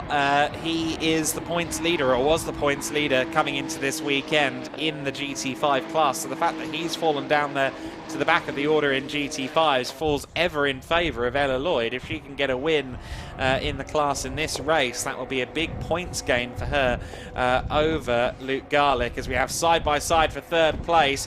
Blake Anglis trying to go around the outside here of Luke Reed. Blake with previous experience in the Ginetta GT Championship, albeit in a G55 in years previous, moving up to the G56 for this weekend, and having a good scrap here with Luke Reed. Blake Anglis not quite able to find a way just yet. Luke Reed has done a lot of different racing over the years. Among other things, he's raced a Ford KA. I've seen him do that to a very good level. As Blake Anglis goes to the inside of Abbey, surely not. Yes, side by side between the two of them, but the speed carried by Luke Reed. Can he get the car all the way back past Anglis going into the village loop? Yes, he can. Nicely defended by Luke Reed. Not on course for that 7th win of the season just yet. He's having to fight very hard against Anglis just to hold on to a podium. Yeah, Anglis doing a really, really nice job of piling on the pressure at the perfect points. Tried to get that up and under there just as they exited out onto the Hamilton Straight, but just couldn't quite force the door open. Made a little bit of contact with the back of Luke Reed's car on the exit there. Had to feed out of it and stick behind once more. But this battle is a really nice one at the moment. Both the drivers giving each other good racing room as well. That's good to see. Really, really close racing between these two, and I think that's going to continue through the rest of this race. They've still got about 9 minutes to go on the clock, but these two have been nose to tail for the last couple of laps. And as we were saying, Luke Reed was hoping that there might be a bit more of a gap forming between the two of them, and as we can tell now, there certainly isn't. Absolutely not. Meanwhile, we see that Luke Garlick is working his way through the order with Will Rochford just behind as well. Bal Sidhu has currently found himself in the middle of the two. I'm sure Will Rochford is going to find a way past before too long. Of course, Will, our pole sitter among the GT5s coming into this race, definitely has the pace advantage, but Bal Sidhu equally is thinking, well, I want to race, I'm afraid, so I have every right to defend against you. Let's see if he does defend against Will Rochford. We go back to the Ella Lloyd on board, and she's all over the back of Nathaniel Hodgkiss as they go through Brooklands. Tries to carry the momentum around the outside. Can't quite do that, but as they approach Luffield, she's all over him. Super close. I thought she was going to make contact there with the rear end of the car in front. Not sure she didn't, to be honest. Yeah, I think possibly did, but how fantastic. I love this, being able to see the onboard. A massive shout out to the Alpha Live production guys for getting all of this sorted. It looks mega, and we can watch a battle from inside of the cockpit. How amazing. Yeah, great choice of driver to carry this onboard as well. I think Ella Lloyd's onboard is going to provide us excitement all weekend long. Nathaniel Hodgkiss leading the way, right in the crosshairs though of Ella Lloyd, and of course we're coming up to the Hangar Straight, which is a critical overtaking place for these G40s. We saw as much in the Ginetta Junior race earlier on. The slipstream has quite the pronounced effect on these cars, and Ella Lloyd smoother through Maggotts Beckett's as well, gains a car length, maybe two, over Nathaniel Hodgkiss, and is now in the slipstream. Can she close in enough for a move at Stowe? Corner exit going through Chapel kind of went to Hodgkiss though. Yeah, Hodgkiss did just get a slightly better exit off the second phase of that corner, didn't he there? So not quite enough for Ella behind to close in enough to think about a move there, but goes wide on the entrance, tries to carry a lot of speed and carries a good amount of speed to the exit then, right up behind the car in front as they head another braking zone. Possible move here. Thinks about it, but nope, sticks behind once more, and the 59 stays in the lead. Hodgkiss fending off Lloyd, but Lloyd, a good exit, thinks about the inside now, gets a good cutback, but is she going to be able to close enough to get alongside here to the second right-hander? No, she can't, not just quite. Very impressive stuff this from Ella Lloyd.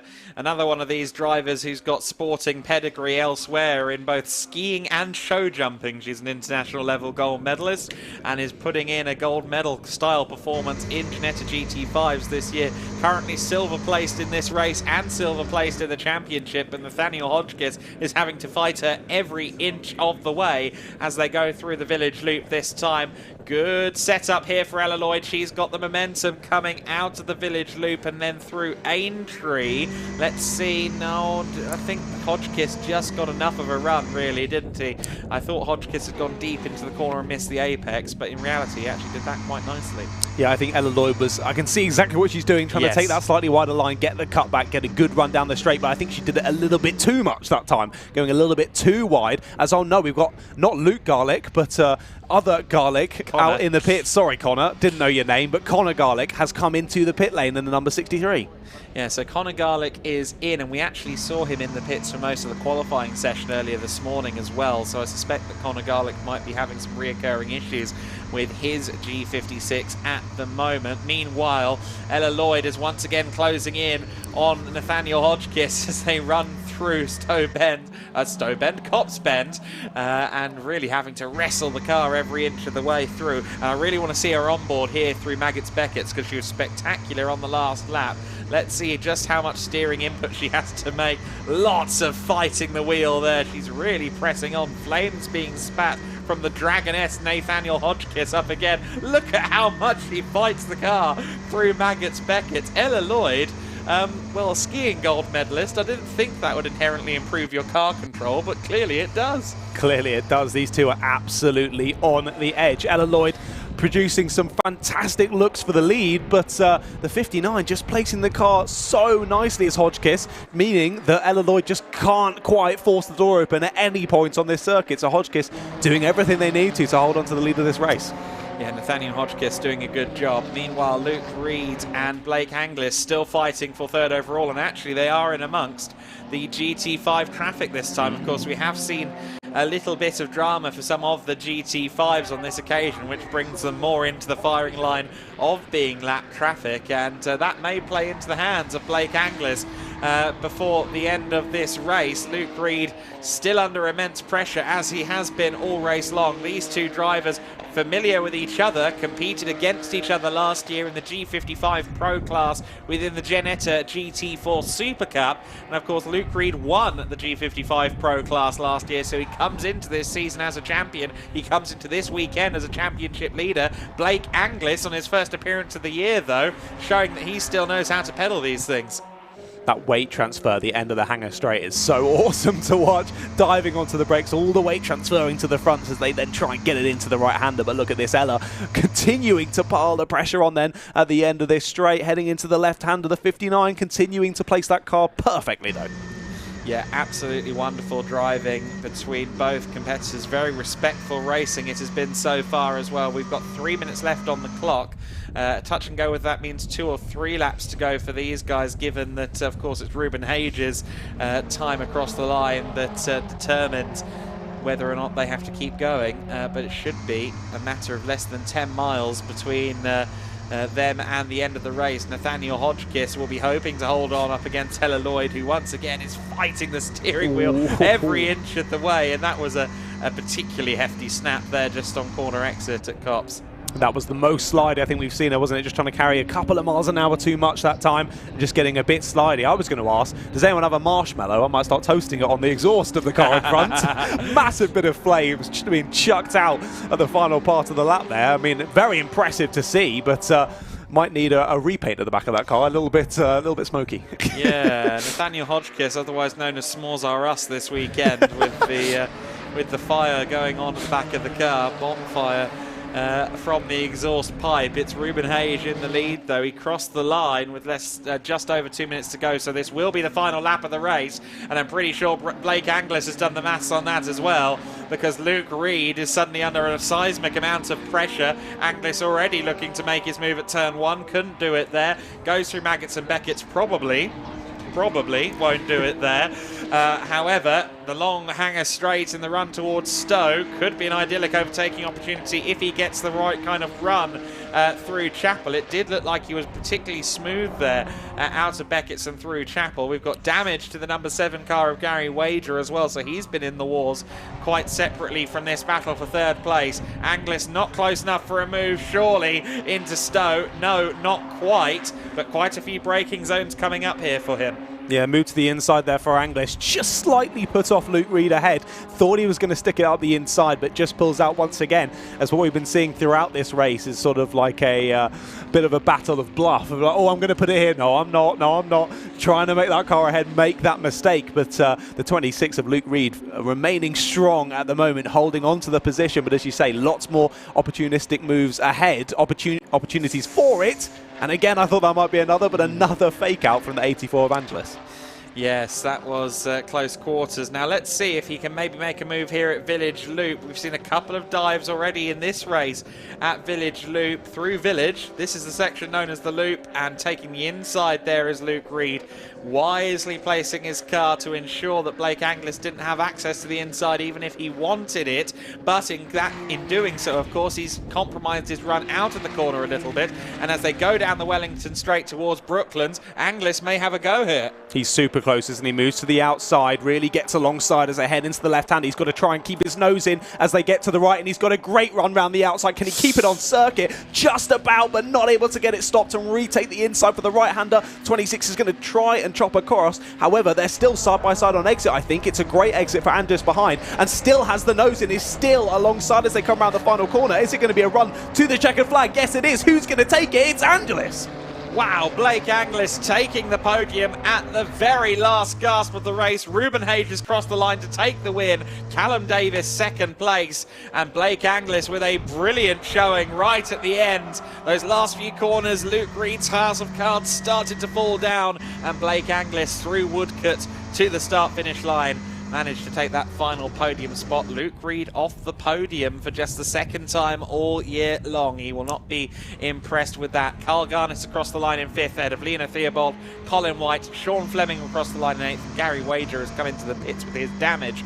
Meanwhile, 10th place overall is this scrap for the GT5 Pro lead, and it's Nathaniel Hodgkiss with Ella Lloyd right behind him, and Lloyd still wrestling the car as they approach the village loop. Yeah, Lloyd's still trying to fake him out. She's got a great run, though. If she can move back to the inside here, nope, gets forced back to the outside by the 59 ahead. Hodgkiss continues to hold on to the lead then as we head round this final lap of the circuit. Look, big under brakes. You can see the smoke being chucked out once more, but getting it stopped under braking, stopping that up and under from Ella Lloyd on the exit as they now flow down this back straight. Final part of the lap. It's a great exit, though, for Lloyd. She could be looking at it here into the final section of the circuit. Could be Brooklands on the outside, often an overtaking opportunity, but of course you can get it done on the inside too. Nathaniel Hodgkiss will be aware that this is a very difficult section to defend against anyone, and Ella Lloyd has proved to be very determined so far in this race. She gets a good run out of Brooklands as they go through Luffield. The bonfire continues to blaze away, and I think Nathaniel Hodgkiss has just about done enough. Ella Lloyd had to fight the car again on the apex at Luffield, compromised her run, and it will be Nathaniel Hodgkiss who just about takes the GT5 Pro Class win. Very well deserved, very well earned 9th place overall and class win there for Hodgkiss. Ella Lloyd takes second. Third across the line, we're expecting it to be Karim Sekat, although Paolo Santi wasn't too far back as well, so this podium in the GT5 Pro not settled just yet. They cross the line now, and it's Rochford.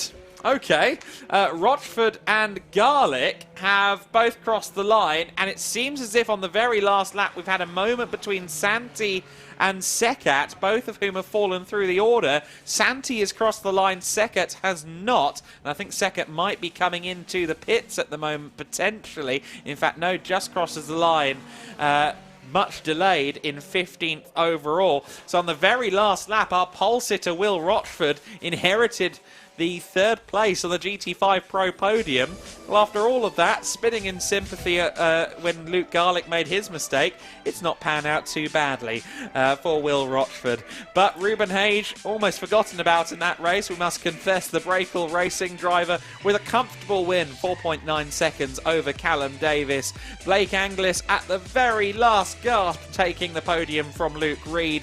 Carl Garnett in 5th place overall ahead of Leona Theobald. 7th place for Colin White and 8th place for Sean Fleming. The first of the GT5s, the Ginetta G40s home across the line was Nathaniel Hodgkiss. Ella Lloyd taking 10th position ahead of Will Rochford. Luke Garlick in 12th position, of course, 4th in class ultimately for him. Paolo Santi and Sam Harvey finishing behind. Santi dropping 2 positions on the last lap after what we assume was a moment with Karim Sekat, because Sekat and Santi both fell down the order. Sekat finishing 15th. Gary Wager will be classified as a finisher, 1 lap down and in the pits. Bal Sidhu was lapped as well, the winner in GT5 AM. Lexi Belk home in 18th place, and Connor Garlick withdrawing to the pits early, unfortunately. The elder Garlick brother having a bit of a moment in that session. Of course, we saw him fight a mechanical problem in quali as well. Hopefully they can get that resolved for race 2 race 3 of the day, I should say. Race 2 of the originally scheduled 2. Later on in the afternoon. That is our final race wrapped before lunchtime, and well, what a way to round out the first morning of racing at the 2023 G-Fest. Proper celebration of the very best of Ginetta racing within that one. Yeah, it's certainly been that. G-Fest has been an absolute belter so far. It's been fantastic, some brilliant racing, and particularly in that last one, yeah, Hodgkiss versus Lloyd, basically throughout the entire race there with a brilliant battle. Yeah, shame for Lloyd not to quite grab it at the end there, but did all she could to try and do so. It was just out that final corner, wasn't it? A little bit oversteer moment. As soon as that happened, she had to correct it. I knew it wasn't going to be on at the line, but a great race nonetheless. Yeah, exactly. Just had the back step out on her when she needed it the least, and any loss of momentum in that situation was going to prove critical. Nonetheless, she'll still be happy with that 2nd place, finishing ahead of Luke Garlick as well, who is the points leader in GT5 Pro as well. Here are some highlights then of the race that was. This is the moment between Luke Garlick and Will Rochford. Rochford was just trying to avoid the spinning Luke Garlick there, and both of them had an almost tandem slide across the grass at Maggots Beckett. Luke Reed and Anglis, of course, had their brilliant scrap all race long. At one point, it looked like Anglis had got it done at the Abbey Bend, but Luke Reed carried the momentum around the outside and just got back ahead by the time they got to the Village Loop section of the circuit, although Blake Anglis was giving a push and a shove and a hello there, I'm still present. Meanwhile, we had a brilliant battle between Nathaniel Hodgkiss and Ella Lloyd. Of course, this was for the lead in the GT5 Pro category. Nathaniel Hodgkiss, who came into this weekend not registered in the points because he's yet to take part this season, and what an arrival into this year's categorisation for the race car consultants driver, ex-British F4 driver Nathaniel Hodgkiss. Held on despite the best efforts of Ella Lloyd, who was really scrappy on the steering wheel through Maggots and Beckett's. A real joy to watch her controlling that car with aplomb. Wager, of course, lost his front end in an accident we didn't catch on the live pictures. And as we came on to the final laps of racing, it looked as though Luke Reed had done just enough to hold off Blake Anglis for the podium. However, we were yet to see the best of Blake Anglis. Anglis tried to go around the outside at Brooklands, held on for all he was worth. Luke Reed, with authority, tried to stomp him out as they went towards Luffield. However, the door was left just open enough for Reed to lose out to Anglis on the run through Woodcote and to the finish line. Slightly more momentum for Blake Anglis, and that's how we got the podium completed. Blake Anglis by just over 800ths of a second, securing third place over Luke Reed. And of course, we saw that brilliant battle end in favour of Nathaniel Hodgkiss as well in the GT5 Pro category. It's a bit like watching two TVs at once, isn't it, between the two categorisations? You never quite know where to look, but both very riveting shows in each category. Yeah, both were absolutely fantastic there. Reed giving just a right amount of racing room on the exit of the final corner, leaving the room for Anglis to get involved. And Anglis, of course, having that inside line, the shortest run to the checkered flag, and allowed him to take the third place. So brilliant racing up and down the field, lots of racing room given, and yeah, brilliant morning. Brilliant morning for certain.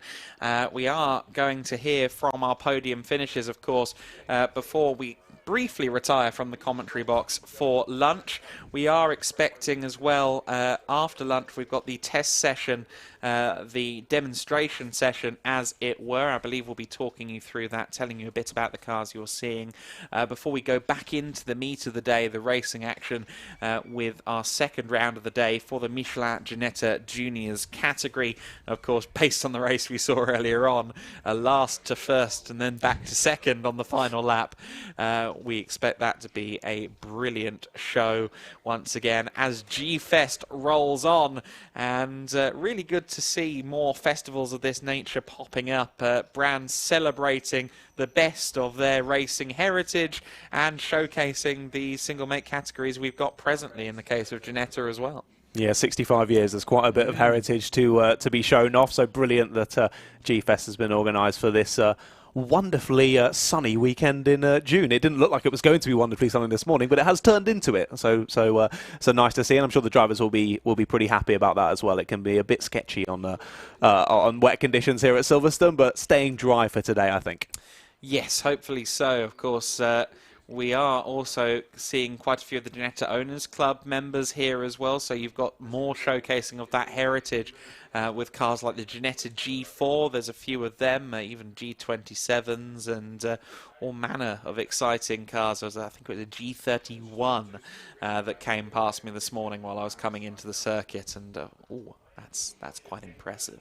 Looked almost Triumph TR7-esque in how it's silhouetted, and yeah, some really beautiful cars in Ginetta's past and indeed their present, of course, these days with the LMP3 project still very much active and ongoing. The LMP3 competing with the likes of Conrad Motorsport out in Germany. I believe ARC Bratislava still have their LMP3 cars in use as well.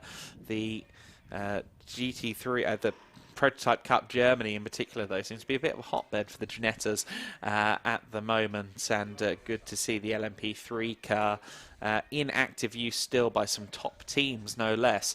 Of course, when LMP3 debuted in 2015, right here at Silverstone in the European Le Mans Series, Ginetta was the only brand until we got further into the year and Ligier brought out their car, Ginetta were the only representatives early on.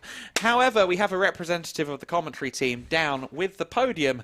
Let's go to Peter Snowden with our podium.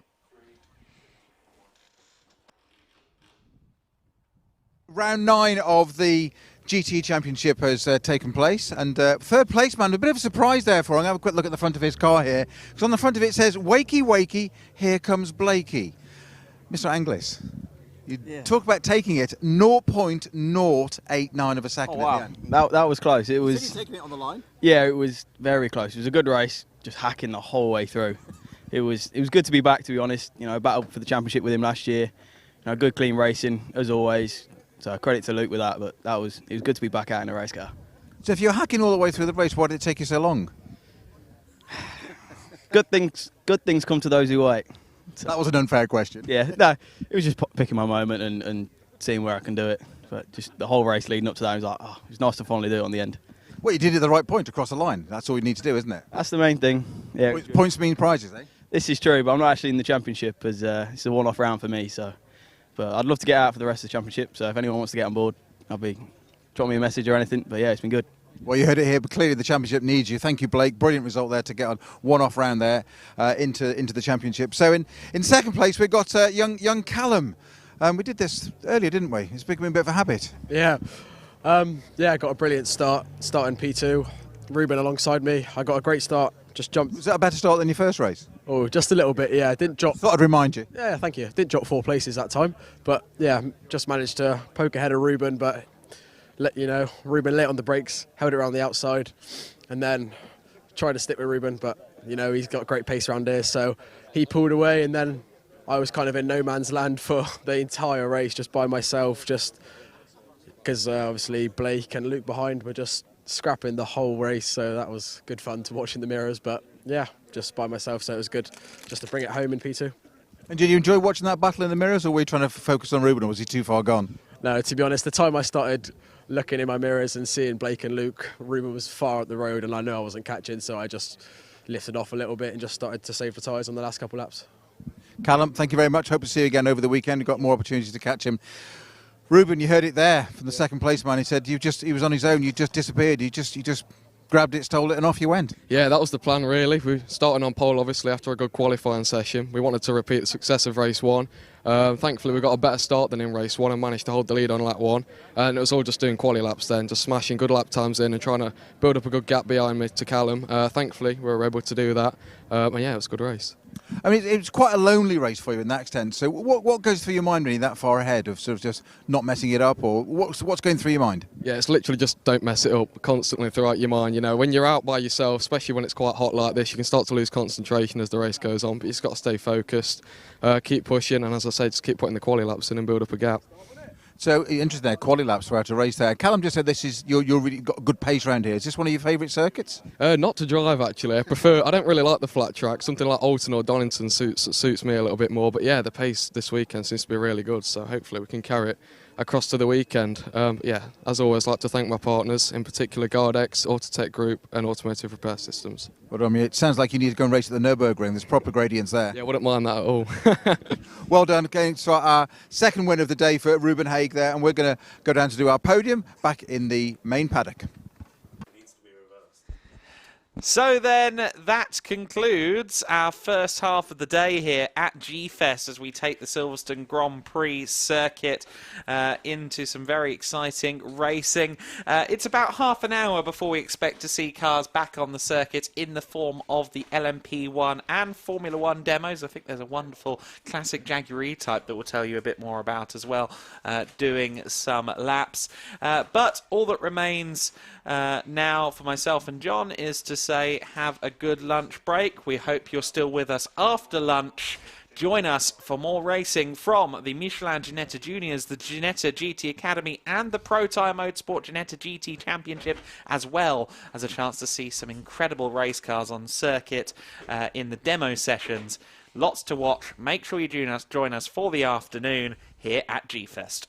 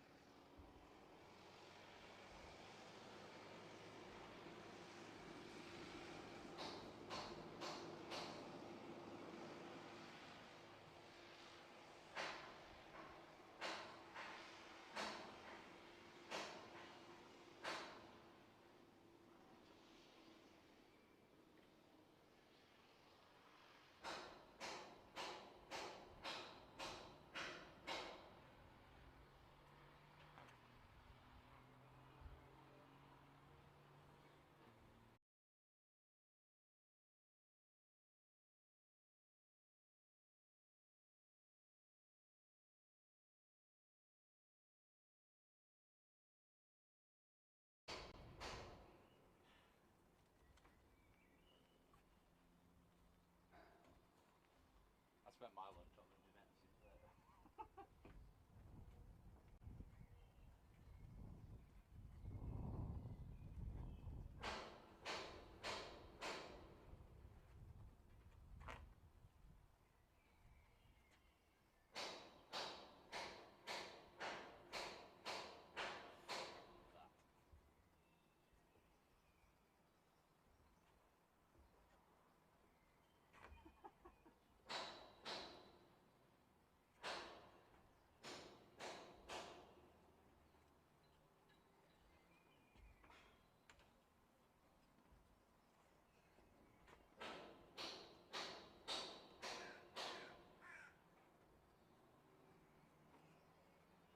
To be fair though, Chris has got ballast.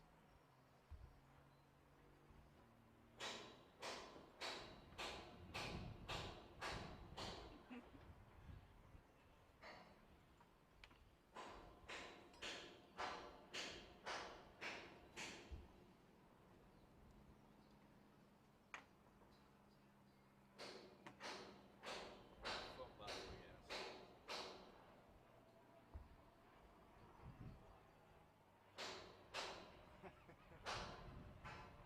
Hot chocolate is pouring from the sky. Oh wait, hang on a minute.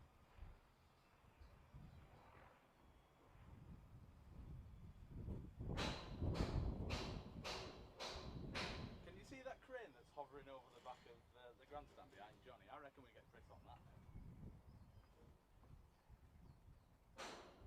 Handheld camera, no tripod. Just swing the crane down straight as the cars are coming down. Do it like a drone shot.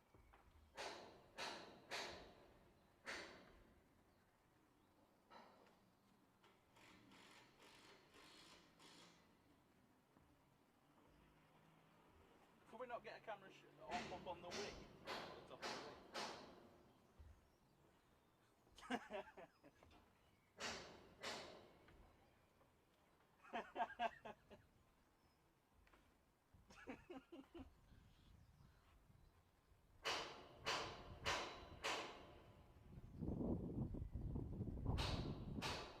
I'd be looking at the bottom of that if I were you, Johnny.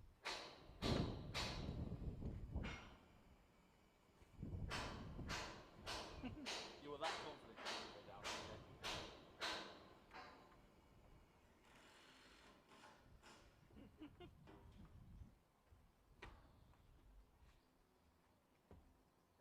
I'm sure I've got a photo of the back of the bike that you can pull with. You would. If he's got one big enough that I need a tow rope to pull him off, he's well deserving of it.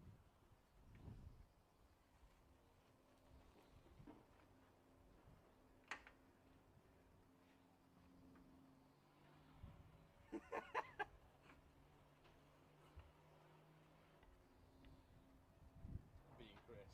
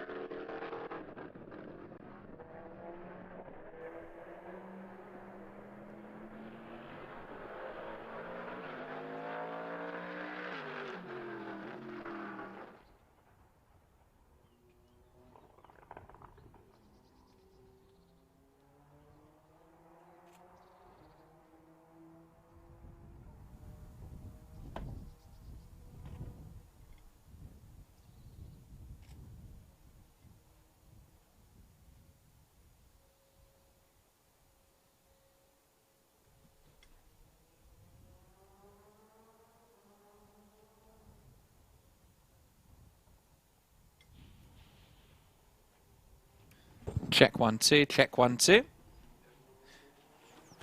Check, check, check, check.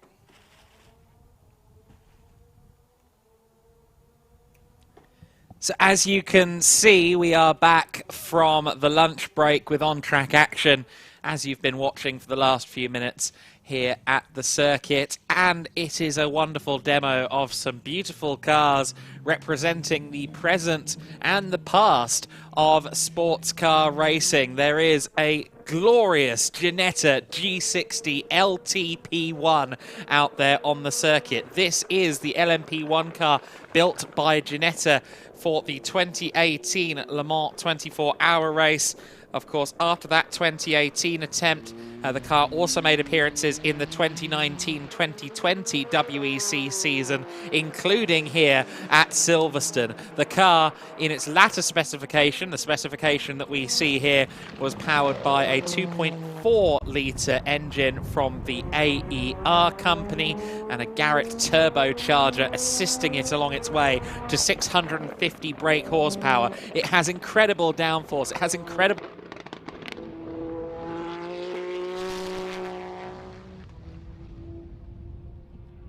This would be quicker if the hypercars were in town this weekend at Silverstone. That Ginetta would be faster. Of course, the hypercars a little heavier, more bulky in general than the P1s. The LMP1 era of sports car racing, the quickest ever era of competitive sports car racing. And what a pleasure to see these cars out on the circuit. John, I know you just went out there to take a look. How is it? Mate, I was like a giggling schoolchild on the pit wall there. It was unbelievable how fast this thing flies past. The deafening noise, you can feel it rumble past in your chest. It was unbelievable, and what a thing to have here on show at Silverstone today. Yeah, absolutely incredible. We've also got this, the Ginetta LMP3 offering, the G60 LTP3, or G61, I believe it is, LTP3. This car powered by a 5.5-litre Nissan V8 motor, as can be seen in series all over the world, including the Asian Le Mans Series, the Prototype Cup Germany, and more besides. Still very much current offering, still available to customers, the Ginetta G61 LTP3. Of course, this P1 car didn't really get the chance to hit its stride fully, really. Only made, I think, 4 or 5 WEC appearances over the years, but what a car it is, and a true pleasure to see this car taking through the Silverstone circuit. Looking at it here through Maggotts Beckett, the direction change is extraordinary. Already over the course of this demo session, we've seen the car into the 1:45s. To put that into perspective for you, a GT3 car just about chips under the 2 minutes if the driver knows what they're doing. This is really a gorgeous thing to behold. We aren't going to talk too much over this car, of course, because we want you to be able to hear the sound, feel the noise of this machine as we are here at the Silverstone Grand Prix circuit. We also just want to mention as well that there is a Jaguar E-Type lightweight out there. It's a recreation of one of the most famous E-Type lightweights from the 1960s. A toolshed recreation. It is basically a ground-up, exactly correct recreation of the Jaguar E-Type lightweight. A real look at what they were going for in 1960s GT racing. Low drag, high power, just starting to flirt with the idea of downforce there with some of those upward crevices on the roof and on the boot line. And I don't think there's any situation prior where an LMP1 car would have shared a track with a Jaguar E-Type. This is quite a unique demo run. Exactly. I don't think that would be the most competitive race I've ever seen in my life. No. But as a demo run, they look absolutely fantastic. Yeah, no, it wouldn't. They don't quite match up in terms of lap time, but what a combination they make. Hopefully we get that wonderful, rumbling, sonorous Ginetta P3 car out there on circuit as well in the next few moments. But as these cars continue to circulate, we're going to let you take in the noise, take in the sheer drama of these. I will just let you know, I believe this is Mike Simpson at the wheel as well, a period driver for this Ginetta G60 LTP1. And he's just gone quicker, a 1:45.209. We'll let you watch on as we see this car at full chat around the Silverstone Grand Prix circuit.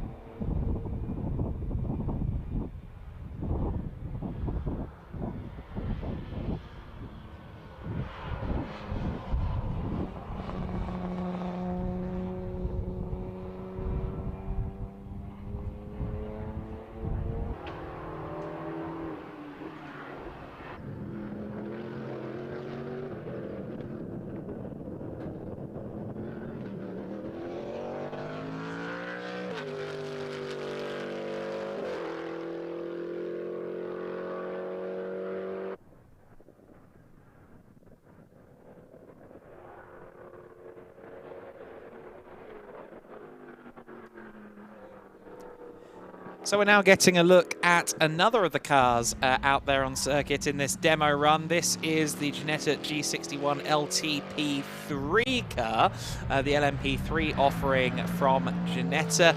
Of course, the initial Ginetta, as I mentioned in the morning section of the broadcast, the initial LMP3 entry into motor racing was right here at Silverstone in 2015. The category made its debut, and the only manufacturer representative was Ginetta.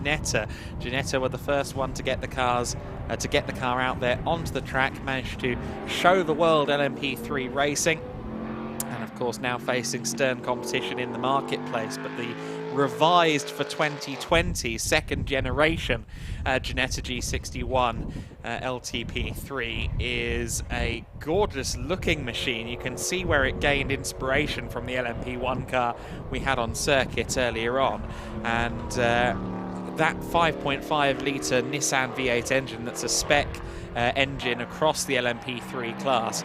I can attest to this, having commentated on LMP3 cars quite a few times. It's one of the best sounds in modern motor racing. We've got two of the best sounds going at the moment with that incredible 2.4 litre V6. The P1 car is about to head back out on circuit. But this little LMP3 with the 5.5 litre V8, it's a proper thundery sound, isn't it? Yeah, it's a very different sound between the two cars, but both extremely striking and both extremely pleasurable. I think we can both agree with that. They sound unbelievable, both the P3 and the P1. So as you say, brilliant to have them both out on circuit, both cracking in the lap times. We were having a look just a second ago when we were off air. I think a 45.2 was the best from the P1. About, what was that, 9-10 seconds off of the pole time last time out in the P1s here at Silverstone. So he's not waiting around, is he, the driver of the P1 car? And neither is the driver of the P3, to be fair. No, well, I know I've seen Mike Simpson in his race suit. I wouldn't mind betting that Charlie Robertson is here as well. I believe the very chassis that we've got running around the circuit at the moment in terms of the LMP1 cars, that is the car that finished 4th at the 2019 Silverstone 4 Hours, the season opener of the 2019-2020 World Endurance Championship season. So a very historically significant car for Ginetta. Not their first foray, incidentally, into LMP1. Collaboration with Zytec brought the Ginetta brand into LMP1 for the first time in 2009. The car running under the Team LNT banner, Lawrence Tomlinson's personal race team.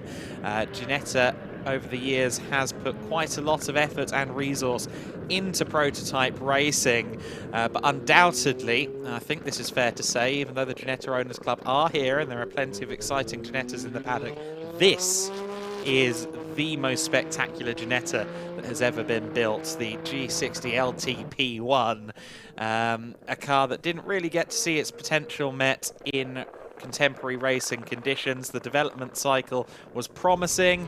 Unfortunately, LMP1, of course, was coming towards the end of its life around the time this car was developed.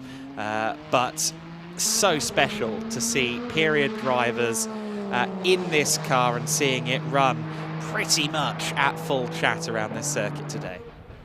It's absolutely fantastic. Now, I can't take my eyes off the screen, to be honest. It's absolutely brilliant. Even though they're not racing, it's still a joy to watch this car thundering around the circuit, particularly like we were talking about earlier here through Maggotts and Beckett's. We were speaking about the drivers in the Ginetta Juniors diving in there, getting it really slidey on the steering wheel. It's probably a lot less movement in the steering wheel of that P1, much more planted with all that downforce.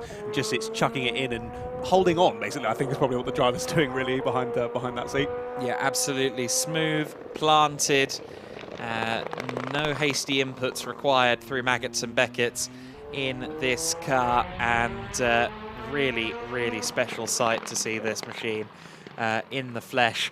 I did say to you, I mean, I was here in 2019 when this car was racing in this livery at the Silverstone 4 Hours, whereas you weren't here for that, and I like, go to the pit wall. You were like, I want to go to the pit wall, I want to go to the pit. John, do it. You'll regret it if you don't. Definitely a lucky experience that we're being treated to here at G-Fest. If you're watching today, it's out for the next 2 days as well, the LTP1, all being well. So G-Fest, so many reasons to come across the weekend, but chief among them has to be coming to see the LMP1 car running around Silverstone. It's the first time we've had a top-line prototype running around this circuit, a modern one, since the 2019 race. We've had historic races for some cars of the early mid-2000s into the 2010s, but it's been a little while since we've seen a modern LMP1 car running around this Silverstone Grand Prix circuit. So if you've got the chance on Saturday and Sunday to join us, I really suggest you do so. And we can see that even though it's a different style of driving, the driver of the E-Type recreation is also pushing a little bit there. Bit of a lock-up into Club Corner. And that's pretty understandable. Has slightly less grip than the P1, so diving in there under the brakes, getting it locked up. He's pushing, he's trying his hardest, and the car looks fantastic as well. As we say, a very, very different car to the P1 and the P3 we see out there, but still beautiful and a brilliant racing car in its own way. Yep, very much an authentic recreation of the E-Type lightweight, a car that was very successful in events like the Tourist Trophy at Goodwood and later at Silverstone as well. Really a special machine to see on the circuit. Of course, would have gone up against the early Cobras and Ferrari 250s in periods, as well as cars like the DB4 GT Zagatos from Aston Martin. Very much a well-decorated race car, the Jaguar E-Type, throughout the 1960s and even into the 1970s in the USA in the Trans Am series. But these cars continue to make their way around the circuit. We've got 10 minutes left of this session. I will say, before I let you listen to these engines completely unabated once more, just to let you know there is another car due this weekend on the Saturday and Sunday, an ex-Ayrton Senna Tolman TG183B, the 1984 chassis that he will have raced throughout that season. We'll give you more info on that car when it's on screen tomorrow. But for now, we'll let you listen in to these 3 stunning machines as they continue to lap the Silverstone Grand Prix circuit.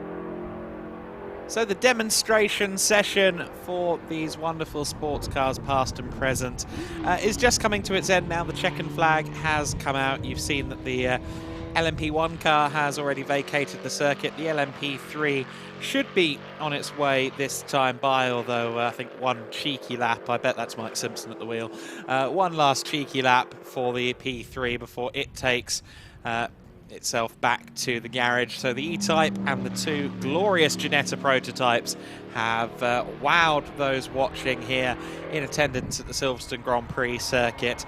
They will do so again before the end of the day, and over the weekend the Ginetta prototypes will also be joined by the stunning 1984 ex-Ayrton Senna Tolman. So there's lots of reasons to come along and continue to tune in here at G-Fest. But as this session winds down, we're going to bid you adieu for now, but not for too long, because when we get to 14:57 to 57 p.m, so in about 15 minutes time, we'll be back with the Michelin Ginetta Juniors. They're next up for their second race of the day here on day one of G-Fest.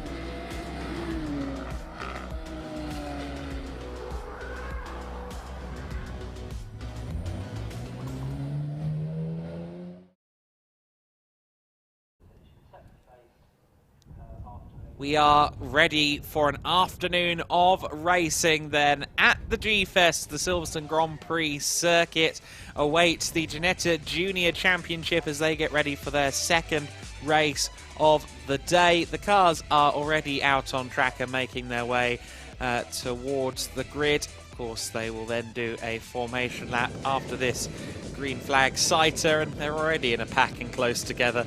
I'm sure that bodes well for what is to come. It will be a bit of a second chance for Freddie Slater coming into this race. Of course, Slater with a bit of a disappointing run in the first race. He will be on pole position alongside Leo Robinson. So Slater and Robinson on the front row. It will be Alicia Palmovsky and Mikey Porter on row 2 of the grid. Good to see that Alicia's getting another go from the second row. Hugo Schwarzer and Chase Fernandez, our race winner from last time. Of course, Fernandez, who did not get the best of qualifyings last time, started 8th, but he managed to take the win. Charlie Hart, our pole sitter from race 1, is in 7th alongside Luca Hopkinson. Row 5 of the grid, Henry Jocelyn and Finn Harrison. Finn Harrison, who came from 20th to take 2nd place in the first race earlier. Then it's Tom Spragg and Razor Seaworthen on row 6. Row 7, Mackenzie Douglas and Freddie Allen. Row 8 of the grid is Edu Robinson alongside Harry Moss. Row 9, and it is Felix Livesey alongside Alfie Davis. And then getting to our final row of the grid, row 10, Bria Anglis and Holly Mile. Of course, Bria Anglis, the younger sister of Burke Anglis, who we saw earlier on, or rather Blake Anglis, I should say, that we saw in the Ginetta GT Championship race that we saw earlier on. And they are hoping to one day race the 24 Hours of Le Mans together. They will have no doubt been salivating, as we all were, at the sight of the LMP1 and LMP3 Ginettas circulating a little earlier on. As you can see, with all of the cars already on the circuit, hasty exits for everybody now to get the formation lap underway. But John Ratcliffe alongside me, Adam Weller. We've also got Peter Snowden down in the pit lane to bring us podium interviews at the end of this race. But John, the Ginetta Juniors, absolutely wonderful racing earlier on. Of course, we were meant to get 20 minutes and the flag waved 1 lap early. We're very excited to see what would happen in that final lap. But this time we've got another 20 minutes scheduled, and once again all of those fast contenders at the sharp end are right there. I think this is going to be exciting. It was such an amazing race earlier this morning, wasn't it? It was nip and tuck throughout the pack. We had constant battling at the front. We were watching. The pack would sort of become 2 cars, but then they'd start battling more. We'd have more join the back, then it would all blow up, and then it would all happen again. So hopefully we're going to see more of that in this race. The battling was immense. There were sort of 10 drivers that were in for the shout of a win in the earlier race. I think we're probably going to see more of the same throughout this next one, so I am well excited for it. Yeah, me too. Freddie Slater, the championship leader coming into this weekend, only managed to finish 6th place ultimately, which is not the result that he would have wanted. He finished just behind Leo Robinson, who finished in 5th position. However, Leo will now be alongside Freddie on the front row. Of course, Razor Seaworthen, who finished 4th, is having to start down in 12th place. Charlie Hart didn't get to finish their race earlier on. He will be starting from the 4th row of the grid. So a few drivers getting a little bit of fortune in terms of the grid this time. They get the opportunity to start from a slightly better position than they had last time. Others, such as Charlie Hart, who was our pole sitter last time, will have some more work to do. However, Chase Fernandez, of course, started 8th in our earlier race and finished 1st. 2nd place was on the grid all the way down in 20th, Finn Harrison, and he ended up taking 2nd place. Finn starts from 10th this time and Chase Fernandez will be 6th position. Charlie Hart can take comfort in the fact that we've already had a win from the 4th row in Ginetta Juniors today. Yes, yeah, you don't need to be alarmed if you're slightly further down the grid on this one, do you? You saw people coming up. I mean, the person who finished 2nd started on the last row, didn't they? So, I mean, you can come from anywhere in this race and do well. You heard me sort of chatting away to myself when you were reading out the grid earlier on. I think you thought I was trying to tell you something. I was just chatting away myself, being a weirdo as usual. It was because I realised that Leo Robinson, when I saw his face come up on the screen, I remember interviewing him at the IAMI O Plate, I think in 2020 at PFI in karting. So great to see him coming through the karting ranks and then up into car racing now, showing his hand at Ginetta Juniors and being really, really quick, starting there on P2. Can't wait to see what he can do. Yes, 2-time British champion, an Italian champion as well in karting. Leo Robinson racing for Alistair Rush 4th Motorsport here this weekend. We've got an onboard here with Hugo Schwarzer. That's an exciting onboard to have. I'm sure we're going to get some good action out of that one. The German racer from Cologne, Germany, will be a great asset to the broadcast, I'm sure, because he was in the thick of the action. Really the main contender at points, along with Hart, to Freddie Slater. Freddie, a former world champion, a former European champion in karting circles, is doing a Lando Norris, as has become the term, and making his car racing debut in Ginetta Juniors, and has proven stellar to this point. However, 6th place, not what he's here for. He's going to be using that pole position as a good excuse to break away from the field and dominate if he possibly can. But dominating drives few and far between in Ginetta Juniors. Yeah, breaking away from the field seems like an impossibility in this race, but I guess we'll wait and see. It's exactly what Freddie Slater's going to want to do. He's not going to want to get into the scuffles that we saw him in the earlier race, but we'll have to wait and see whether he can break that toe. Yes, that's what he's going to be aiming for in that number 7 car. Of course, you see the Bayliss and Harding and Paragon colours on the car. He's part of the Paragon family, as it were. We're about to go racing, though, for the first time this weekend, or second time this weekend, I should say, for the Michelin Ginetta Junior Championship, round 2 of the day, and they are underway. It looked like a good start from everyone on the front row, but is it going to be Slater or is it going to be Robinson? It's Robinson. Leo Robinson goes into the lead through the first corner. Through Copse they go then, and towards Maggots and Beckett. Will they still be side by side, or will Robinson be able to fold out in front of Slater? Well, neither, because Slater's gotten through into the lead. You've got Alicia there in 2nd place as well. Pomorsky there up into 2nd place. Mikey Porter trying to get involved in this as well. He's there in 3rd place. A good couple of car lengths already for Freddie Slater then, but will he get swallowed back up into the pack as they go down the hanger straight for the first time? I'm not sure what happened to Robinson there. He got a really good start off the line, just pipped Slater to that first corner, but then out of Copse, Slater got the better run and re-overtook him. And then, of course, Robinson's got eaten up by a couple of other drivers. So, yeah, interesting that off of Copse. Not quite getting the right one, but Slater already doing his best to try and break that toe. He's already got a couple of car lengths at the front. Robinson dropped all the way down to 6th place then, after initially having a nose ahead through Copse corner. Very strange indeed. So it is Slater from Pomorsky, our top 2. And then you've got Mikey Porter, who at one point was well outside the top 10, was nailing fastest laps, though, in that first race earlier on. And managed to recover himself up the order to 3rd place, which is where he now finds himself. Meanwhile, side by side further back, Hugo Schwarzer trying to move up into 4th position. We ride on board with Schwarzer as they approach Abbey Bend. And you just saw the quarter panel there of the car alongside him, but moves up into 4th place. That is the race 1 winner, Chase Fernandez, who took his first ever car racing victory just this morning, and he'll still be riding on a high from that going into this race this afternoon.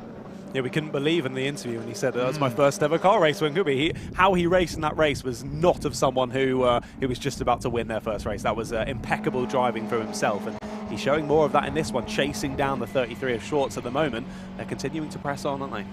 Yeah, absolutely. You see in the rear view mirrors there briefly on that onboard, Hugo having to keep an eye on Chase Fernandez. Fernandez just trying to find a way through. It looked as though Schwarzer was going a little bit straight on there under braking, but he's managed to get the car turned in and remains in 4th position for now. I think just about everybody is cleanly through the first lap of the race, but it is Freddie Slater with the lead at the moment. However, Alicia Palmowski not far behind at all as they run across the start-finish line. She's just 3/10 back from Freddie Slater, and well in the tow as well. Mikey Porter not too far behind either, as side-by-side Chase Fernandez getting past Hugo Schwarzer, so that's for 4th position. Fernandez back up into P4 for now, although we know Hugo Schwarzer is one to immediately retaliate comprehensively and usually successfully.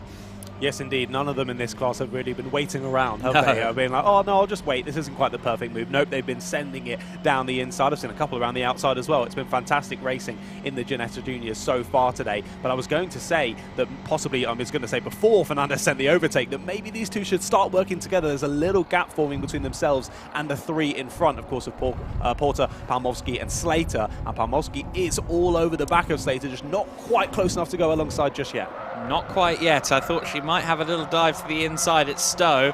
Hugo Schwarzer does have that dive to the inside, so as anticipated, Schwarzer immediately fights back and gets through against Chase Fernandez. So these two are, yes, holding each other up slightly, yeah, not working together. Maybe they will later on, I don't know.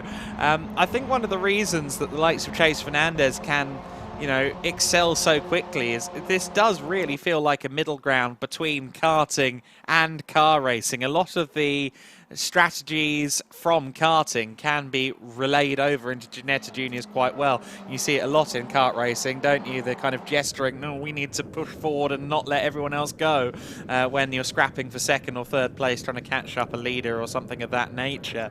And a lot of that applies here in the Ginetta Juniors as well. I thought the Slater and Palmowski had just about cleared Porter, but actually, as they now run out of the village loop and through Aintree onto the Wellington straight, I think Porter's going to get involved sooner rather than later.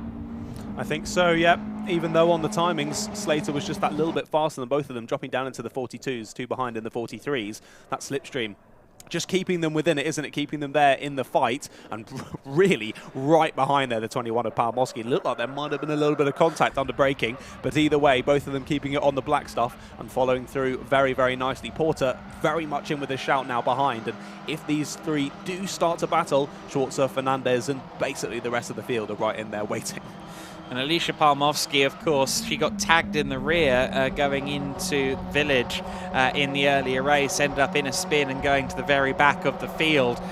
She felt a little bit aggrieved by that, but was still buoyant going into this race, especially from this front row starting position. She's got a great opportunity, and she is really taking the fight to Freddie Slater at the moment. They've all crossed the line already and head towards Maggots-Beckett's now. It's still Slater in the lead, but it really is 3 cars for the space of 1 there as they go through Maggots-Beckett's, and look at the 4-wheel drifting. Slater there masterfully sliding the car through the first elements of Maggots and Beckett's and almost oversliding it there as he goes towards Chapel Bend. I wonder if Palmowski may now have an opportunity. If she has the straight line speed, certainly she's going to have the slipstream, surely, and almost difficult to see Palmowski as they run down the hangar straight, just hiding behind Freddie Slater. Yeah, spot the bright yellow car. I never thought that'd be a difficulty. And look, there you go. Literally, as you said, the karting gestures already coming out in Ginetta Juniors. Yeah, that's Hugo Schwarzer telling Chase Fernandez, enough of this, we need to chase the top 3.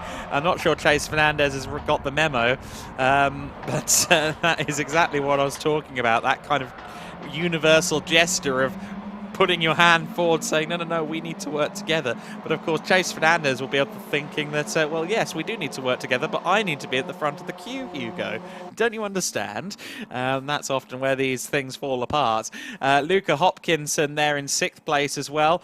He's got involved with this too. Charlie Hart is still down in 8th place just behind Leo Robinson, as side by side Chase Fernandez has a little bit of a look, and that could open the door to Luca Hopkinson, who carries more speed through Farm and towards Village. village. Surely has the inside line and the position. Just about gets it stopped under braking, and sure enough, moves up into 5th place at the expense of Chase Hernandez.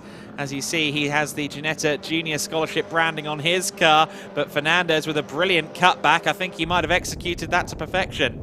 Yeah, really, really nice. That initial move from Hopkinson down the inside was perfectly weighted on the brakes, but then that up and under executed almost also as perfectly from Fernandez to get back through there. Those top 3 continuing to battle, though.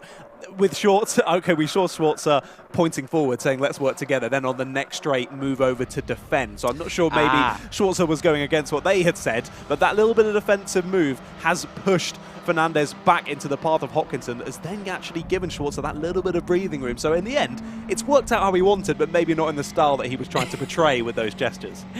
Quite possibly. Just worth noting, Chase Fernandez, of course, getting his first win here today.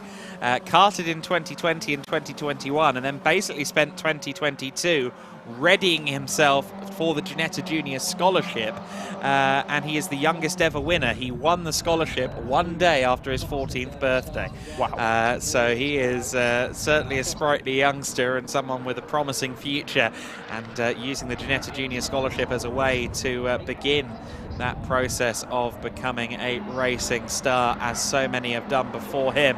Freddie Slater then, with the fastest lap last time by, we saw on the graphic, that's actually been surpassed by Hopkinson. Luca Hopkinson now has the fastest lap of the race, but Freddie Slater still there in the lead, still with Alicia Palmovsky and Mikey Porter right in his wheel tracks. Hugo Schwartz going defensive as they approach Stowe Bend as well. I think maybe just getting a small nudge potentially from Chase Fernandez there. Luca Hopkinson going around the outside, and he's going to have to pay for a ticket to get back in, going that wide through Stowe. And it's got into groups of 3s here, isn't it? First to third and then 4th to 6th, although Charlie Hart is looking to push Leo Robinson 4th to make it a 5-car train for 4th place, and I think he's succeeded in doing so. I think he has. Yeah, it was a good attempt initially from Hopkinson to try it there. I think that was down at Stowe, wasn't it? Yeah, around the right-hander. I think again has tried to go up the inside. They're trying to go 3 wide at the first corner here on the GP circuit. Go back to 2 wide. That's scary enough, but they've actually made it through, impressively so. So yeah, it had become a 3-way battle. Now it's become 4, and actually the person who was leading this battle has managed to just about scamper off, haven't they, Schwartz? You just see going through our shot, this now becoming a 4-way battle over 5th place, isn't it now? And the 50 very much getting involved around the outside. Of course, that's Charlie Hart getting the move done around the outside. A lovely move. Yeah, Charlie Hart doing a good job there, as followed Leo Robinson through. I said he was going to push Robinson into the battle. He's now pushed Robinson by, and those two continue on. You've got to fight further back as well, as Finn Harrison is having to try and defend up against the likes of Tom Spragg. I think he's also gotten past C. Worthen as well. So I think Harrison for now defending 9th position. And you see some lockups and some pressure under braking, definitely evident for these drivers. They're watching through the mirrors a little bit, aren't they? And the Michelin rubber is taking the brunt of that sometimes. It certainly is, yeah. Hopkinson now, I believe, is actually at the back of this train, isn't he? Yep, there you go, confirmed on your timing tower on the left as they cross the line. Hart still trying to find a way past Leo Robinson, but he has dispatched Luca Hopkinson as of now. But equally, we see how close the racing is in Ginetta Juniors. Hopkinson could be right back involved in only a few corners' time, so don't count him out. But let's see if these 4, if they can start to work together a little bit more than they have been doing, whether they can chase back down that gap they now have to Schwartz ahead. And if Schwartz can try and get on the slipstream of Porter and get involved with the top 3 battle, as they sort of stayed the same over the last 3 laps, haven't they? They've been working together a little bit better, maybe not out of choice, but out of just general pace, and they've created this gap between themselves and the rest of the field, which is perfect for them moving into the final 8 minutes of this one. And of course, we've seen that once Hugo Schwartz gets into a battle for the top positions, he's not one to give up in the slightest. Of course, there was contact between himself and Freddie Slater that sent both of them down to the bottom half of the top 10. By the end of the first race earlier on. Will he get to go wheel to wheel with Slater again? Remains to be seen. Alicia Palmovsky still there, waiting in the wheel tracks of Freddie Slater. And an off-track moment there for the 48. Luca Hopkinson has lost control there. Now, did he fall or was he pushed? don't know, but either way, he went across the grass there at Club. Thankfully gets back underway. Doesn't look like he's had any significant damage to the car. May have just been an error, but either way, he's dropped well outside of the top 10, potentially out of the top 15. Yeah, I think he was 15th and he rejoined behind Freddie Allen it was, and he just rejoined there. So yeah, a bit gutting for Hopkinson, losing out on a few positions, but as you say, we don't know quite how that one started. An odd place to go off on the inside of the corner there. I think it looked like it was in the braking zone, possibly a bit of side-to-side contact, just sent them spinning off stage left. So gutting for that driver, but either way, continue, no damage, can fight another day. We saw Mackenzie Douglas getting by Tom Spragg at the Village Loop just a few moments ago. They're fighting on as the 38 of Finn Harrison is just watching them in the background. It was a 4-car train, and now Finn is getting the opportunity to disappear up the road a bit. I think the 24 car has something loose under the flooring as well of that car. You can see it down the straights that there's something flapping around at the bottom of that 24 car. There is the 78 of Seaworthen as well, who was one of the top contenders in the previous race. Doesn't seem to have found that same form here, currently running, well, what will be in 10th place. Indeed, yeah, I think Douglas has managed to jump the ball, hasn't he, on that last lap? Yes, he has. I think he gained 3 or 4 positions on that last one, so even if there is something hanging off, it's not inhibiting his pace. He's jumped up to 9th place, well inside the top 10 now for Douglas, so making some good moves, leading that train. But yeah, Seaworthen and Spragg right involved in that fight as well. We look back to our leaders, though, chucking it through Maggots and Beckett's. Slater still leading this top 3 battle. They haven't changed at all in the last few laps. Slater leading Palmowski, leading Porter, and as they continue to push each other through the air, Schwartzer's just behind, and now I see that Fernandez has also cleared that secondary battle as well. He's also in a bit of no man's land, chasing down Schwartzer, and just got the fastest lap on the last lap. Keep your eye out for Chase Fernandez. Yeah, it seems as though Palmowski can't quite draw alongside Slater on these long straights, can she? She's trying her best to get the setup out of the corner, get the run out of the corner, but not quite got the firepower to get alongside as of yet. But the race is young. Maybe Alicia, who's raced in this category last year, she's got a bit of an experience edge on a couple of the drivers around her in terms of Ginetta Junior competition. Maybe she's just keeping her powder dry until the end, you know, show your hand when it matters the most. We could see Alicia Palmowski move up the order just yet. Certainly Slater, a more than capable driver, karting world champion as we mentioned earlier on, and took 5 from 6 of the races that came before this weekend. 5 wins in 6 races. Comfortable championship lead over Hugo Schwartzer, second in the standings. So there's no doubt that Slater is performing his role to a T, but Alicia Palmowski, I don't know, I get the feeling there might be something yet to come from young Alicia, and she's saying to Mikey Porter there, we saw it through the windscreen, no, please don't attack me, let's get Freddie, let's work on trying to get past Freddie, who goes defensive. Yeah, interesting. I didn't think he'd go that defensive. No. He wasn't under too much pressure there, and Palmowski was looking in the mirrors from an attack from Porter. So realistically, Slater there could have taken the quickest line and gained a little bit of space over these 2 behind, but he's taken the tighter line. He felt under pressure there, and that has allowed for the 33 of Schwartzer behind to close in that gap. So we do now have a 4-way battle for the lead, and he isn't too far back to Fernandez, Robinson and Hart, who have all sort of split off from each other. And if Slater keeps defending like this, it is going to be a big battle for the lead very soon. Yeah, Slater is certainly feeling the pressure now, feeling the need to go defensive. Hugo Schwartzer registers the fastest lap of the race, 2:38.833, as he challenges Mikey Porter for 3rd position. He's got the run on the approach to Maggots Beckett's. I have to believe he's made that position up on Mikey Porter now, has the best view in the house to watch as Palmowski continues to stick to the rear of Freddie Slater. Brilliant racing between these two. Once again, Slater and Schwartzer find themselves in the same battle, and this time Alicia Palmowski is there too. 3 of the most talented drivers on this year's Ginetta Junior Championship grid line astern, and that's not to discredit either Chase Fernandez or Mikey Porter, who I would say are pretty much there now too.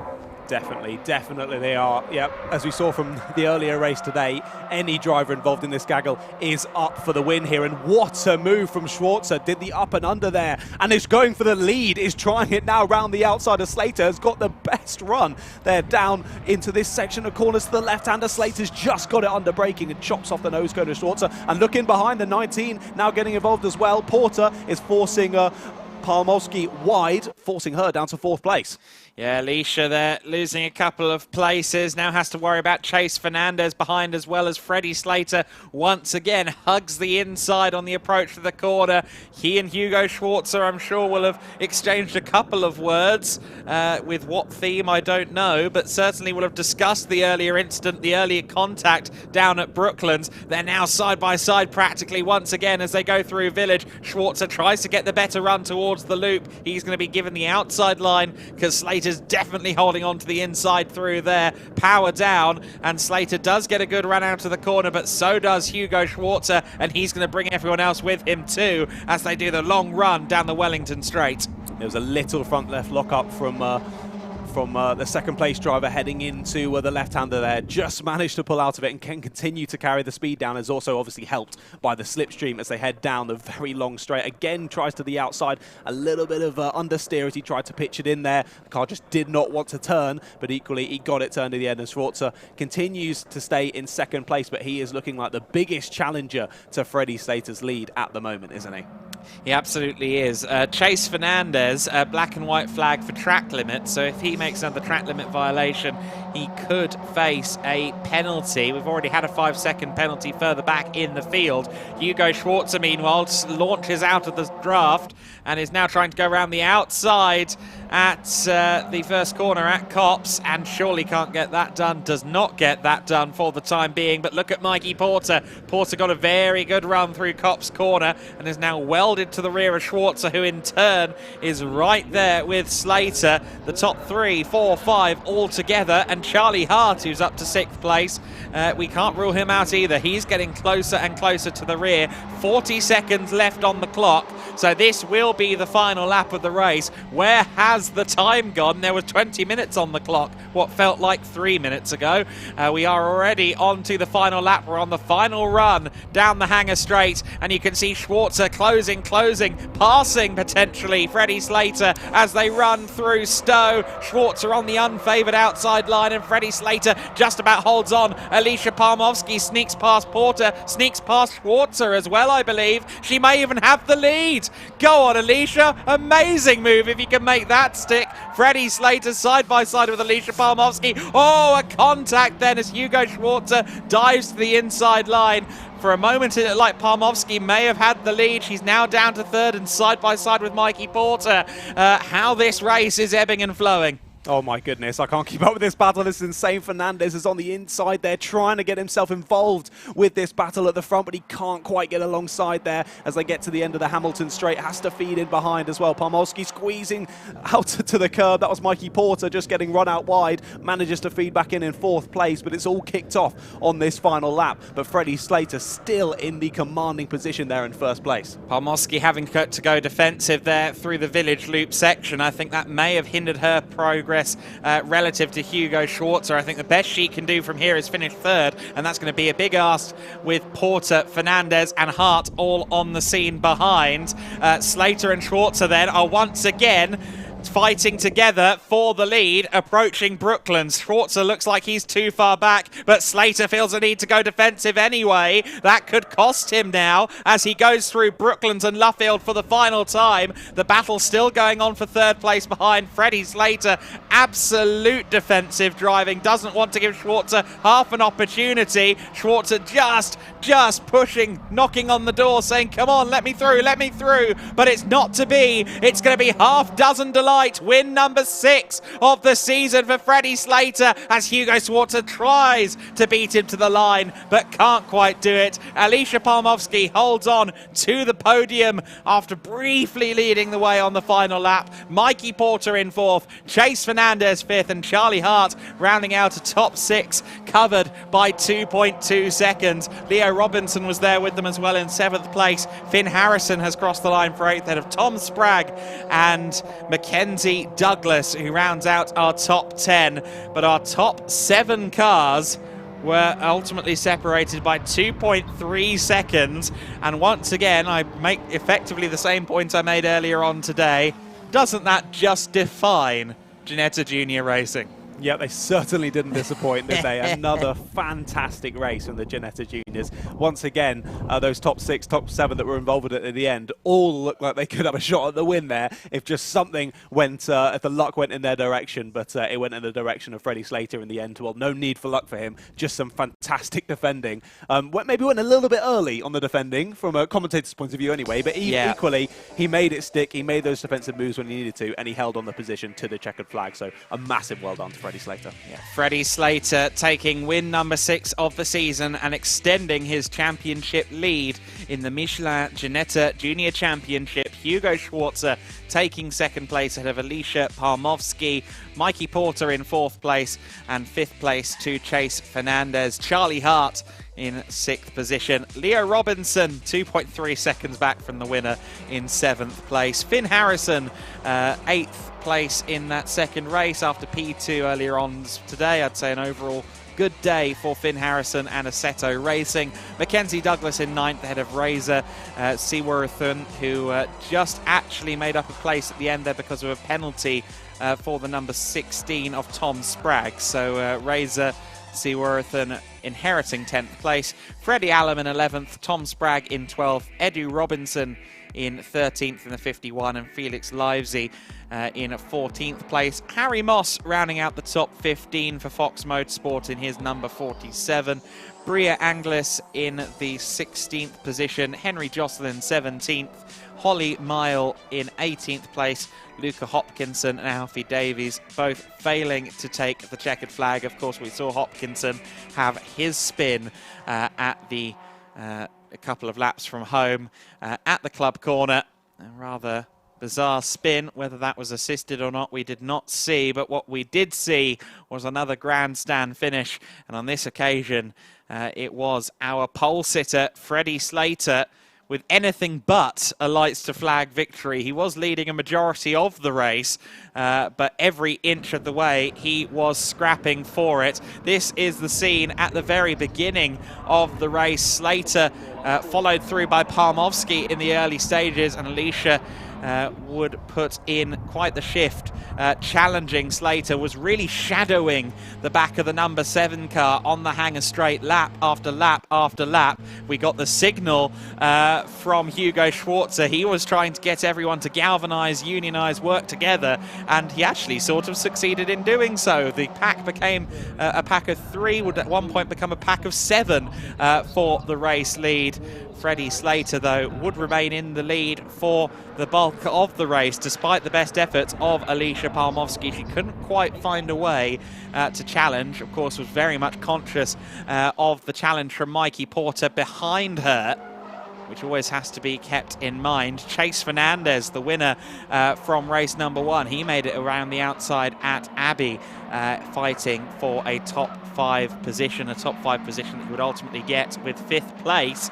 Unfortunately, the 48 car of Luca Hopkinson in a spin from which he would not continue in the mid-stage of the race. Schwarzer managed to work his way up to 3rd place, began to challenge Slater and Palmovsky. It very much became a 3-car battle with plenty of interested spectators behind. Of course, Palmovsky demoted from 2nd place briefly down to 4th, if not 5th position, as it then became a bit of a mirror of what we saw at one point during race 1, and that's a battle between Slater and Schwarzer.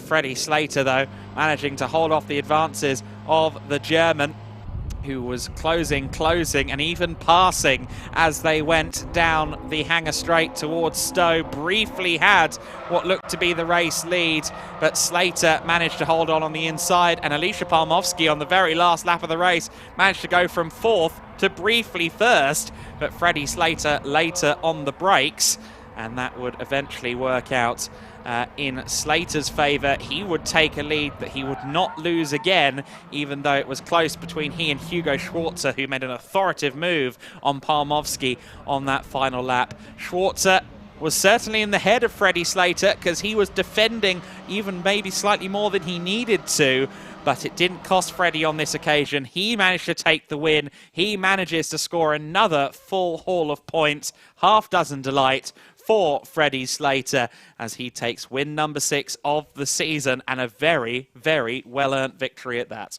Yeah, exactly. I think he showed in that race exactly why. He's got 6 race wins, Yeah. really showing some incredible pace out there on circuit and just placing the car absolutely beautifully. And I will say as well, Schwarzer was doing just that also. We could see on the replays there a couple of the moves, just placing the car so beautifully, knowing exactly where all 4 corners are, being able to send it under brakes and just squeeze his way through. Fantastic to see. Really good racing from the juniors, and we've got even more fantastic racing coming up this afternoon. Yeah, I'm really impressed by Hugo Schwarzer because he really doesn't have that much background.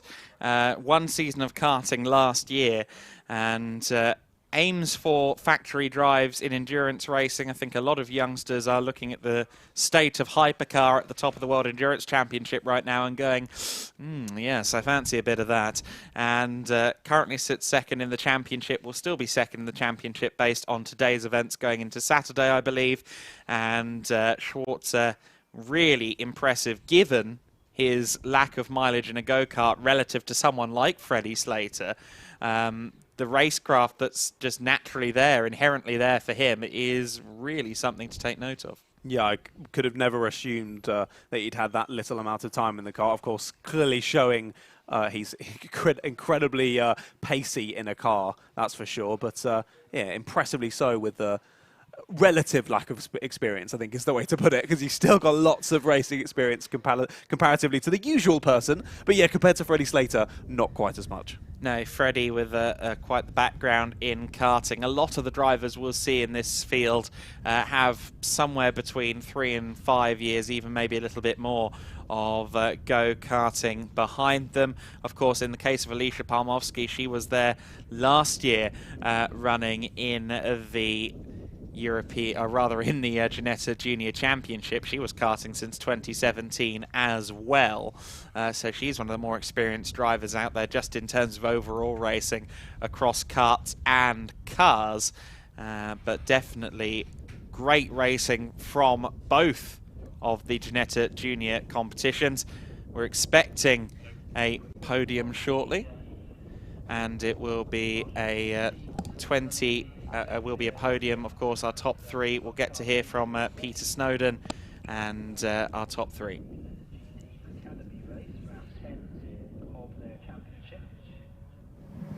So, Alicia, you stole that at the very end there. You denied that podium. You got it yourself. Well done, you. Great driving.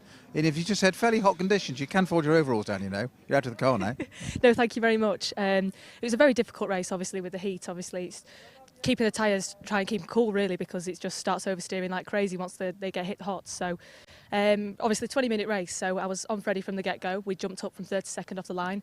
And then I thought I'll just work with Freddie, you know, and try and get a gap, because if we started fighting, then that's when the rest of the pack sort of catch you. So I just didn't want that hassle, to be honest. I was like, let's just get a gap and then we'll go for it towards the end, which is exactly what happened. Freddie still got the win in the end, which obviously isn't what we want, but we gave it a really good go and learning all the time. So we're going in the right direction. You're all very smiley and make it all sound like it's just a casual Sunday drive. Well, you know, it is now. It's easy. That's how it's done. It's on Friday, though. Oh, I know. Yeah, we've got another 4 races to go. So long weekend this, most races we've ever done. So just got to keep our head in the zone. Reset again tomorrow. We're on the national layout instead of the GP. So new challenge there, but we're all in the same boat. So looking forward to it. You mentioned tyre wear. Is that a big problem on these cars, particularly when you get these sort of weather conditions and the heat? Does it change it that much? Because they're a road tyre, aren't they? Yeah, as you say, we're on road tyres, not on slicks. So the car naturally, even in cool conditions, they are a loose car and they are very oversteery. So when they get hot, the tread moves more. So it just makes it a much bigger challenge to try and hustle them round a lap. So very, very difficult. But obviously it makes a result like this much more worth it. But how do you manage that? Well, I hope for the best, to be honest. Close your eyes and hope for the best. That's what I do. But it's just about finding the limit and not overstepping that mark. And obviously we can't drive at qualifying pace. We've got to dial it back a little bit, but not too much, because then somebody will end up getting you. So it's about finding that limit where, as you say, you don't overdo the limit, but you're just there and just on the pace. So it's about finding that right line. Alicia, thank you very much for the tyre technical insight there. Brilliant. And in second place, Hugo Schwarzer. Hugo, Tyre problems for you, of course. It's the same for everybody, isn't it? You're going to say different. To be fair, I saw the leading group in front of me, and they were quite far ahead. I thought, yeah, I'll be sticking in this position, but I caught up with them, even though they weren't battling, and yeah, really happy with our pace. I think fastest lap as well, which shows, yeah, we can fight for the top spot. I was going to say that's very good, but you said that when the leading group's that far ahead of you, because in these cars, drafting is really important, isn't it? Explain that to us. It is, yeah. I had Chase behind me, so I had to defend whilst trying to maintain the pace of the guys in front, which was difficult. But then I got a gap, and I managed to drive the car consistently and catch up with the leading group. Brilliant. Thank you very much, Hugo. And of course, our race winner standing there in the shade, keeping himself nice and cool. You've got to come into the sunshine for this, but your moment in the limelight, Freddie. So you extended that lead yet again. Yeah, it's good points for the team and myself, and it's hard around here in the GP with how hot it is, and the tyres really falling off, and the wind is picking up even more, and the toes getting more, and it's just making my life a lot harder at the moment. I think we have the pace, but then in a straight line, these cars are so, when they're in a chase, they find 1+ seconds. So it's really hard to manage that and just kind of work with people that are outside the team, because you've got to trust each other, and then at some point you do have to start racing. All part of the skills you're learning in Ginetta Juniors, though. Good for you. Well done. We'll see you again later in the weekend. Thank you very much, Freddie, and we'll speak to you later.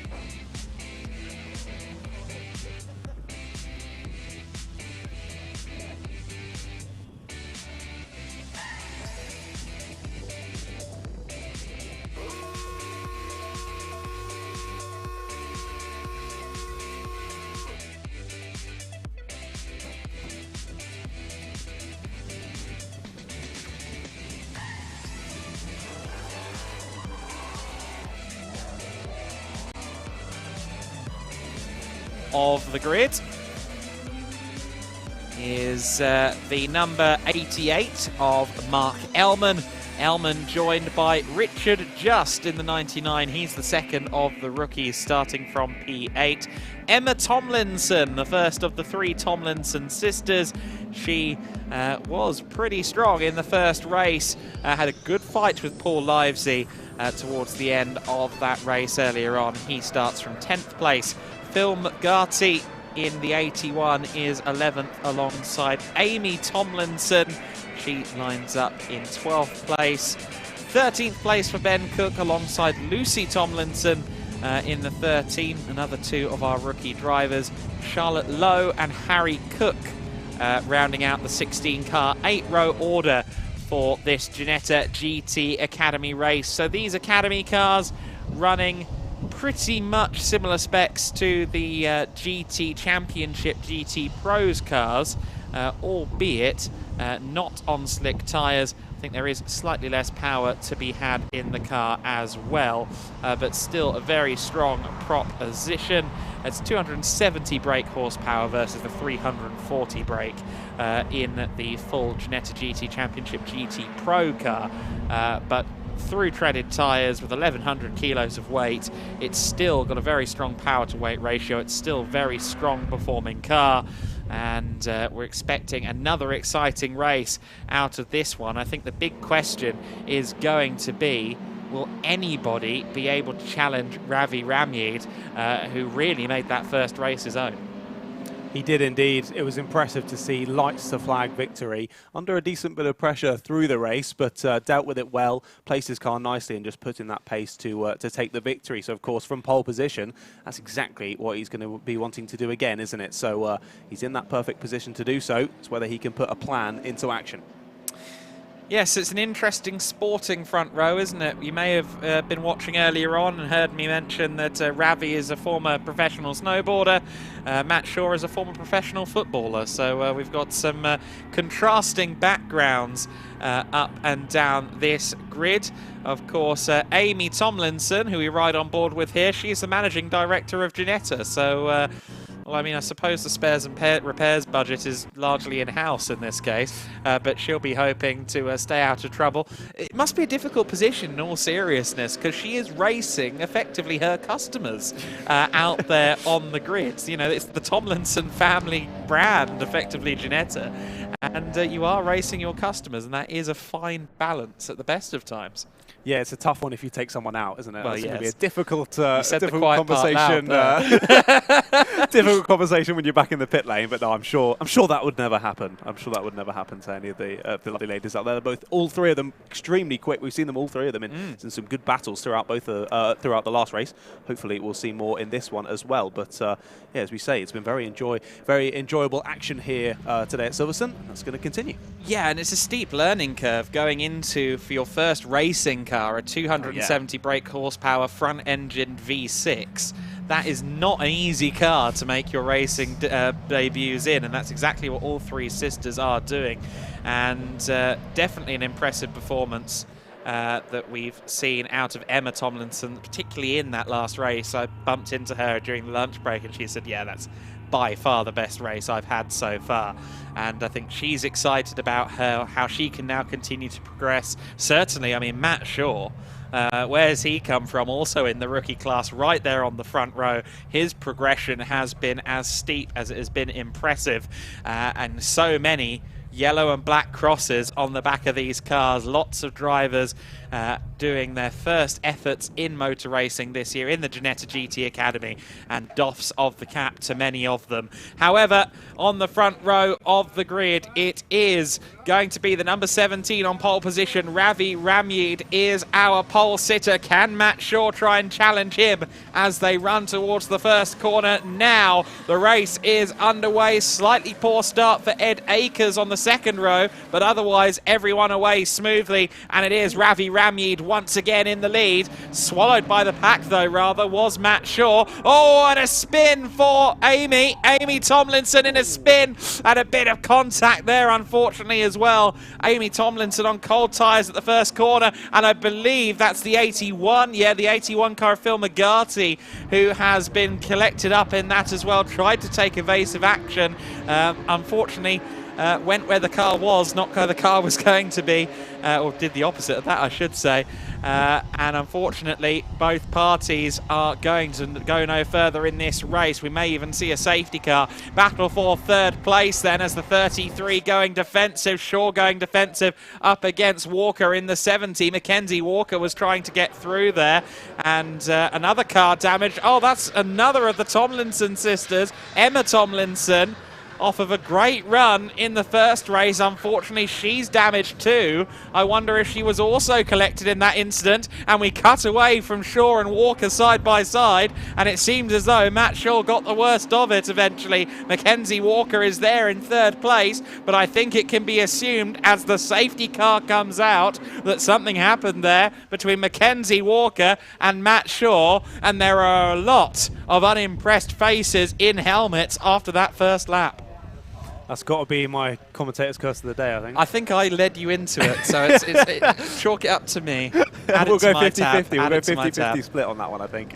But yeah, wow, that's not the start of the race I was expecting from that one. An exciting one nonetheless, but not, yeah, as I say, not in the way I was expecting. So yeah, it all sort of kicked off at the start of that one, didn't it? It was some aggressiveness. I saw it was a great start for Mackenzie Walker, forced her way to the inside, initially getting involved in that scrap, and then behind them, all chaos ensued. Yeah, no, absolutely the case. Mackenzie Walker getting up to third place. Quite what happened between Mackenzie and Matt Shaw, not entirely certain, but we know that Matt Shaw has dropped down. You didn't say not entirely sure? Well, come on. Yeah. How could you miss that one? Safety car is out there with 2.5 minutes of the race elapsed. We're getting a replay now of the start, and we'll get maybe an outside look at what happened here with Tomlinson in the 11. She was further back in the pack, spins it around, and okay, so the 81 car and the 47, I think, were both side by side trying to get around the 11, and unfortunately, I think McGarty was rather boxed in there, had nowhere to go, and lost out as a result, damaged as a result. So, cars coming across the line for the first time in this race, and unfortunately, we've lost quite a few of them. No less than 3 cars out after that first lap. And, well, one thing we can say is that the Tomlinson family know who they're cheering for now, because Lucy Tomlinson is the only one left there in 8th place. So Lucy in 8th, the sole Tomlinson standing after that first lap. Good to see everyone out of the cars okay, but of course these Ginettas are built to high safety standards, so we can usually expect, thankfully, out of collisions of that nature, that drivers will be a-okay. But definitely not the start to the race that anyone wanted, least of which Amy Tomlinson, who of course kind of triggered that with her spin. But we will hopefully be able to get this safety car in fairly promptly. Whether it will end up being 1 lap or whether we need 2, hard to say.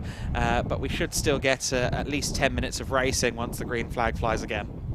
Exactly, yeah. It's a frustrating one for Phil McGarty, because it's one of those split-second decisions, isn't it? You see a car spinning in front of you, you've got that half a second to say, right, am I going to go left, am I going to go right? You have to make that initial decision, and once you've made it, there's no going back, and sadly, he made the wrong decision going left. That car then continuing backwards on that spin, and he went straight into the side of them. So, yeah, always a frustrating one when you realise, oh, I made the wrong decision on that 50-50 there, but it is what it is. That's how racing goes sometimes, and hey-ho, this one's over, but you got more opportunities for the rest of this weekend, and hopefully they can get that damage fixed. Yeah, hopefully all cars are repairable. I'm sure if there's any weekend where we're going to have Ginetta spares in abundance, you would hope it will be G-Fest, and I'm sure every effort will be made to ensure that everyone can come again on Saturday and go racing. It's also worth noting that a couple of drivers are stepping out at the end of today, and other drivers are taking over for Saturday. The Cooks are only here on this Friday at the Grand Prix circuit, for instance, so we won't see Ben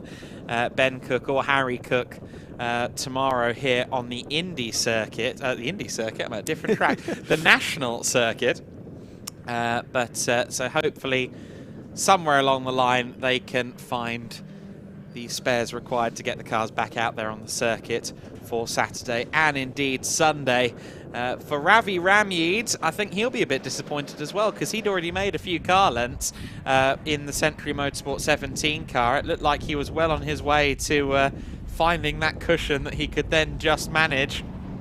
But with the safety car comes a restart, and with the restart comes the risk of someone getting back around you. It's quite difficult sometimes to manage that restart as the race leader, isn't it? It is certainly. Yeah, there's no clear ways here, mate. I think you're getting yourself a little bit confused. There's more there's more elevation where I was going. Yes, yeah, a little bit more. But no, as you say, yeah, Ravi, it's always frustrating when you're in the lead of a race, even if it's only after lap number 1, when a safety car does come out, because as you say, you got that good start, started building the gap as he needed to do, as he did in the first race, but now with this safety car, closes them all back up again, and on that safety car restart, of course, he's the one that determines the pace for that start, so you would say he's got the best opportunity to get that good getaway, but equally, if Ed Akers behind reads it well and sticks with him, then all that slipstream down. We've got a long area of slipstream, haven't we, through the first few sections. Yeah. It could mean that Ed Akers is right on him at the end of the next straight. Also worth noting that it could help out Matt Shaw a little bit as well, because of course he's there at the very back of the queue in 13th position. He was going to be 10-15 seconds off the lead, potentially at a bare minimum after that collision that he had going through Stowe on the first lap, we assume, with Mackenzie Walker. And he now gets to at least be brought back onto the rear of the field.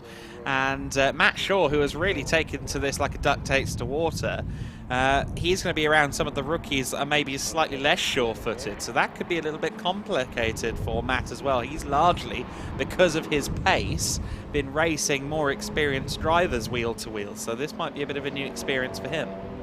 Indeed, as you say, even though he's had that safety car, has been able to close back up to the back of the pack, he's still got, what, 12 cars between himself and Ravi. Yeah. It's still a good space of circuit, and also the difficulty of actually getting those moves done on the slower drivers, because as you say, if they've a little bit less experience, maybe they're going to be a little bit less predictable as well at certain corners. So it means if you're going to go for that overtake, you've really got to make sure that the driver in front knows exactly what you're doing, where you're placing your car to go for those sort of moves. So Matt Shaw, he's got some work ahead of him to get to the front, but I'm not counting him out just yet. No, I think certainly a podium could be on if the circumstances fall in Matt Shaw's favour. We know he has the pace. Safety car still out. We're yet to have a bulletin declaring safety car in this lap, but I keep my eyes peeled on that with a little bit of hope. Not necessarily optimism, but hope. As we tick down towards half distance in this race. 20-minute race, we've got 11 minutes and 25 seconds left to go. I must say, I really like the look of the G56 not in a racing livery. The safety car that we've got there, it does look rather muscular in plain clothes, doesn't it? Yes, I like it a lot. Specifically, like we were saying earlier, that rear wing interchanged with some lights instead. I think that looks brilliant. I like the fact as well of the front headlights constantly being flashing as well. Yes. It's very hypnotic. Oh, okay. It's like, buy a Ginetta, just you flashing at you. It's great. It's hypnotizing me. I want that car, that exact one though. I need the lights on the rear wing. I don't want a normal rear wing. It has to have the lights. I'm thinking Yorkshire Police need a high-speed pursuit vehicle, right? And I think so. They can get the blue lights on the rear wing. That would be awesome. I think that would be a formidable police car. You see that coming in your rearview mirror. Wow. Okay. Yeah. Good luck getting away. I don't think I'm getting away from this. Mate. Yeah. Awesome piece of kit, definitely. And of course, we have seen there are quite a few Ginettas for sale on the road. Although the Ginetta brand is as rooted in racing as it gets, you can buy Ginetta road cars as well, and they are definitely very much track-centric cars, but very exciting ones. Safety car lights are out. Now that would normally entail a return to green flag action, and certainly that's what Ravi Ramyed thinks. We haven't actually had that bulletin on TSL, but I suspect we are going back to green flag racing now. Ravi Ramyed just holding everybody up as they get ready to go racing. He's pulled the pin, and Ed Akers is there with him in second place. Now, what kind of run does Akers get onto the main straight as we go back to green flag conditions? Looks like a pretty good one. They run past us at full speed. Back to racing then. Ravi Ramyed it is who leads, from Akers, from Mackenzie Walker, from Thomas Shelley. Richard just up to 5th place as well. He's gotten ahead of Nick White. So Nick White there, who was on the 2nd row of the grid, he's going to have to work his way up from P6. Richard Just, of course, the rookie class leader as well, courtesy of Matt Shaw having his issue on the first lap. So Richard Just really in a good position here, but he's got Nick White all over the back of him as they run through Maggots and Beckett. So keep an eye on White in the 57. Richard Just may well try and fight him, but you get the feeling that the man who came into this weekend as overall championship leader should have the advantage. You would think so. Yeah, slipstreaming down the straight. Is he able to get a move done though? Moves over to the inside to get it done. Does do it on the brakes, I think. The 99 just feeding out, getting a little bit of a slide. Actually tried to chop back across, maybe a little bit too early there. Bit of a slide on, but feeds back in nonetheless as Richard Just. He's had a good race so far, as you say, up from 8th on the grid to 5th. Now drops back down into 6th place, but benefiting from those calamities for others early on. Yeah, definitely staying out of harm's way on the first lap. Often one of the most important things you can do in a race. Yes. And Richard Just living proof of that in the first part of this return to green flag action. Ravi Ramyed, though, our race leader, already building a bit of an advantage over Ed Akers. It was at 0.4 of a second over the line at the beginning of this lap. I dare suggest it's gone out to something more like a second already. Mackenzie Walker has Thomas Shelley for company. Of course, Shelley got the bad start at the beginning of race number 1 earlier today, and we'll be looking to make amends for that. Currently right there on the verge of an overall podium, and I think that would be quite a big box ticked for Shelley. I think it would, yeah. He's got a fast-looking car. He's clearly showing that he's pretty fast himself and trying to chase down Walker in that third position at the moment, all over the rear bumper there as they head to the end of the straight. But Akers, he sort of wants to be seen behind. I think he wants to see Shelley. Oh, as we got a car off, the 94 is off. Harry Cook. Harry Cook indeed, yeah, from 10th place. Haven't seen how that's happened, but he's ended up quite far out there on the grass. Yeah, did well actually not to find the Armco on the Wellington straight, maybe having a moment under power through Aintree, as definitely Thomas Shelley is investigating his options to get past Mackenzie Walker. Shelley was third in last year's rookie standings in the GT4 in the GT Academy series, I should say. Fourth in the overall title picture coming into this weekend, was tied on 112 with Ed Akers coming into this weekend. So certainly still a contender for a top 3 finish, if not a championship here in this year's GT Academy. Ed Akers will be delighted with second place as it stands, but I get the feeling Mackenzie Walker is going to be able to challenge this time. Yeah, out of the top 5, Ed Akers was the slowest on the last lap, and it looks like he's under a bit of pressure now. Moves over to the inside to defend from Walker, sends Walker the long way round. We haven't seen anyone get it done round the outside there just yet today, and it's not going to be the first time we see it this time, is it? However, actually, it's under pressure now from Thomas Shelley behind. This time, Thomas Shelley is the one sent wide, sent to the outside line as they head down into the, oh my goodness, down the inside. What a late move there from the 57. Nick White gets both of them. Very opportunistic indeed there from Nick White. Just watched them have a scuffle and stepped on by, said see you later. Up into third position then is Nick White. It's that kind of sensible driving that's allowing him to be a championship contender here. Was points leader coming into today, but I believe Ravi Ramid will have a marginal points lead after the results of race number 1 earlier today. Nick White has raced tin tops since roughly 2016, moved into the academy last year after a third place championship finish in the GT5 category in 2021, and certainly knows his way around Ginetta and has some good racecraft too, and he proved that there with that opportunistic move for P3.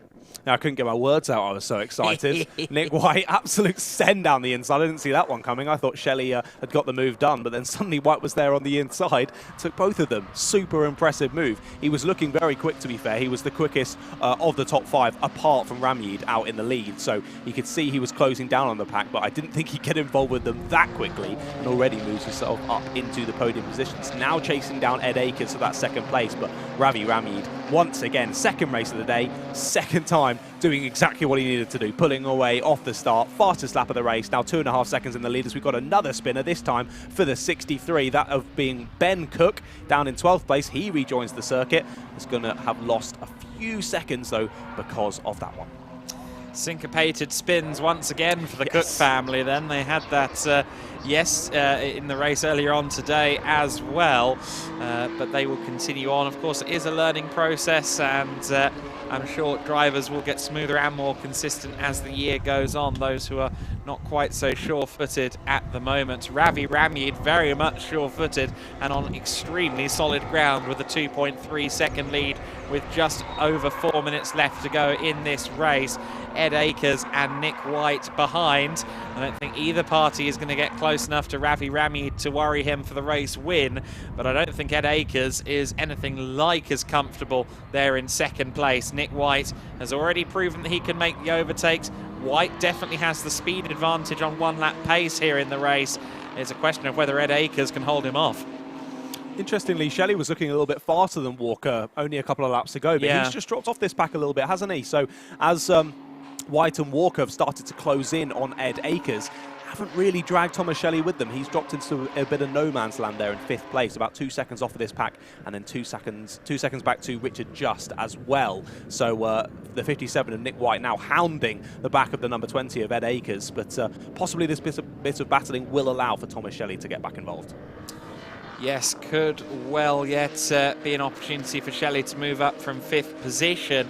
I think still a top 5 finish for Shelley would be okay for his championship aspirations, but not when Ed Akers is in second. They were tied on 112 points coming into today after all, and so if Akers continues to outscore Shelley, then that can very quickly become a mountain to climb in the championship battle. There is actually quite a mountain to climb before the end of this weekend, of course. They've still got 4 points paying races to come on Saturday and Sunday at the Silverstone National layout, which we'll take in over the course of this weekend. The G-Fest has made for very exciting action thus far. Now, in theory, this should be the start of the penultimate lap, but not by much, because last time by it was 2:23.4, and I think Ravi Ramyud had 2:25 left on the clock as he crossed the line. So theoretically, this should be the penultimate lap, but occasionally you will see the checkered flag waved in these situations. So it could be the final lap. We're going to have to suck it and see on that. Ed Akers will certainly be hoping it's the final lap, because both Nick White and Mackenzie Walker have not left his rear at any point since the safety car released the field back into action. I think Ed Akers would take the mercy of an early checkered flag if it was offered. I definitely think so. I think he'd love that. He is still just that little bit slower than White and Walker behind. Walker actually setting the fastest lap of the race on that last lap, 400ths faster than Ramyud in the lead. But it's been a great battle between these three. Haven't been able to send it up the inside just yet. I can see the 57 thinking about it there with the placement of the car, just not quite able to get alongside. So although on that last lap it was about 7/10 of a second, 6/10 of a second slower was Ed Akers in second place, with a bit of defensive work he's been able to keep them behind. For now, anyway. For now being the key disclaimer there on the end of that sentence. Ed Akers going into Abbey with Nick White showing a nose, showing his intent, and managing to carry his speed all the while. They head towards the village loop. Now, if Nick White can set himself up nicely through the village loop, he might be able to challenge on the run towards Brooklands on this final lap. He dives to the inside at the loop, but has he done that at the expense of his third position? Because Mackenzie Walker is right there in the slipstream, and Nick White has fallen back from Ed Akers now. Mackenzie Walker might fancy a go at this as they go under the bridge towards Brooklands. It was a bit of a late move, wasn't it? A little bit of a late one from the 57 of Nick White. A bit of a do-or-die moment. Thought, right, this is it. I've got to go for it into second. Just couldn't quite get enough alongside. And that means his run all the way down the straight would have been inhibited just that little bit. But he's got a good exit nonetheless, and he's sticking on the back of Ed Akers for now. And I do think we've got one more lap of the race, have we? I can't see any confirmation on timing as of yet. We'll see if the last lap board is out when they come across the line. Yeah, so one more lap. No checkered flag waved. It was touch and go. Funny how the safety car timings sometimes work out like that to really drag it to the edge. Almost like they do it on purpose. Good theory. Ravi Ramyud, though, is our race leader. Ed Akers, 3.1 seconds back. If only he had such luxuries going on behind him, as Nick White, I think, has taken less out of the tyres as well, because Ed Akers is having to fight it a lot more, or at the very least, Nick White is a lot more calm in the situation. I think Ed Akers is really pushing on. He's got the car by the scruff of his neck, and he's just trying to get to the end without any drama. Last lap drama, though, for the rookie class leader. What a shame for Richard Just. He was just, funny enough, ahead of Matt Shaw, who was coming up from the back of the order. And on the very last lap, Matt Shaw will inherit the rookie class win, as well as 6th overall. A huge shame, though, for Richard Just that he has ended up in a spin there. Almost had that rookie class win. Ed Akers goes along the Hamilton straight for the last time. Will Nick White try again at the village loop? Indeed, yeah, we saw him try it last time. It was a little bit far back. I wasn't sure quite why he went for it there, to be honest. But either way, he's managed to claw back that time that he lost from that move, and he's just as close as he was last lap. So, indeed, could we see it again here through the village section? The 57 of Nick White continues to close in there under brakes. He might think of it here, might think for the dive to the inside. He does go for it again, but again, doesn't quite get enough alongside. Makes a bit of contact on the exit, quite a lot of contact on the exit. Tries to get himself alongside as they get onto the Wellington straight. Can't quite get alongside. More contact on the exit. They're going to lose it. They're going to lose it. No, the 20 holds onto it impressively so. Across the grass goes to 57 and Nick White. Is he going to take second place? Yes, he is. Can't believe that all three cars are still pointed in the right direction there. Mackenzie Walker going around the outside now of Ed Akers, who will definitely have dirty tyres, but Akers is trying to fight back against Nick White. Ravi Ramyeed is going to take the win, and it will be Nick White that holds on to second position. Questionable circumstances around gaining that second place, but for now it's Ravi Ramyeed that crosses the line to take the win. Nick White takes second place ahead of Mackenzie Walker. Ed Akers with the save of the day coming out of Aintree and onto the Wellington Straight, receiving a little bit of a nudge and just about keeping the car in the right direction, but that unfortunately sends him off the podium, at least a provisional podium. There in fourth place. Thomas Shelley there in fifth. Matt Shaw claims the rookie class win in P6. But wow, wow, wow. What a final lap. What a closing sequence. Ed Akers can count his lucky stars that he managed to catch that car before we even consider any lost positions. Yeah, it was impressive at the end from Ed Akers. I'll give him that. He did get a little bit bullied in a couple of corners at the end, I will say. a little bit bullied around, but equally that's how racing can go sometimes. I was impressed with his entrance down into Brooklands and then through Luffield as well. He managed to carry an immense amount of speed, was almost overtaken behind, then went for the overtake himself, but just got a little bit slidey and couldn't quite hold on to it. So some highlights of the race it was Ravi Ramyeed with an early lead, an early spin, unfortunately, though, for the 11 of Amy Tomlinson, collected by sister Emma and also McGarty in the 81, which unfortunately sent all three cars into retirement before the end of the first lap. Really nothing that any of the three parties could do to avoid the end result once Amy was in that spin. I'm sure all three cars will be worked hard on now to get them back out there into tomorrow's races in the Ginetta GT Academy. Unfortunate that after her best race of her fledgling career so far that Emma Tomlinson got caught up in that as well. I think she was quite positive about her chances for this race, but it proved not to be the case on this occasion. But the safety car, of course, deployed because of that, and while that was going on, once we did go back to green flag conditions, we began the battle for second place. Ravi Ramyeed once again checked out and moved into a different postcode. Meanwhile, Ed Akers was having to fight for second place with everything he had. Of course, Shelley in the 76 was involved early on as well. Nick White barged his way through into third place, managed to catch both Walker and Shelley sleeping, and then he would begin the process of trying to get past Ed Akers. Had a look to the inside going through the loop on the penultimate lap, couldn't get it done there. Looked again on the final lap, and here's where it started to get a little bit messy. 1 contact, 2 contact, 3 contact, 4 as they came towards Aintree Bend. Then he left his nose up there on the inside, and I'm not sure actually whether there was contact there that sent Ed Akers into a sideways moment. Whether that was just a loss of traction or a bit of contact on that replay, it's hard to tell, but one way or the other, Nick White managed to get through into second place. Walker and Akers were side by side, and Akers, while he tried to challenge Nick White for second place, he ended up demoted to fourth position with that sideways moment going through Luffield, and he had to settle for falling from second to fourth at the very last sector of the lap. Ravi Ramyeed then is our race winner after 8 laps and 20 minutes of racing. Nick White in second, Mackenzie Walker and Ed Akers third and fourth respectively. Thomas Shelley fell off a little bit towards the end. He ends up in 5th place ahead of rookie class winner Matt Shaw, who recovered from 13th place as the safety car came back in.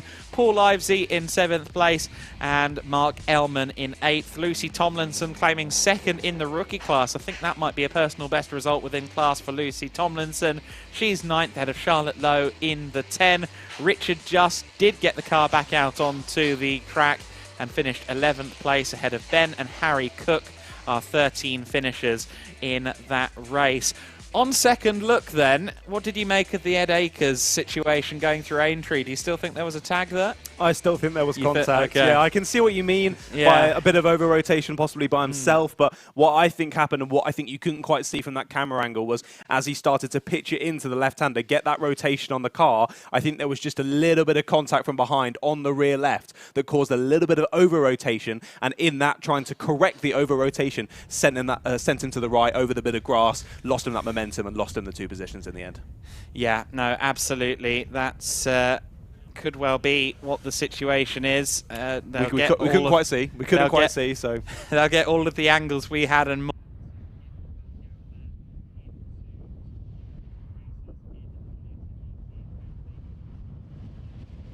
He took that win once again in commanding fashion. Ravi really proving that, really turning this G-Fest weekend into a showcase for himself.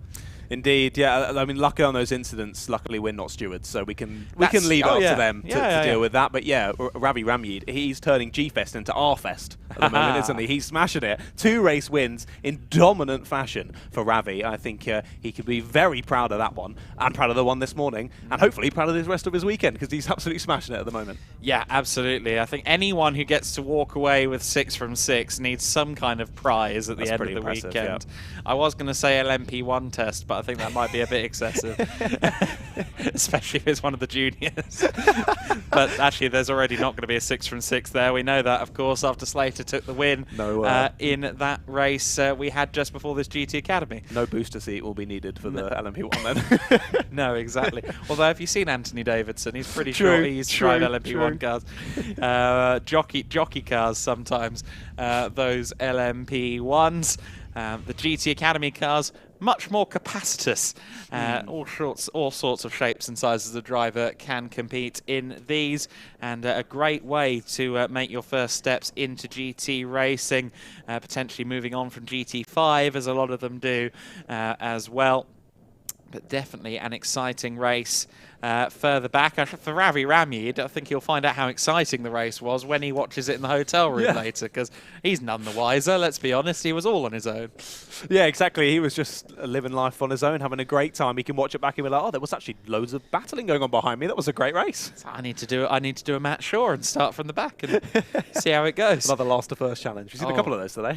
We have seen, of course, one almost successful earlier on, wasn't it? That was very exciting indeed. The Silverstone Grand Prix circuit, such a unique challenge, a mix of high speed and braking zones. And the man who's mastered it best of all in GT Academy, Ravi Ramyid, will be down there with the rest of the podium and Peter Snowden. Ravi, it's becoming a bit of a habit, mate.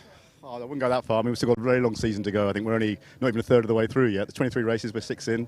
But luck's with me, so fingers crossed. Another boring race for you? Hey, I don't know. They're never boring. They're never boring. We've got a great start. Teasing it, come on. I know. We've got a great start with the safety car, but then the safety car killed in and I killed my lead. And I didn't know where he was going to go in, because I didn't think to ask in the briefing this morning, so I wasn't quite sure. So I worked out it must have been here somewhere, so I let him go and I did the best I could. And yeah, managed to get away. Bearing in mind it's a family show, when a safety car comes out and you build a big lead like that, what goes through your mind? Well, I've got to do it again. It's that simple. You've got to do it again. Absolutely. You've got to. It's your job. Absolutely. Well, this is it. It's not Big Geek telling me, but no, it's just working out where it goes in, and once you know that you can get to gas without passing it, that's the most important bit, and then that's it really. Yeah. But it's the first time I have to do it here, so live and learn, I suppose, don't we? So how many more races this weekend now? Another 4, 2 down. I'm going to see my mother tonight for a cup of tea, I think, get away from here, and then come back tomorrow morning refreshed. That's quite cool. Well done, Ravi. That's great. We're going to try and find second and third place. We've got a bit more time if we can. Somebody's saying not to be interviewed, but we could do with Nick White or Mackenzie. Well, Nick. We've got Nick. Yeah.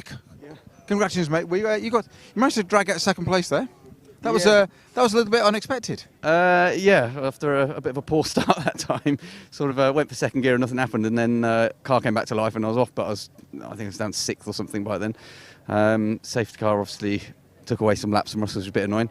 But yeah, got my head down and then knew they'd be battling in front, and was thought, right, just any opportunity that comes up, you got to pick them off. So yeah, and then yeah, it all happened on the last lap. But yeah, everyone finished. We're all in one piece, so it's all good.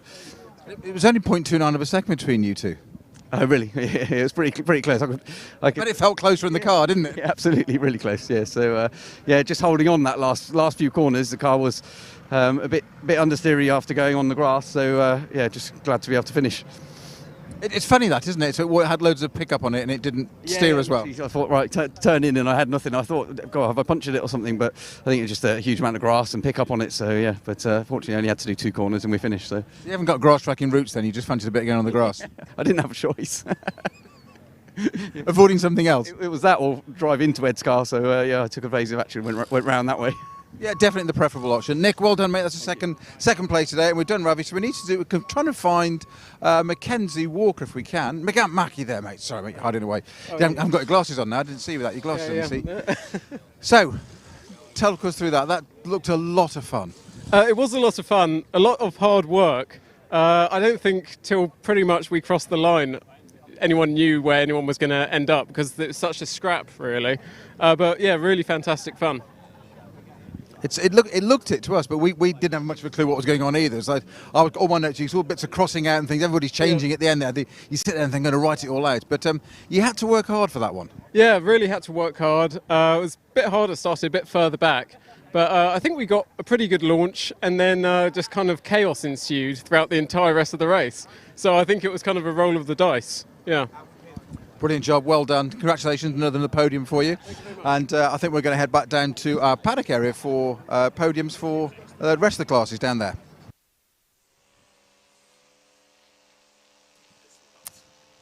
So just one more race on the Friday here at G-Fest, the last race of the weekend to take place on the GP circuit. And it is the Protyre Motorsport Ginetta GT Championship, the fastest of our grids, featuring the G56 GTP machine, 340 brake horsepower produced by that 3.7 litre V6 engine, and also the Ginetta G40 GT5s on their slick tyres as well, almost as fast as the GT Academy cars that we just had out on the circuit. But the GT Championship, the Protyre Motorsport Ginetta GT Championship, will be out on the circuit in just a few moments.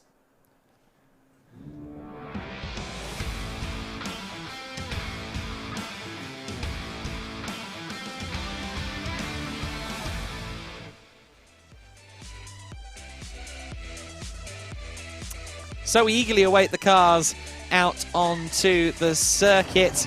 It should be just a few moments. They're already ready to go in the pit lane. One of the stories of the race will surely be the efforts of our pole sitter, this man, Ruben Haig, who today has been absolutely exemplary, doing a lights to flag win in the first of the 2 scheduled races for this weekend. Of course, we did have an earlier race which was a replacement for round 4 of the championship to start off our day. And in that race, he also took the victory from pole, but it wasn't quite lights to flag. His performance earlier on, though, was dominant. Ruben Haig then on the front row alongside Callum Davies. Davies once again on the front row will once again be looking to make a good start. Blake Anglis, who was having a great scrap with Luke Reed in the earlier race this afternoon, they will be at lock again in this one. So Anglis and Reed on row 2. Row 3, Carl Garnett and Leona Theobald there on the 3rd row. Row 4 is Colin White and Connor Garlick. Garlick in 7th and Colin White in 8th place. In row 5 of the grid, the final row of the GT Pro cars, is Sean Fleming and Gary Wager. Of course, Wager had some damage in the race earlier. Hopefully that car has been fixed. Will Rochford starting from pole once again alongside Ella Lloyd. Will be hoping to convert that into a better result than the one he had earlier today. Nathaniel Hodgkiss, who took the win earlier on today in the first of the 2 scheduled races, alongside Sam Harvey on row 7. Row 8 of the grid is Paolo Santi along with Karim Sekat. Karim of Oxford Engineering. Luke Garlick and Lexi Belk together on row 9, the 71 and the 98. Bal Sidhu starting alone on row 10, the sole GT5 AM representative. I did get the opportunity to speak to our number 10 car driver, Karim Sekat, earlier on. He's got some backing on his race suit and on his car as well for a charity called SOS Child Villages. They help orphans around the world fund shelter, jobs, education for orphan children, basically help them through the rest of their childhood into young adulthood with foster families and schooling and everything else they might need. The prize money that he receives for any positive results here in the Ginetta GT Championship goes directly to the charity, and he of course is also flying the flag with decals, with the sponsorship on him and on the car as well. So a really great initiative there from Karim Sekat, the self-declared wizard at Oxford Engineering, as he put in his job occupation section of his commentator sheet. Love that, but great to hear that he's putting such a good initiative to the fore as well with his racing efforts. Exactly. I have nothing more to add on that. That's absolutely fantastic. Fantastic to see. And I think we should refer to him as the wizard from now on. Well, maybe, yes. The wizard Karim Sekat sounds a little bit like a professional wrestler, doesn't it? It does a bit, yeah. Yes, I can imagine that being yelled out by one of those ring announcers with a nice gravelly voice. So then, these cars now headed down towards the start-finish line. Not that one, the old pit straight rather than the current F1 pit straight. And we will soon have them off in their formation lap. This, of course, is the sighter, the green flag lap, before we get to the formation lap in earnest. Definitely intrigued to see how the drivers are in the interviews at the end of this third race, because, of course, this is the only category that have done 3 races today. Just wonder whether some of them might feel a little bit worse for wear. It's not the coolest day in the world. Certainly now in this afternoon it's gotten quite warm out there, and I think a few drivers might be feeling it before the end. Oh yeah, for sure. Not to continue talking about myself, but at Snetterton last weekend it was just over 20 degrees and it was pretty toasty in the car after a good stint. You're rather sweaty when you're getting out, so I can imagine after 3 races in these very quick, very tough to drive cars, very fun to drive, but certainly not easy to do so. Yeah, they're going to be coming out probably a little bit sweaty after this one for the interviews, so it might need a longer microphone, our pit lane interviewer. Note that then down, Peter, longer mic. Connor Garlick is waiting at pit entry. Of course, this is the car that was missing for part of qualifying with an issue, came in during the first race with an issue as well. So I think the team have taken every last minute they can to get that car and whatever malady it's suffering repaired. Hopefully we'll see it out there without any dramas. I'm also noting Luke Reed was missing, but he's just picking his way through towards the second row now, so momentary false alarm for me there. But yes, you mentioned the heat. I was at Spa last weekend, and the commentary box at Spa seemed to be somehow directly in sync with the surface of the sun. I think it's because of the number of screens and computers in what was a very small commentary box. It was something like 30+ degrees there. It was not a pleasant experience, especially when I've got 60 Clios to commentate on and I'm flapping around wildly. So the grid for this one we've already run through, but of course it will be once again a drag race between Ruben Haig and Callum Davis down to that first corner. Callum Davis didn't get the good start this morning at the 9 AM start, the round 4 of the championship, which bizarrely started after round 8, courtesy of the cancellation of the first race on the Silverstone 500 weekend. We ran round 4 this morning. He didn't get a start that he wanted in round 4. Did get a good start, a decent start in the race approaching lunchtime today. Maybe his third start of the day can be his best. Maybe this is the time that he gets to really knock on the door of pole sitter Ruben Haig. Hey, you know what they say, third time lucky. Yeah. So it could happen. It could happen. You never know. I'm also keeping my eyes. I know, obviously, the G56s with the slick tyres, they're going to be absolutely epic battling out there in the front. But the G40 GT5s behind, that battle in the earlier race between Ella Lloyd and Nathaniel Hodges was awesome. So I want to see more of that in this one as well. I definitely want to keep an eye on those two because their battle was immense. And obviously we saw a great battle between Will Rockford and Sam Harvey in the first race of the day as well. That was a really good scrap for second in class behind Ella Lloyd, who took the class win this morning for the extra race of the day. So you've got 4 real top contenders who've proved themselves to be battlers at the front of the order on the first 2 rows there in the GT5s, with Will Rochford on pole position. Will Rochford and Ella Lloyd on the front row among these G40s. Sam Harvey and Nathaniel Hodgkiss will be looking to make their impact as well, unless we forget Luke Garlick, who came into this weekend as the points leader. He is going to be particularly keen to try and get a good result out of this Friday going into the weekend to come. Yes, indeed.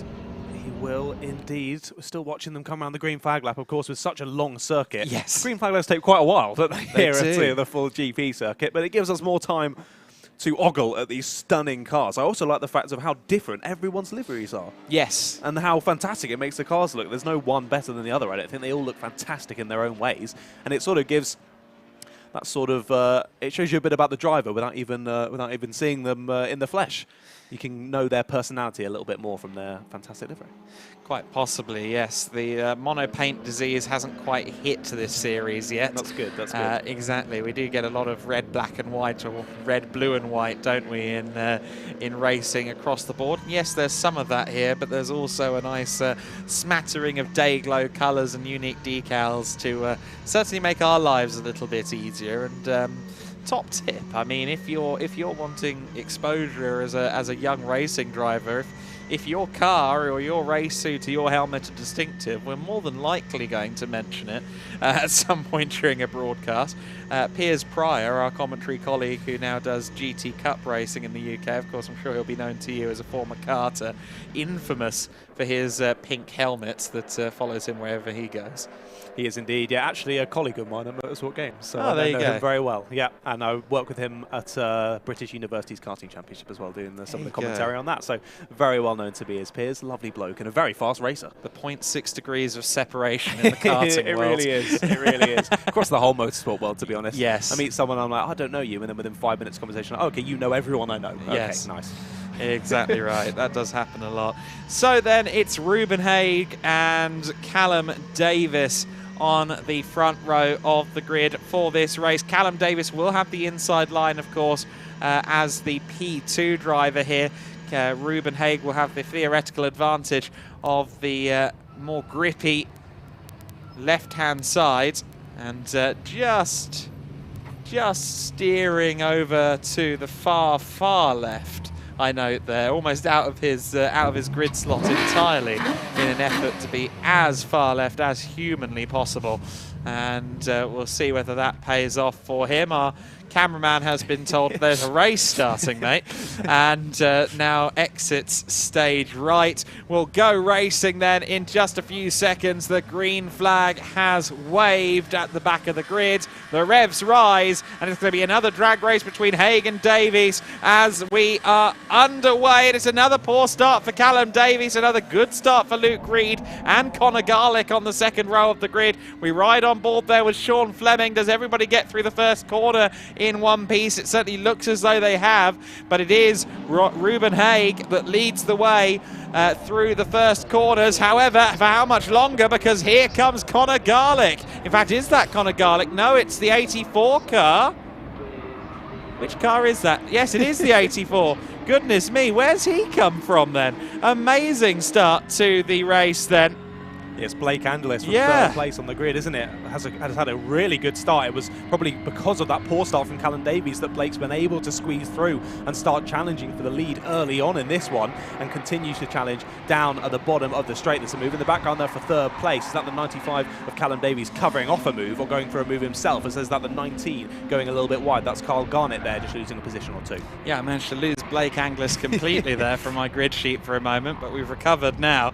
He's up into second then. Thought for a moment that Angelis had the lead, and what a start that would have been for Blake Angelis. This is his first appearance of the year in the Ginetta GT Championship, as I understand it, and what a performance he's been putting in so far. Challenging now Ruben Haig as they continue on this first lap. Further back in the order, the number 19 car of Carl Garnett, who was well up the championship order coming into this weekend.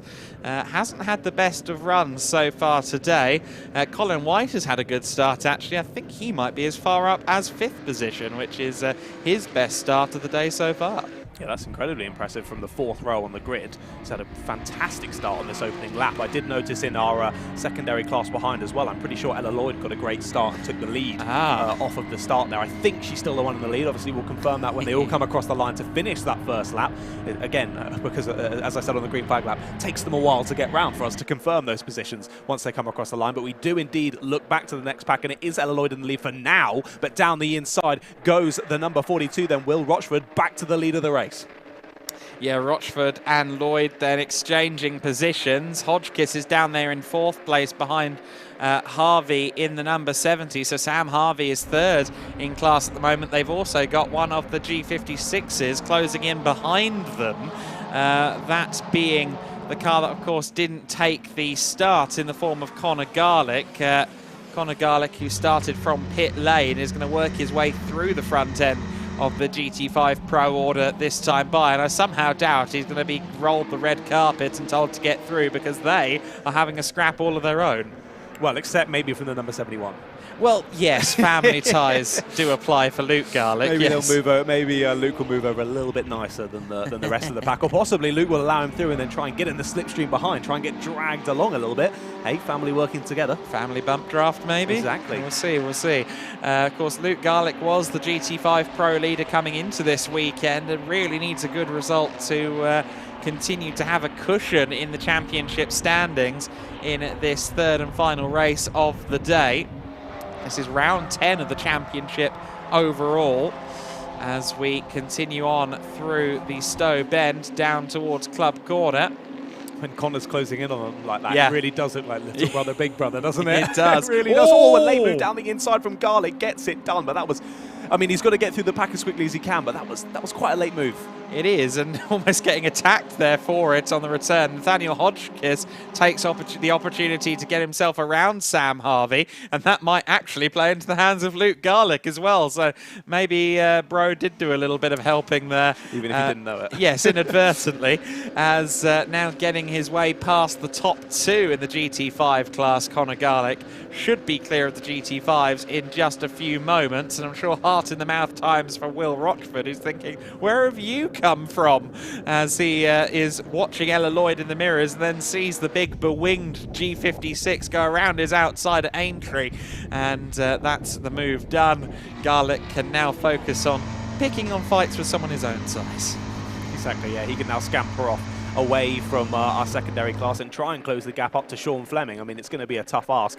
Our leading class have run away with it a little bit out the front, and of course picking your way through slower back markers loses you quite a bit of time. So Garlick got quite a bit to do in the second part of this race, but still 15 minutes on the clock. A lot of time to try and pull something back together from this race, but a difficult one to do anyway from the pit lane, but he's making a good job of it nonetheless. We still watch the top battle here in this secondary pack, and sibling Luke Garlick now trying to get a move done as well. He's right up and involved in this pack, all over the back of Sam Harvey. Now I think going down the inside of Sam Harvey just as we cut away there.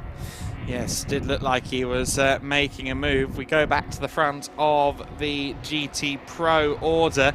Your order is Ruben Haig in the lead, Blake Anglis in second place, then it's Callum Davis, Luke Reed in fourth place. Reed, who came in with a mighty record, 6 victories already as of coming into this weekend. He's still only got 6 to his name. He's really been shown the way by Ruben Haig, as everybody has been so far this weekend. Colin White is right there with Luke Reed as well. It doesn't seem as though he's quite got the car hooked up at the moment for the Silverstone Grand Prix circuit. Perhaps he can hope for better fortunes on the national layout on Saturday and Sunday. Indeed, perhaps we'll have to hope so. Of course, that is an interesting part of this G-Fest weekend, of that you get that change between one track layout to the next. You very rarely get that on a race weekend, I think, ever. Really, have you ever seen that anywhere else? I have seen that in a few places before, yeah, but it is pretty few and far between when it does happen. Not many circuits where that's a possibility, but it has been made possible here this weekend by Silverstone, as we have Ella Lloyd there, second in class. She's fallen off the back of Will Rochford quite spectacularly, and Nathaniel Hodgkiss is now trying to find his way by. Yeah, when we saw Garlick coming through in the faster class, I think Ella moved over a little bit more than maybe Will did to allow them through. Just lost that little bit of time. Will was able to gain on her. That meant it broke the toe. She's now dropped back into the clutches of these two cars behind, and now that means with these three probably going to start batting now, it's just going to allow for your leader in class, Lloyd, to just continue to move forward at the front. Sorry, of course, Lloyd is in second. Rochford is the one who's going to run away with this one at the front. At least it seems like that at the moment, as we might have a move for second place. Yeah, Hodgkiss up the inside then and gets the 59 car stopped at the apex, just about covers off Ella Lloyd, who was going to try and carry the speed around the outside for the inside into Luffield, of course, but couldn't get that done, so she's demoted to third in class. We've already got some black and white flags for track limits for the 63 car. That is the elder Garlick, Connor Garlick in his G56 that was recovering through the field, the 42 of Rochford, and the 71 of Luke Garlick. So both Garlicks in trouble for track limits, as Ella Lloyd had a look to the inside there at Copse and is now facing another challenge, this time from Luke Garlick. Indeed, yeah, Garlick getting involved as well. Has managed to just about squeeze through there, taking a lot of curb and a lot of grass, actually, a couple of them, through Maggots and Beckett's. I mean, use as much circuit of the circuit as you can to carry that speed through, but once you reach the grass on the outside, it's going to start slowing you down a little bit. Yeah, and sometimes you don't want to be up on the curbs either. If it sends you airborne, then it can make it much harder indeed. In fact, that's what we got just there for Ella Lloyd, because she kind of got thrown up in the air briefly, turning into the first phase of Maggots and Beckett's, using a bit too much curb. So I'm sure that will have cost her more than it ever would have saved. As we see the 84 getting a little bit squirrely and loose. Blake Anglis so determined to make an impact, I think, on this weekend, given this is his first opportunity to be back in the Premier Ginetta Series since last season. Of course, moving up from a G55 to a G56 this year. He was one of the drivers who stayed in the G55 for 2022 in the GT4 Super Cup, but now is fully inaugurated into the G56 Owners Club, as it were, in the Protyre Motorsport Ginetta GT Championship. We're almost at half distance in this race then, and it's Ruben Haig that leads the way from Blake Anglis. Meanwhile, in the G40 battle, in the GT5 class battle, we still, of course, have Rochford driving away from them all, and now it's the turn of Nathaniel Hodgkiss to have to watch the rear view mirrors. He's got Garlick and Lloyd and Harvey for company. Oh, Garlick moves over last minute to the inside there. The 59 tried to show him a bit of wing. Are they going to make a bit of contact? They get super close mid-corner there, but racing room given, and Garlick stays in the middle of the circuit there, gives them room to the inside for the 59 to make that re-overtake happen. And is going to be able to get it done. Is Hodgkiss on the exit, moves back ahead, so a good bit of battling through that final section of the circuit, but it is going to remain as it was as they head over the start-finish line. Still Garlick pressuring massively as they head down now into our first corner. Has to move to the outside again and sit back once more. Amazing work then from the driver of the orange and black 59, Hodgkiss, just about holding on to P2 for the time being, but the The 71 of Garlick kind of rushing him here, saying, no, we haven't got time here to play around. I'm getting past you and I'm staying past you. But let's see if that can be proven true as he bounces across the curb, just touches the grass a little bit at Chapel. All of this, of course, playing wonderfully into the hands of Will Rochford. He's just doing his own thing, 3 and a bit seconds up the road, almost 4 seconds up the road. I thought Luke Garlick would get a better run than he did down the Hanger Straight. Maybe just kissing the grass there slightly hampered his run. Yeah, despite using all of the circuit there, didn't quite get as good as a run as he would hope, but of course needs to keep in mind as well about those track limits warnings, just being careful about where he places his car across the second half of the race. But he's doing a good job of it nonetheless, continuing to pressure the back of the number 59 of Hodgkiss. Of course, Garlick in that third place. He's already on the podium, but he wants more. He wants that second place, so we'll see if he can do it. But of course, Ella Lloyd just behind. We saw how quick she was in the opening race of the day, so she's very much there and with this pack. And then Harvey just sat behind, a few tenths off this little battle at the moment, but there to pick up the pieces if it all goes wrong for the drivers ahead. Of course, Lloyd, the main challenger for Garlick coming into this weekend in the GT5 Championship battle, the GT5 Pro Championship battle. So if Garlick can get himself ahead of Hodgkiss and Hodgkiss can hold off Ella Lloyd, then that does him a lot of favours in the championship. But here comes Ella Lloyd. She goes all the way around the outside at Aintree, keeps the momentum going off a very good run out of the village loop. They're still side by side as they approach Brooklands Bend. Lloyd has the advantage of a slight toe from the 59 car up ahead. Ella Lloyd will try and carry the speed, but can't quite do so, although I think she might have backed out with a little bit of intention there to try and set herself up for Luffield. Can't get to the inside of Luke Garlick, though, through that corner. Tries to carry the speed out of Luffield and may well succeed now, because Luke Garlick kicking up the gravel will have surely cost himself a mile an hour or two. I suspect Ella Lloyd might have had to lift out of the throttle as a result of that, though. She's still right there with our number 71 car, that being Luke Garlick, but Garlick just about holds on to third in class for now, and of course that's given Hodgkiss a critical couple of car lengths there in second place in the 59. Yeah, Ella Lloyd got a lovely exit out of the village section initially to give her that run all the way down the straight. Sadly, just couldn't quite do anything with it. Luke Garlick placed his car really nicely to fend her off there and stayed in with it. I thought that would lose him quite a lot of time, but actually it seems they've caught up a bit of time through those sections to chase back down our second place driver.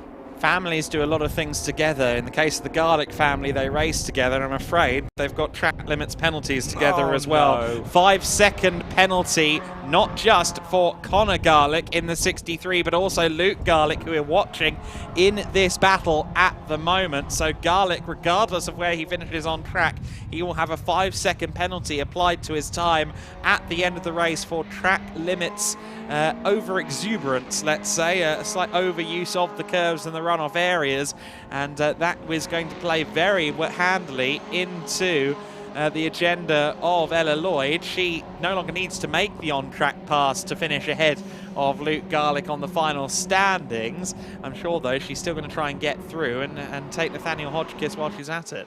I'm sure she will. I didn't realise that Dracula was the clerk of the courses today, giving Garlick 2 penalties. Oh, that's terrible. Yes! What a joke from John to end the day. I'm so sorry, everyone, that had to hear that. 6 minutes still to go on the clock, though, and indeed, Garlick still involved with it, has that 5-second penalty. Unlikely to know, of course, will be shown. It should know, but I mean, so involved in the battle right now, you're so focused on what's going on that possibly doesn't. Either way, is going to want to move as far ahead from this battle as possible to try and deal with that 5-second penalty. Of course, creating a 5-second gap over these two, it's going to be a tough ask, but Luke Garlick's going to try and do it. But firstly, needs to get past the number 59.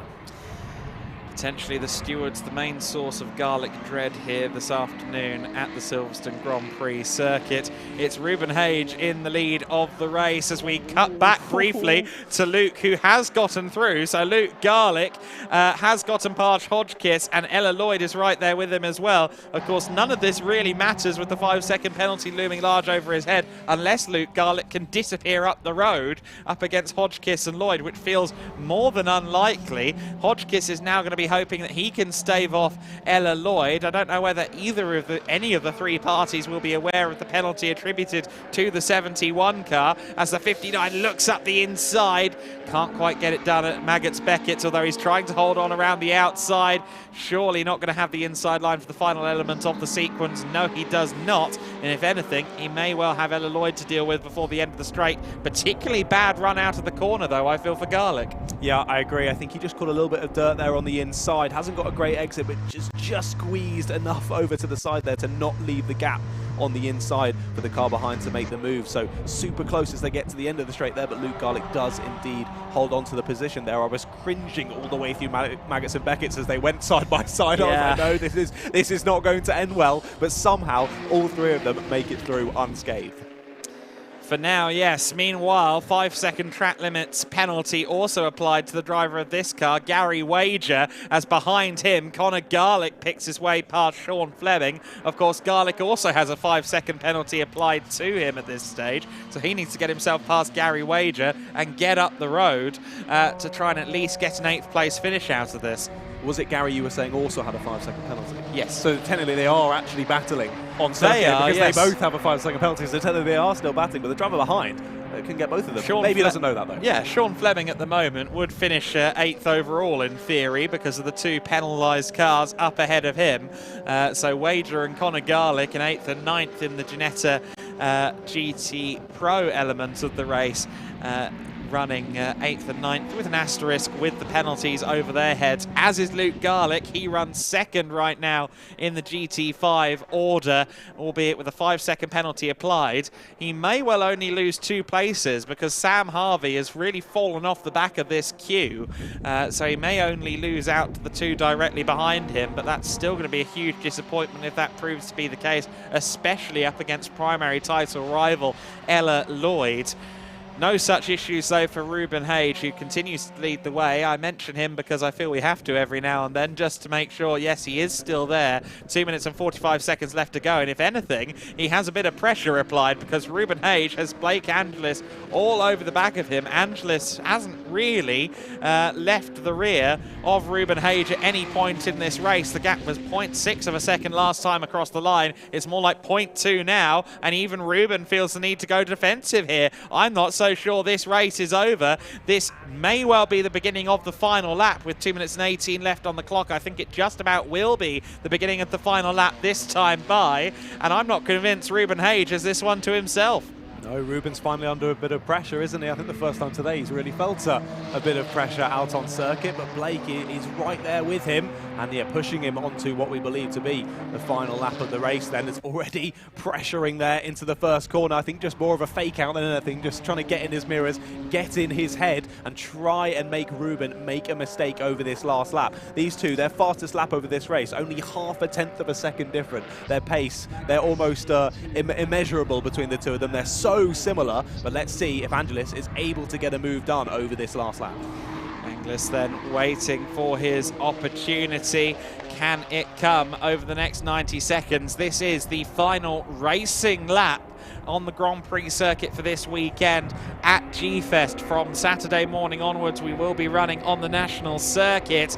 And can Blake Angelis add a race win here at the big one, at the Silverstone Grand Prix circuit to his resume? That would be most exciting for him and his family, who I'm sure are both here supporting him and his little sister this weekend across the 2 categories, across the juniors and indeed here in the Ginetta GT Championship. Blake Angelis just keeping a watching brief on Ruben Hage right now. It doesn't look like he's going to get close enough, although we know for a fact, we've already seen numerous times, the surprise move at Village and the Village loop that follows can be very effective. It can indeed. It can indeed. He's still right there, is Blake.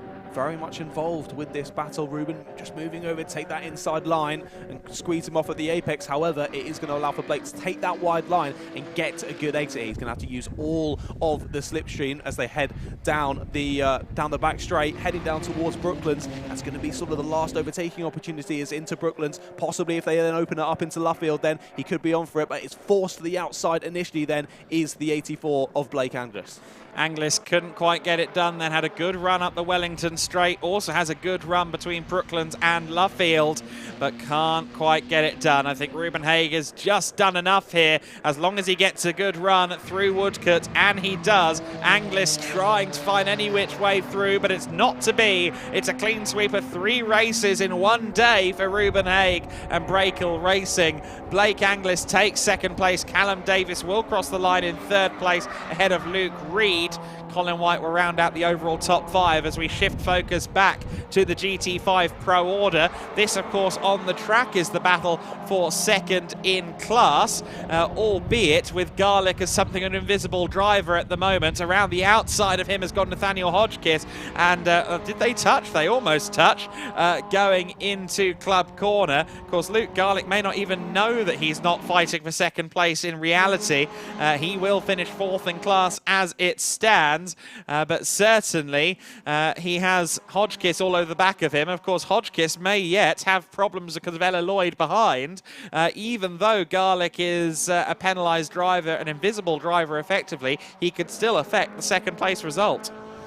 I keep still thinking that that's the checkered flag. I was like, oh, that's it. Oh, no, it's not. They're still continuing. Garlick still holding on to it. Still half a lap to go here. The 59 just backing out through that final section of the initial GP loop as we continue round to the back straight there.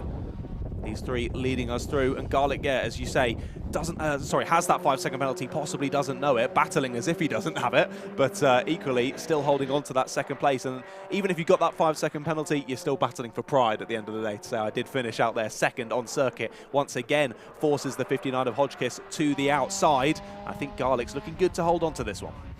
Yeah, he'll take the second place on track then. Already just crossing the line to take the GT5 win is Will Rochford in the 42. He'll claim a great class win, a very commanding class win in the GT5 Pro category. Second across the line will be Luke Garlick. However, Nathaniel Hodgkiss will be second on the GT5 Pro podium ahead of Ella Lloyd, who makes it 3 podiums in 3 races today.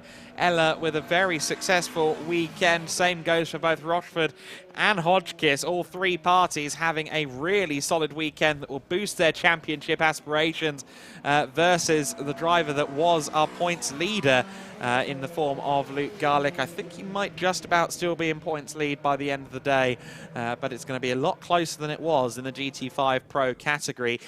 Meanwhile, in the GT Pro class, I think it's safe to say that Ruben Haig has firmly established himself as a championship contender. Luke Reed came into this weekend with 6 wins. He comes out of the first day still with just 6 wins. Ruben Haig makes it 3 wins in one day in the number 6 car. Blake Anglis just a 10th off at the end after that brilliant scrap on the final lap. He takes second place ahead of Callum Davis in the SVG Motorsport 95 car. Luke Reed across the line in 4th ahead of Colin White. Carl Garnett rounds out the overall top 6 ahead of Leona Theobald. Sean Fleming is 8th, Connor Garlick 9th, and Gary Wager ending up in 10th place. Of course, both Garlick and Wager also suffering 5-second track limits penalties, even though they finished on the road ahead of Sean Fleming. Will Rochford takes the GT5 win for the TCR team in the 42 car. Nathaniel Hodgkiss takes second in class ultimately, despite finishing behind Luke Garlick on the road. Ella Lloyd 3rd in class. Luke Garlick 4th in the GT5 classification after his penalty. Sam Harvey rather ran out of steam towards the end of the race. He took 5th in class ahead of Bal Sidhu, the only GT5 AM representative. Karim Sekat in 17th, Paolo Santi in 18th, and Lexi Belka lap off the lead by the end of the race. She rounds out the 19 car, finishing order in the final race of the Friday here at G-Fest. 2 more exciting days of racing to come on the Silverstone National circuit. This was how the final race went down, though, on the GP track for us this weekend.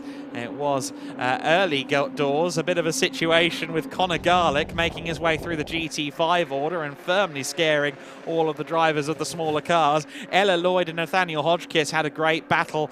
Of course, at the time, they were being shadowed by the other Garlick, Luke Garlick. Little did they know that Luke was soon going to be ahead of them, albeit he was also soon going to receive a 5-second penalty that would prohibit him from claiming the second place that he earned on the road. He managed to get past Lloyd first and would then start pursuing Hodgkiss for that second place in class.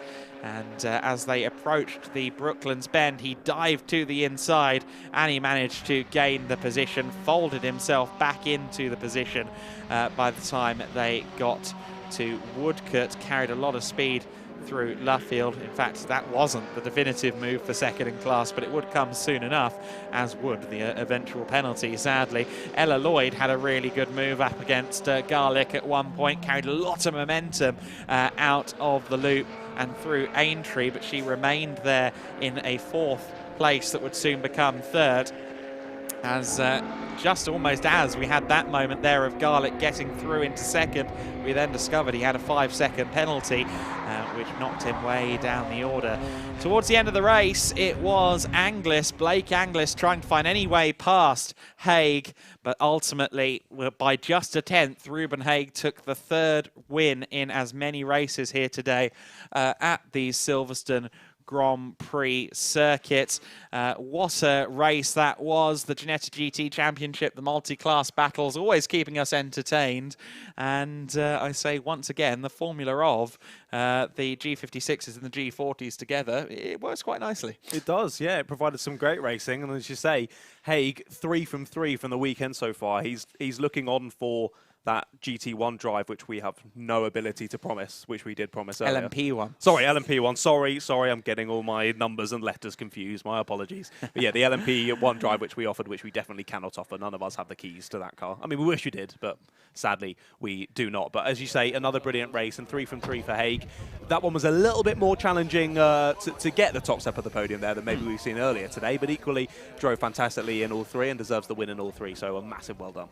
Yeah, he really did manage every single race from pole with a real masterful authority. We will soon hear from him and the rest of the podium.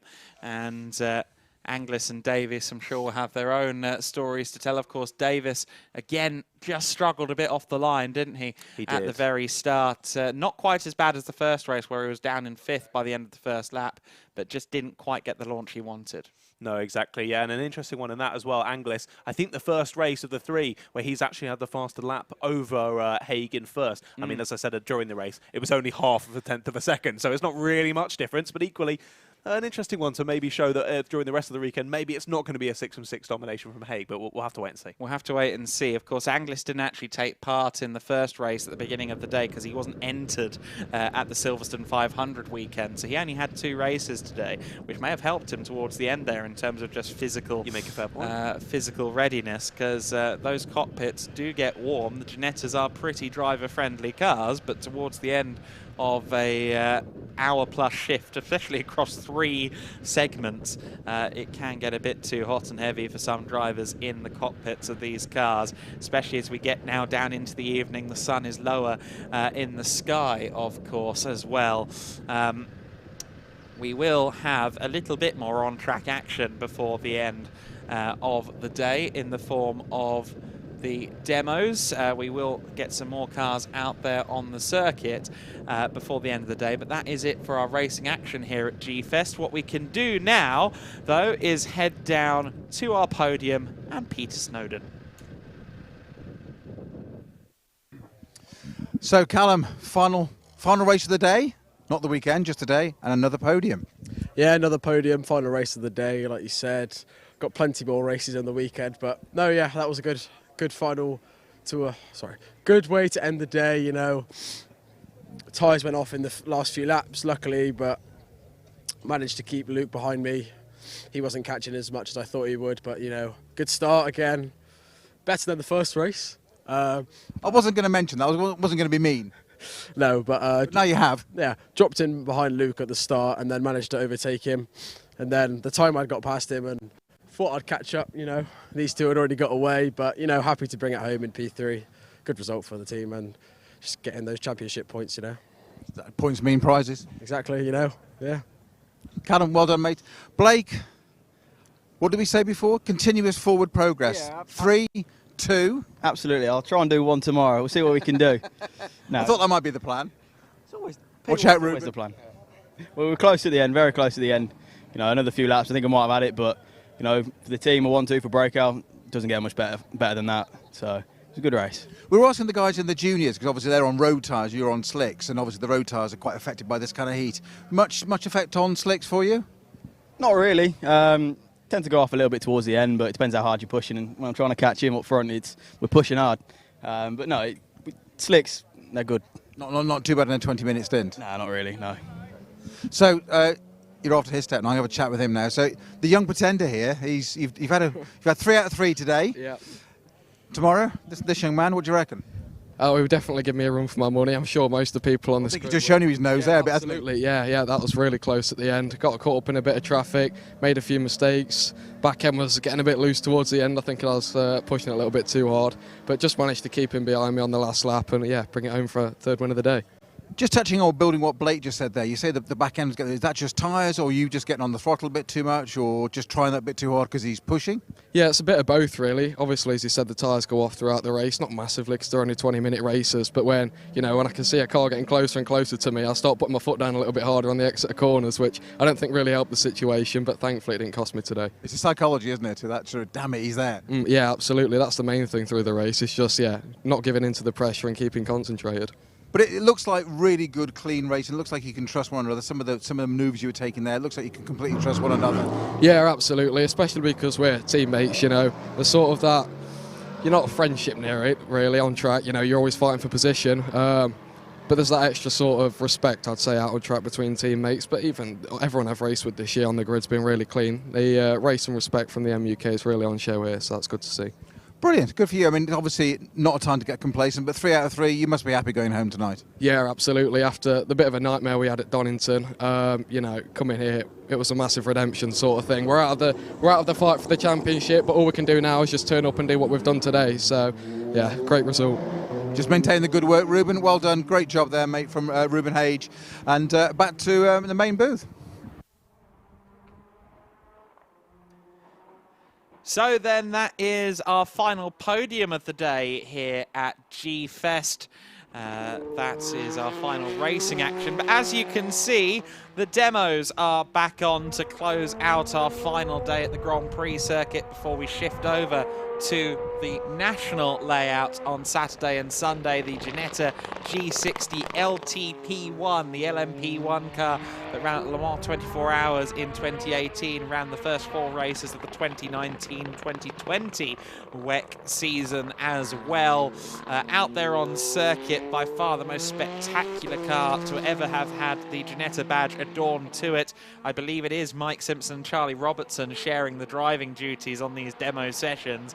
And you can see, even though it's not quite running at the speeds it was running back here at 2019 at Silverstone, you can see that they are pushing, they're relishing the opportunity to drive this car again. Oh yeah, why wouldn't you? Press this thing on, give it, grab it by the scruff of the neck and give it the beans. That's exactly what they're doing. It's an absolute honour to see this beast out on circuit. It's amazing to watch, and not only is it out on circuit, we've got a couple of other lovely cars out there as well. Yep, you've got the Ginetta G61 LTP3, which just announced itself through the commentary box window with the rumble of a 5.5 litre Nissan VK56 5.6 litre engine. There it goes, the LMP1 car past our commentary position as well. So you get a couple of Ginetta's finest prototypes. I think we might also see that lovely Jaguar E-Type back out there again in the not too distant future. I don't know if this is the case, but I suspect that Robertson and Simpson might be alternating cars here. They might do a mid-session stop and switch cars. And that, if anything, speaks to driver talent, doesn't it? Being able to hop out of one very different car into another. But both cars Of course, carbon-tubbed, full-blown prototype machineries.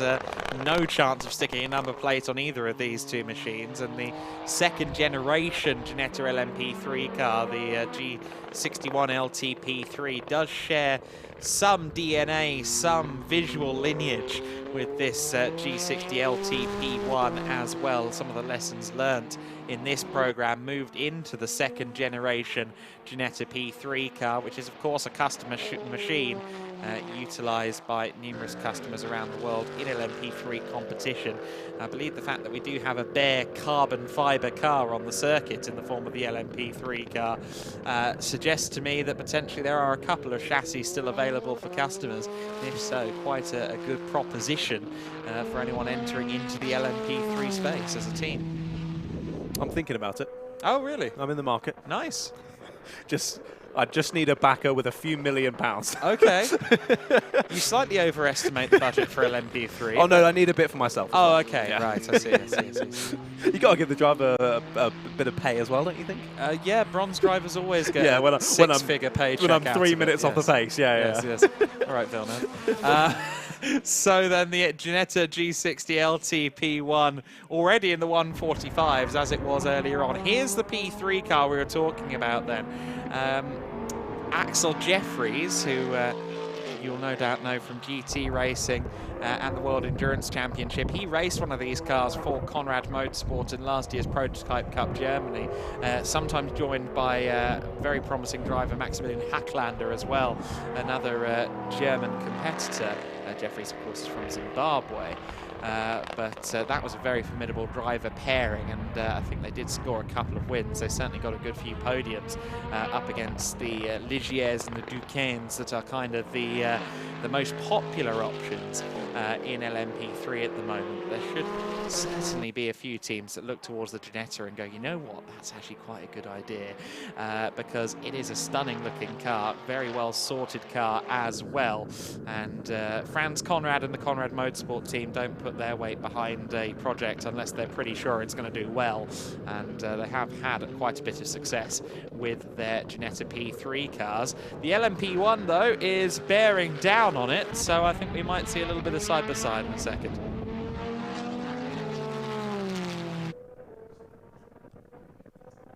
Oh, there it goes. Takes the P3 car, LMP3, makes it look easy, doesn't it? Absolutely flies by. You would think that the LMP is rather slow, but we can promise you it's not. It really isn't. It really isn't. Just that LMP1 absolutely flying past. Yeah, it'll be doing laps quicker than what we'd have seen out of the GT3 cars in the British GT event last month here at Silverstone. The LMP3s, I think these days, a good around a circuit like this, maybe 3 or 4 seconds quicker, if not a little bit more. The 2020 evolution, the 2020 updates to the LMP3 regulations brought the cars much quicker, if anything, quite a lot closer to the LMP2s in terms of pace. Of course, the LMP2s have actually been nerfed a little bit to allow the hypercars to be quicker than them. So all three classes of prototypes are actually quite quick and not too far off one another. Of course, LMP3 cars do get to run alongside the LMP2s and the GTP class, the effective hypercar class of the IMSA Championship in the United States as well. That ends at the end of this year. The LMP3s will go back into their own category in their own series in America. But there's definitely a huge and strong marketplace there in LMP3 racing. Of course, next weekend you'll have the Road to Le Mans. There will be a few Ginettas at the Le Mans circuit next week. The full 24-hour circuit layout racing at the Road to Le Mans event. Also some chap called Valentino Rossi in a GT3 car. Who's that? I don't know. He's raced here a few times. Oh, really? Yeah, but this LMP3 project, always wonderful to see out on circuit. There aren't that many opportunities to see LMP3 cars at full chat here in the UK, or LMP1s for that matter. So we really are savouring these sights and sounds. And speaking of the sounds, I know I'm not as interesting sounding as any of these cars, and with all due respect, John, I don't think you are either, I'm afraid. That's just rude. So what we are going to do as the P1 car briefly pulls into the pits is fall silent here and let you take in the sights and sounds of these prototypes as we say our goodbyes for now. We'll talk to you again before the end of the day, but savour what G-Fest is all about, celebrating 65 years of Ginetta with some of their finest accomplishments to date.